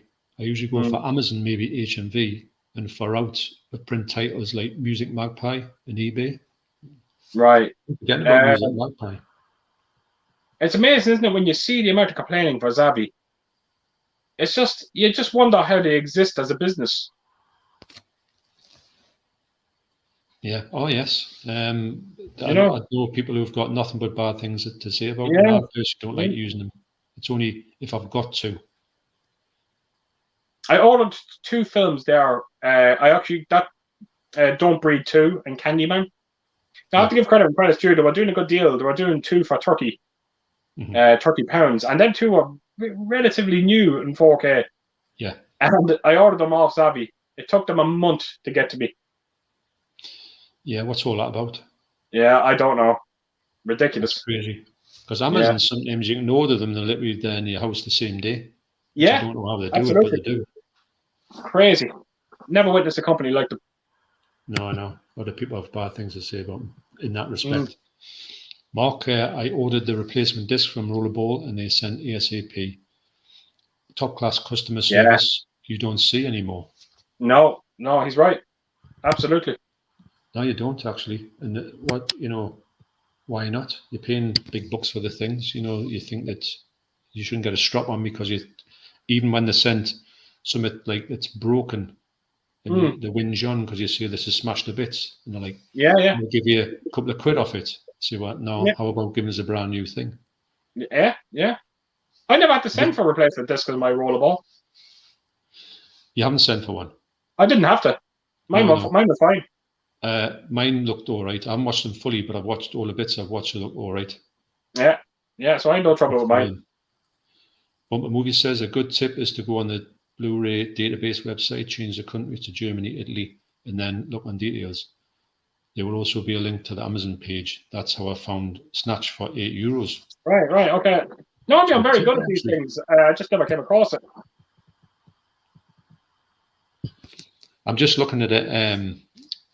One of these things that's been blocked. I'm just looking at the actual name of the title of the. If you're going on this chat later on, Keith, and have a look at the name, you'll see what I mean. The actual title of the channel is ridiculous. Really? I actually had a comment off somebody on one of my videos the other day, and was it today or this morning? And they had the most ridiculous name for a channel that I said I was telling Deborah what it was. I couldn't even tell her for laughing. Right. I don't think the comment ever got through. I can still see it on my thing, but the comment was bad enough. But I'll not tell you what the name was, but it was so funny. Right. But you think, how can YouTube let people putting things like that on it, but not know that they're not real? I don't know. Yeah. Right. Okay. Yeah. Okay. Mac chats, DVD film below. Yeah, I've never buy from Zavvi. I just go there to their site when I want a good laugh. I like that one. I've got me that one. I was reading. That's brilliant. That's an excellent comment. Excellent. Brilliant. Matt B Movies, DVD and film below. I gave up with Zavvi. Such a poor retailer. I mainly use eBay now. But Amazon Journey and Italy do good deals. Yeah. And, I'm not kidding you, the steel books that I got from Amazon Italy were half the price of what they were selling them on Zavvi. It's incredible. I know. I can see that when you put them on, I'm always amazed by some of the prices you get. Yeah. I always know you're going to get a good deal with them, and you're not going to say, I paid well over the odds for this, because you don't really, do you? Yeah, absolutely not. No. So Corishia says the 4K release is Snatch for €8. Yeah. And that's and it is underneath is trying to get these things. I'm going blind here. They're saying yes, it is the 4K release. Honestly, I've dodged a bullet never using Zavvi. Yeah. Yes. Like I do, like I said, I feel like a hypocrite sometimes, because they will always bring out something. Like, I have a bust already ordered from Zavvi of American Werewolf in London. And you know me and bust, John, if someone brings it out, I'm going to buy a bust. Oh, yeah. Unfortunately, Zavvi did bring out one of American Werewolf where I really wanted it, so I had to buy it off them. But having said that, there's no release date for it. And I still haven't heard a release date for it yet. So I ordered a bust off them before Christmas of Terminator 2. Yeah. And it was meant to come out in December, and then all of a sudden I got an email saying, "Oh, this thing is not coming at all. So we've cancelled your order." And I'm just waiting to see the same thing happen now with American Werewolf. Well, well, you don't know that because you want to go somewhere and get one rather than be hanging about. Yeah, exactly. Because then you can miss out. Yeah. Clark Teddle says, just made some black coffee and realised I don't like black coffee. Steve's flat white is the test type. But anyways, I'm having a nice cup of tea now. Tastes a million times better. There you go. Nice. I like that. Clark. Yeah. Corshia says, oh my God, that is adorable. To Clark. Humble Columbus says, what are your favourite Kung Fu films? Well, I think I just said mine there. I'll probably we'll go back to Armour of God. I think would be up there with mine. Again, it wouldn't be my genre, so I'll let you take that one, John. Well, I would say, obviously the Bruce Lee films, most of the Jackie Chan early films. I would say then there's a fellow called Billy Chong, who I think is great. I like all his films, though he didn't do many. Sammo Hung, some of his movies are quite good. I like, what's he called, Donnie Yen. His Ip Man movies are just incredible. Oh yeah, of course, yeah. I like as well, there's you get the Bruce exploitation movies where somebody's copying Bruce Lee, and usually do it very badly. And there's one fella called Dragon Lee who's unbelievably, he's good actually, but he just looks ridiculous when he's doing his stuff because he's really trying to copy Bruce Lee to the nth degree. And there's another one called one of the best ones is called Enter the Game of Death, which is by Bruce Lee, I think he's called, L.I. And he's it's one of the funniest movies you'll ever see in your life because he's wearing the yellow tracksuit on it. Yeah. And it's just incredibly bad. But I would love that when I get a Blu-ray because I've got a DVD, which is an awful DVD, but it's just incredibly bad. So I do it. And then Game of Death 2, that's a great film as well. Game of Death. Bruce Lee isn't in it much. He's only in it for 10 seconds, but you know, it's what they were trying to do, ring out all the Bruce Lee things. Yeah. Mark says, is Terminator 2 the worst transfer ever? No. It's not. No, check out Dog Soldiers on 4K and then come back to me. Check that one out. At least Terminator 2 was trying to do something which it failed. Yeah. See, what happened with Terminator 2, I think he was looking at the 3D side of it. I think that's what he was doing. I think he wanted it because he was releasing it just right at the time of it was being released in 3D in cinemas. Yeah. And I think that's what he was leaning towards. I think he was trying to kind of prepare it more for the 3D than the 4K itself, you know. Yeah. So I think that's why. I didn't even hear anything about the 3D on the. I actually do have it, the 3D release of it, but I never watched it. I don't know. I never heard anything about it. You know what it's like. I've never had a 3D apart from with the daft spectacles. I've got them. I haven't got anything. You know, the cardboard ones, and you go blind when you watch the movie. It's awful. You got a headache. I've got Friday the 13th with the specs on it, but it's all right for a laugh. But it's not something you could do. Actually, I'll tell you one of the best ones I saw was that 3D of My Bloody Valentine, the remake. Yes. The 3D went really well on that one. Yeah, it did. Even with the crappy specs. Yeah, I remember actually watching that. That was the first time I seen it in 3D. Yeah. But then when I got the active 3D on it, it looks quite brilliant. It does. I could imagine, yeah. Clark says, seems a cup of tea is the best thing in the world, in this world, right aside 4K digital intermediates. Yeah. I have to admit, I don't buy into that. This whole 4K digital intermediates. I was going to do a video on it where I was going to do the top 10 best 2K DI 4K movies, and some of them are probably better looking than a lot of 4K DIs out there. And one I'm going to say to you straight out, and I know you're going to absolutely agree with me, is Hellfest. Yes, yeah. Fury Road. You know what I mean? There's so many. I think I've seen so many people now on YouTube, and they're going on about they won't buy a 4K movie because it has a 2K DI in it. I definitely do not buy into that. A lot of them still look extraordinary. They do. You can get some solid movies. Yes, you're right. Yeah, I wouldn't rubbish a movie because it's had a 2. Yeah, so, definitely not. Definitely not. Matt B says, Mark, is Terminator 2 4K is poor. The 3D transfer is good. There we go. Just stick to the Blu-ray. There you go. That answers my question. Humble Columbus says, I'm really enjoying the Jackie Chan Sammo Hung films that Eureka and the 88 are released. Yes, me too. I think they're doing an amazing job. And the best thing about them is everyone that you get, is like the best quality I've ever seen it. Absolutely. They always look, you're going to get a good movie. You're not going to say, is this going to be a good one? So, yeah. I think they're doing a great and it's great to see somebody releasing not just one or two. They're releasing loads of them, even the ones that nobody really talks about. Absolutely. So that's about the thing about the troll, which we don't talk about. Yeah. I tell you what, though, it must mean that we're getting somewhere. If say if we didn't have any, maybe we're not that good. Maybe you've got to be good to get them on. Maybe, there you go. Absolutely. We'll take it with it's a form of praise that somebody has the time to sit for 4 hours and write stupid comments on a stream. Do you know what I mean? Yeah, absolutely. Wow. Thanks for taking the time out to do that.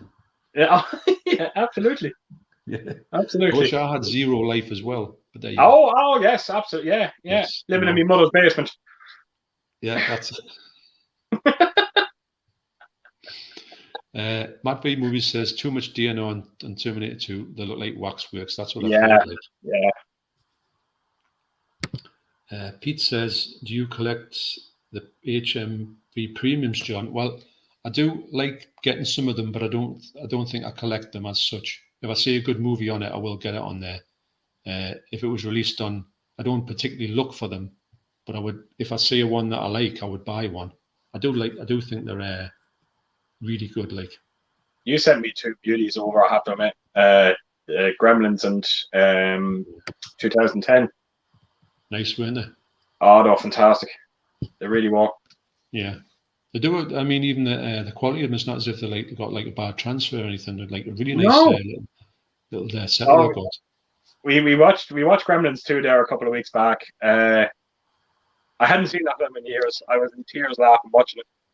I didn't realize how funny that movie actually is. And it was great. It was great. They're great to watch it. It's aged very well. Yeah, it's a decent movie. It's a decent film. Yeah, it's not a bad film at all. I think strange how they haven't done a Gremlins 3, isn't it? Yeah, absolutely. Corsair says Hellraiser Bloodline 4K and the Blood on Satan's Claw 4K are awful too. I didn't even know there was a Blood on Satan's Claw 4K, if I'm honest. Yeah, I knew there was a Bloodline 4K. There is certain films that you should instantly raise red flags when you see them on 4K. I think they brought out a Puppet Masters movie as well. It's one of the recent Puppet Master movies as well on 4K.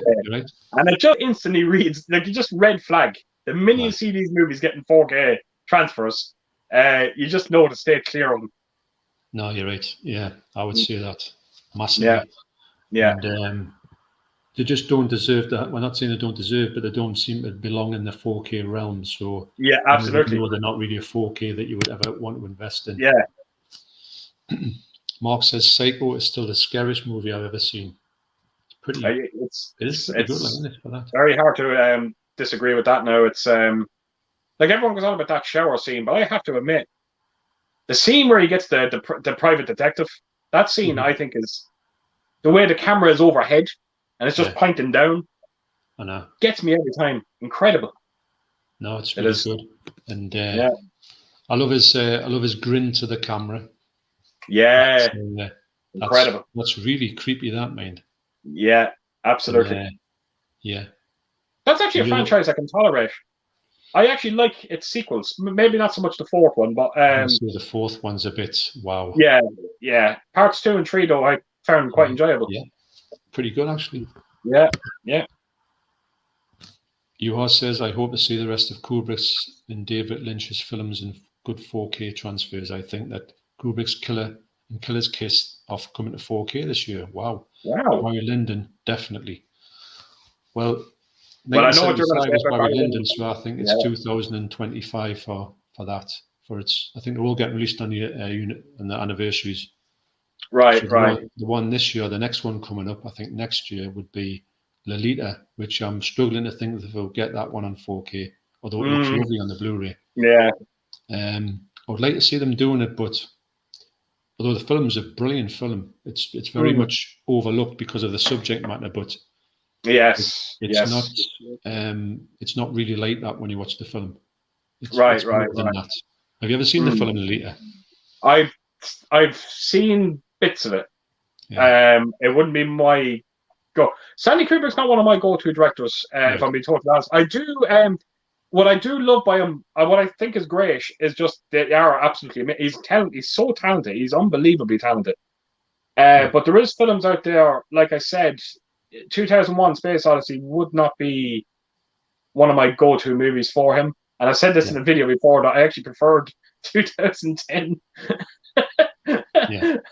But again, you can't appreciate 2010 unless you've seen 2001. So, but I didn't see that Barry Lyndon, but after hearing you talking about it, and it's spectacular.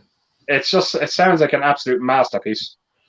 It is. So, it is. It's a movie that's it's a bit to get into it.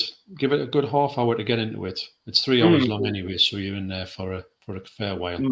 But it's something else. Once you sort of the thing of what's going on and how it sort of goes into the story, because you think, well, where's this going? Because it doesn't really seem to have a story when it starts off. But when it starts to get into it, the whole story comes through, and there's like there's a one where there's a couple of jewels. Well, obviously the jewels, pistols and all that. There's a couple of them in there, but there's one in particular that's it's unreal. The tension in this jewel, never seen nothing like it. Wow. Okay. Really well done. Yeah. I think that's definitely one to watch. And I have it here. I have it twice, believe it or not. Yeah, the film. Yeah, so I just never got around to watching it. No, it looks spectacular. It's got to come out in 4K, but I think they wouldn't put it out now because it's too close to the anniversary. Yeah, absolutely. Yeah. I think I will hold off now. So I'll just to see if it does. I know what you mean.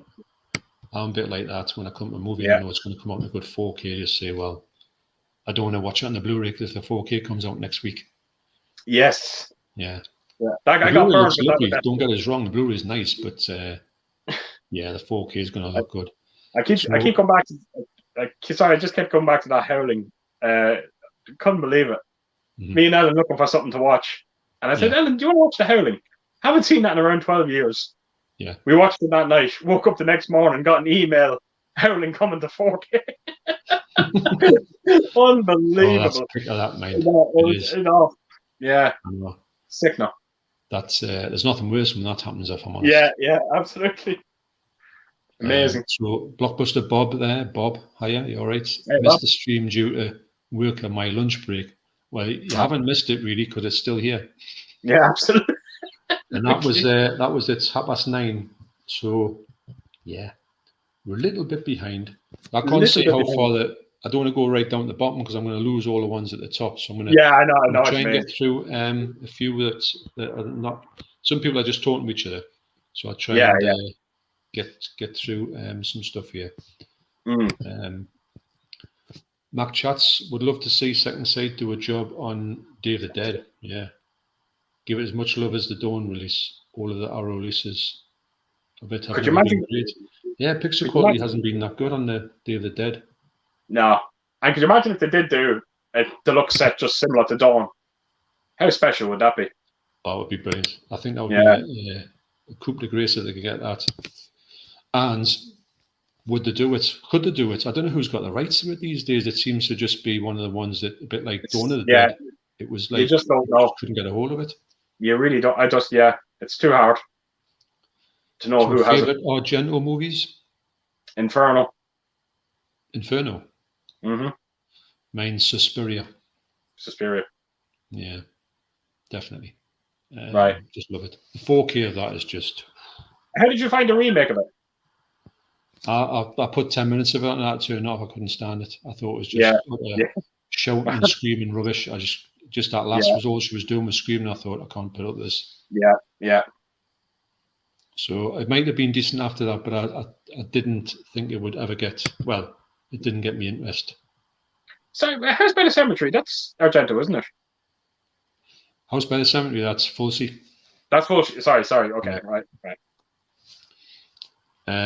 You have Ramirez films on 4K. Yes, definitely.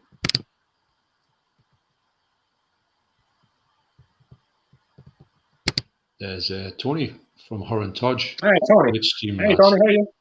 That was 9:30. So that's one thing I thought. If I keep an eye on these, I'll get through them. No bother. Will not get behind them. But wow, it's very hard to keep in front of them. Look, we spoke about this. That there was a chance that there was going to be a lot of comments tonight, and you know, I think when you start, even if you just break to talk for around 5 minutes about a subject, all of a sudden there's just so many comments gone by you. It's and I think we've answered quite a few. It's not as if I haven't answered any, but wow, it's a long time to get through. And I don't know if I'm going to get through them all because I'm going to have to call it quits sometime soon because we're getting that sort of witching hour time when I'm going to actually not be able to see the screen. But amazing. Juha, the only film I had to cover my eyes well in the movie theater was the first Alien. Wow. Incredible. Absolutely. That would have been a bit of an experience at the cinema, that mind. Can you imagine? Absolutely. Andy says, personally, I love horror films that don't necessarily scare me, like Fright Night, the original, The Fly, Night of the Creeps, and Elm Street 3. I see them more as comfort movies, I get that. I absolutely get that. Love Fright Night. I love its sequel. That's the Fright Night 2. I can't remember that one at all. Oh, really? Wow! It's just a good continuation of that first movie. Yeah, I remember. I do want it, but it's another one. Where is it? I got a Spanish version of it. Believe it or not. All right. Yeah, on Blu-ray. It's the only one you can get. It looks great. All right. It is, and it's still available to buy as well. I might have to look into that one because it's a definite one that I had on my list. But I was thinking it's obviously going to come out in Blu-ray sometime, but obviously it hasn't, has it? No. UR says, has anyone seen the German release of June? It should have the document The Sleeper Has Awakened, which I think it has not been released elsewhere. I got the Italian version, the Italian edition of it. I didn't get the German one. I don't know what that means. It's it should have the document The Sleeper Has Awakened. There must be a documentary on it, is there? Well, documentary, right? I like June. I thought it was a decent movie. Still haven't watched it. All right, it is a good movie, but it does sort of finish halfway through a movie, basically, because obviously there's not an ending in it. Oh, well, I don't mind. I think that was very risky because if that film bombed in the box office, they weren't kind of loosely tying it off. They were more or less saying, right, this is stopped here, but it's more or less saying, they don't say it in the movie, but they're more or less saying kind of like, right, this is the end of part 1, so let's go over that June to part 2. Wow, and what a risk! Yeah, but it's good. I did like it. Yeah, absolutely. Tom says, has anyone seen The Devil's Hour? If not, check it out. It's about an exorcism channel, but it's just for hits, and it's a con until the actress playing the part of the possessed becomes possessed. Wow. Okay, that sounds very... It does actually, doesn't it? Yeah.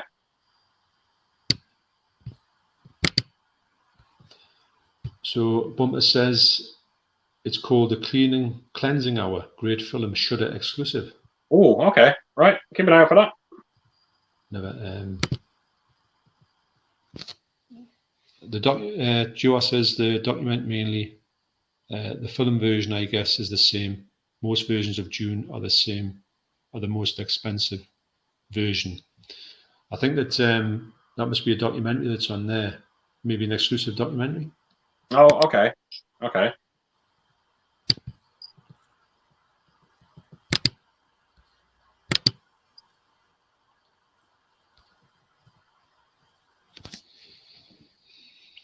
Right.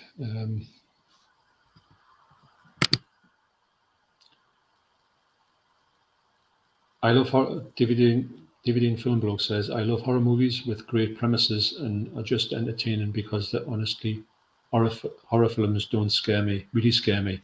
Yeah, I don't think I get scared by horror movies these days, if I'm honest. But I think I just get more... I think more unsettled would be maybe the best word for it than scared. Yeah. a bit You know what I mean? kind of, yeah. You know, like I think that's the way. If you ever get around to watching Exorcism of Beverly Rose, just going back to that, you'll probably see what I mean. Yeah, I'm down to see that one. I've been wanting to watch it forever, but it just doesn't seem to be like available much. I haven't really looked for it. I just fancied walking into a shop and buying it even in CX. I've never seen it in CX. Right. I'll have a look out for you. Mark says, I will do your app if you build my shelves. There you go. Yeah. I don't know who the winner is there.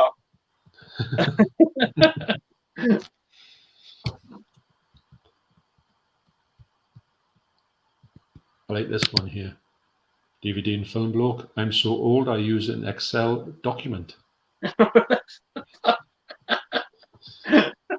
Actually, if I'm thinking about it, the shelves would be much easier than doing that, ranking all me Blu-rays and all that, and putting them into an app. I think that'd be the harder one. I think the shelves would be better compared to that. Oh yeah, definitely. But taking every individual release out and scanning a barcode. Are you kidding me? Yeah. So yeah, thanks, Mark. Cheers for that. I'll do the shelves for you, and you can do the millions of Blu-rays upstairs. you can do a house swap now for a couple of days. Bumpers Movie. I only just started out on YouTube, but even I can see a big difference between my first video and my newest video. Yeah. I've 7 subscribers, and 2 of them are my kids. Look, it'll get bigger. Yeah, you always do that, mind. I'd said first thing I said to Deborah, would you be a subscriber for us? And she went, I'm not paying for you for nothing. I said, you don't have to pay for it. Just can you be a subscriber? So don't forget, we were all on 7 once. Yeah. It's weird because I'll tell you what, because I know Bumper's been commenting on my movies today, actually, my videos today. So I'll be subscribed. I didn't know you had a channel, actually. So I'll go over it. I'll go over it. As soon as the stream is over, I'll go right over. And you'd be surprised how easy it is to get into this sort of community and get yourself noticed. Yeah. And I kind of wish people, like subscribers as well, sometimes I don't think they realize as well that when you hit 1,000 subscribers on YouTube, that we don't get notifications anymore when someone subscribes to us. No, you don't. So it's not that we're being ignorant and we don't subscribe back to you. We just don't know about them. You know what I mean? And again, that's something that YouTube should just get rid of. I actually miss my notifications. I think they were great, and to be honest, I was just talking to John all about this yesterday, about the fact of when you hit 1,000 subscribers, you don't know who anyone subscribing to you is, unless they might come on your description and say, on your comments and say, oh, by the way, I've just subscribed to your channel, blah, blah. Absolutely. And you think, all right. Yeah. But you just don't know. You don't want to say if Bumpers Movies comment on my thing, I don't want to go to my first thing to say, are you my subscriber? Oh, of course, sounds a bit wrong, doesn't it? Absolutely. Right? You would like to find these things out, but YouTube just don't. Why do they not tell you? Why does it not pop up like it used to? I do not understand. It's ridiculous. And I miss it. I do miss it. Yeah, I like it. I like that little notification. Such and such has just subscribed to you. It was a great feeling. It was always great to see it. Yeah. And you can look at the channel, can't you? You can actually go and see the channel. Absolutely. Yeah. Absolutely. Gary North says, "Good evening, everyone." That was that was at 9:46. So yeah, well, catching just. Tom says, "Everyone going mad for picture clarity nowadays buying 4K. Do you think there are any movie benefits that benefit from a bit of grain, which take you back to your childhood?" Sorry, what's he asking? He's thinking that, you know how you've got like movies that are like superior picture quality. Do you think there's any movies that benefit from having a little bit of grain, and they might take you back to you? Well, a lot of films have a lot of grain. Yeah, I don't mind grain. I think grain's alright. Yeah, once it's. You know, I said it before. If you need your grain needs to be there. But if it becomes very heavy, incredibly heavy, which can be seen during that Children of the Corn movie. Yeah. To the point where all fine detail is lost in the grain. That now I can't stand. But I love a bit of light grain on my picture. I have no problem with it at all. I was talking to John Clancy a little bit about this, and we're talking about the fact that grain sometimes, when it gets very grainy, it becomes like noise almost. Noise, yeah. And you think of it, and if I say to John Clancy, this film's like got a noisy grain in it, we kind of know what we're talking about. I know you would know that the fact is it's off-putting, but it's like it crackles nearly, and you just it's horrible. It's not grain's grain. It's not a problem, but this other thing, I don't like it at all. Yeah. Horrible. Electric Geek, great stream, guys. Been jumping in and out. Blomkamp's indie stuff. Old Studios is currently on Netflix as a series. You can check it out. Wow. Right, I need to check this out. Definitely need to check that out. I would have never even known that was a thing. No. Mark says GBH on a live stream. That's a horror movie in the making. I don't know if that was about you breaking someone's leg in the door. Could have been. I was good. I like that. Gary says, John, the music on the movie Tatane is you liked is by the band Future Islands. I do know Future Islands, and I think I'm going to say it's the fella who dances really, really strangely. If I'm getting the right person, but they're a good band. But he's got a really odd way of dancing, and I mean really odd. Never seen anybody dance like this fella. I can't even describe it. Is he like your man from? Do you remember that song? Do you remember Jilted John? Yes. Gordon is a moron. Uh-huh. Do you remember the fella, not the singer, but the other fella that was doing the dancing beside him? Always like that. Yeah. And he looks like a zombie. Yes, he's just standing there, wasn't he? I've met him, Jilted John. You did? Yeah, chatted to him. Yeah. He's really called Graham Fellows, who's John Shuttleworth. You ever seen John Shuttleworth? No. Well, that's a character who does John Shuttleworth, and we went again and see him. It was the last thing we actually went to see live, just before the lockdown, so in January 2020. Went to see a live show of John Shuttleworth. What a laugh that was. Wow, okay. So I chatted him for a little bit. Wow. And so I was talking to Jilted John. Just that's unbelievable. Looking at him going, this is Jilted John.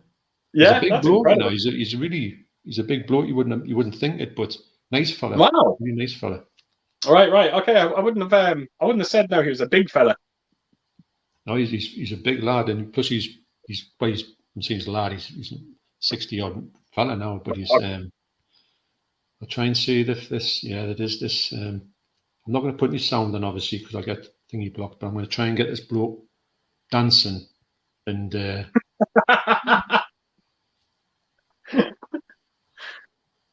I'll try and get a good one of them dancing when he does some kind of weirdness. I would like to go and see him just for him dancing. Right. I don't know if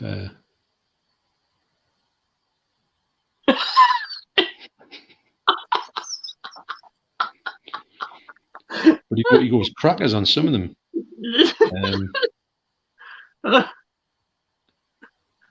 Go on, do a shuffle or whatever you do. Of course, he's not going to do it when I want to do it. I'll try and get it. The music on that thing is really good, actually. Let's see if.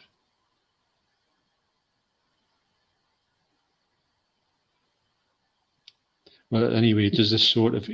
He's not doing it there, but he does this kind of just mental sort of thing like that. He looked a bit like an orangutan there for a second. He does, but he's just like nuts. And that wasn't the worst one I've seen on. Much worse, I think it was on Jules Holland, but good band actually. Right, so I'll tell you what we're getting up. We're over 4 hours now, so I'm going to have to kind of wrap this up, unfortunately. Yeah. I do feel bad for not, maybe I next know. time. How close, how far off the comments were we? Well, the comment that I've got in front of us is 9:53. 9:53. So Wow. God knows how many are below us. Wow, that's incredible. That's it's a learning curve, John. You know, it's. I wasn't expecting so many comments. That is extraordinary. I wasn't expecting this at all. No. If I'm honest, I was expecting to be a fair amount, but we're to get through. I don't even think we're close to getting through.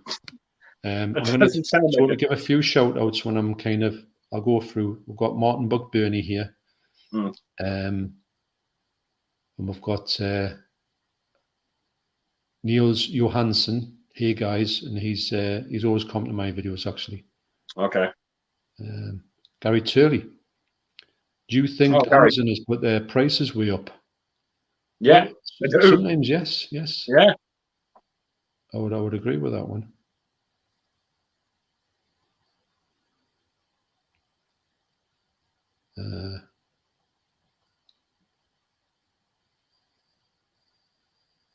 Favorite on the buses or Carry On movie?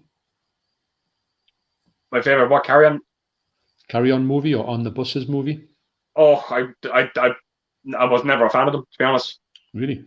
You never Carry On Camping is there Carry On Camping? Would I be right in saying that? Yeah, that's my favorite Carry On Camping. Yeah, I think that's the one. I think that's the one I remember. Cora says, "Great stream, guys. Big virtual hug from me."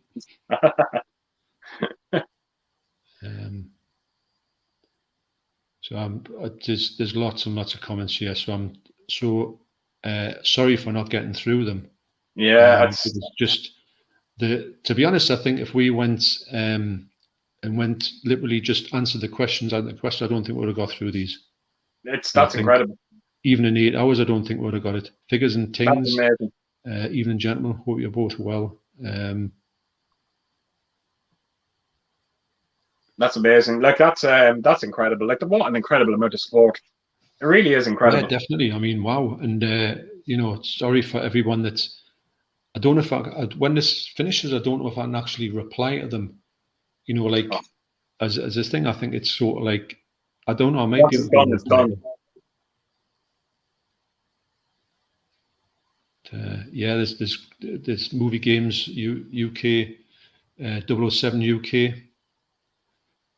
That's apart from the £1.95 posters, CAX is usually pretty good and they deliver quite quickly. Yes, they're not too bad in that respect. Yeah, I think they would give us something that was like a really awful version, because sometimes on the shelves you look at them, you say, I'm not paying for that. Oh, I know. You've spoken about that a few times. Yeah, I know.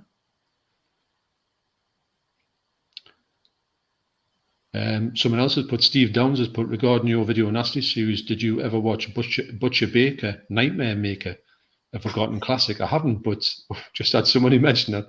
Great title, wasn't it? It puts a smile on my face. It really does. Master Chaos TV, I predict 2022 will be an expensive year, more than ever. With more than ever disc replacement issues. Mm-hmm. It's already expensive. We're only into January. Trevor Eris says, hi girls, hi guys. This is my eyes are going now. Last night I watched The Thing from Another World on the HMV Premium Collection. Looked pretty good tonight. I watched The Thing 2011, then The Thing John Carpenter movie. That's not bad. Sometimes I do watch The Thing, the prequel, before sometimes. Yeah. I didn't the last time. I would never watch it afterwards. That film does not get near the amount of praise that it deserves. I thought they did a great job with that prequel. Like it's not even close to the John Carpenter one. But I still thought they did a great job. I think it was very decent actually. I thought it's not a patch, but it's not bad. It's not bad. You can clearly see that the director of it was clearly a fan of John Carpenter's movie. He really honored it so well. He did. I thought he'd done a fantastic job. Definitely. Stand in Silence here says, I had no idea we were going to do a stream now, John. Well, to be honest, I didn't give much heads up on this one, but the next one I'll give a lot more time because I didn't know how to do it. Actually, it was only Pete Play Tender guy shows like the sort of ins and outs of it, so I could literally set one away now for my next one. Yes, I don't know when that'll be. Got to see what my shifts are and all that, and my next guest's availability. But that's I will give him like a lot more of a heads up than today because it's just really been the day, hasn't it? Absolutely. Even that, there's still loads of people. The turnout for it is unbelievable. Yeah. Grace Randolph says, dude, build your movies shelves outside. You've got a lot of space. Lol. Yeah, could put it at the end of the house. If I didn't think it was gonna get rained on, I would definitely do that. Absolutely. There we go. DVD and Film Bloke, you've met Graham Fellows. I've been a John Shuttleworth fan for a while, and I actually did see John Shuttleworth's back just before the lockdown. Yeah, that's what I saw. The tour was called, the show is called John Shuttleworth's Back because he was back, but it was actually the show was about his bad back. Oh, okay. Yeah, it was about the problems he had with his bad back. So that's the whole show was that. But that sounds mad, but it was so good. But it works. Yeah, it does. It's really good, and I just thought it was so. It's one of the craziest ideas that always work out, isn't it? It's oh yes. The fact is, he does talk about nothing, but I like the fact that he does it well. I think one thing he was talking about once, he was saying, he says when you when you go over a speed bump, right? He says, and somebody else is coming along on the other side of the road and on a speed bump, he says, never nod your head to them. Acknowledge them on a speed bump. He says, could you do a kind of double bump? And he says, you put your back out doing it. And I'm going, oh, that's amazing. Did you try it then? But no, I've just cracked my neck doing it. Never mind doing it. Oh, it's brilliant. And DVD and Film Bloke has said we should end the stream on a rendition of Pigeons in Flight. That was his song that he did in the Eurovision Song Contest. He did a song called Pigeons in Flight. I want to see you tonight, and it's about pigeons. And he entered the Eurovision Song Contest. Wow. Wow. But yeah, so we're at the end of the thing. I'm so sorry I've missed out some things. People have stuck around to the end to get it to chat. But next time we're going to have to go a bit quicker. But did really enjoy that, Keith. I've got to say. Yeah, that was incredible. It was unexpectedly to be. I thought it would just be quite under the radar, and that would be it. Yeah,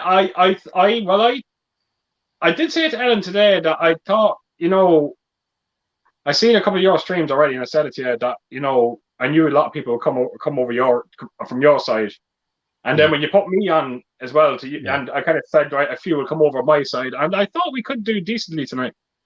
But I had no idea that we were going to do that well with the comments. That was like you said. I think that even if we answered every question straight after each other, I still don't think we would have went through them all. No, I think we would have struggled with that. And I kind of knew an hour and a half in.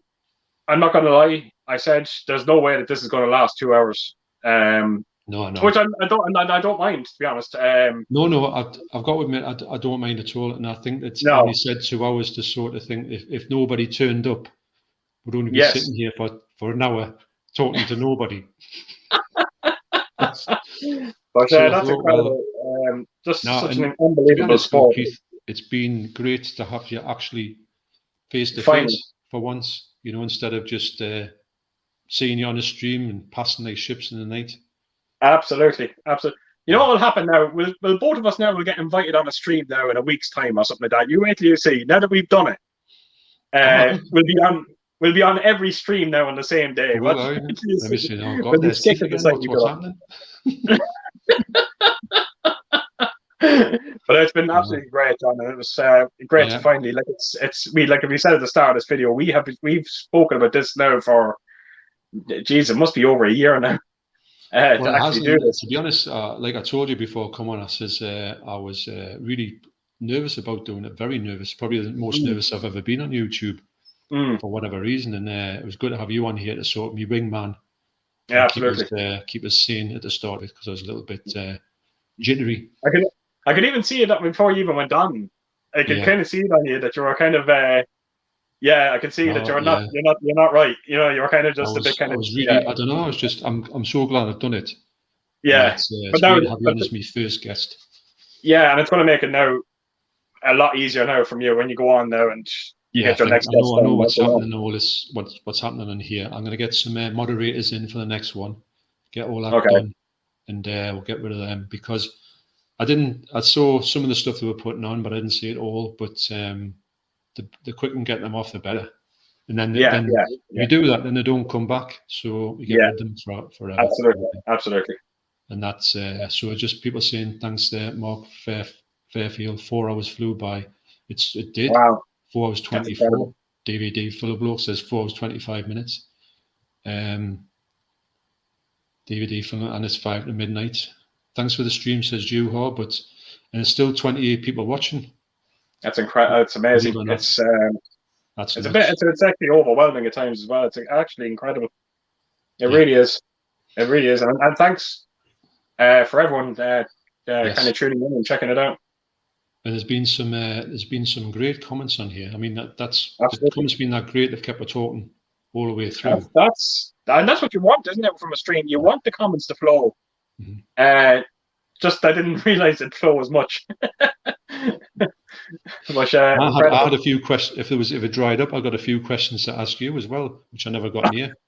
I did have one here which you already answered in the stream. Is how easy is it to break someone's leg in a doorway? And you've answered that one. So thanks for that. Well, hopefully we'll have a sequel to it, because I'd love to break the other fucking leg as well. Don't you stick your door on my property. We'll have the last comment from Karashia.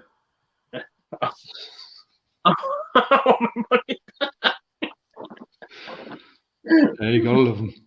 Well, what you say to that? What do you say? Absolutely. Right, Keith. Well, I'll end it there. So thanks everybody for watching. The 30 people in the chat stream. Unbelievable. Now. Amazing. Unbelievable. And it's been, well, you've made me really happy to have done this stream. Absolutely. After feeling very nervous with it. And absolutely. Great to have Keith on. And you're more than welcome to come back. Absolutely. Whenever it's going to happen. But there's no set in stone. There's no days for this. It's just going to be as and when, with shifts and all that. Okay. Absolutely. Right. So, see you later. Thanks, everybody. And I'll end this now. So, thanks a lot. Cheers. Thanks a lot. Good luck. Bye now. Bye now.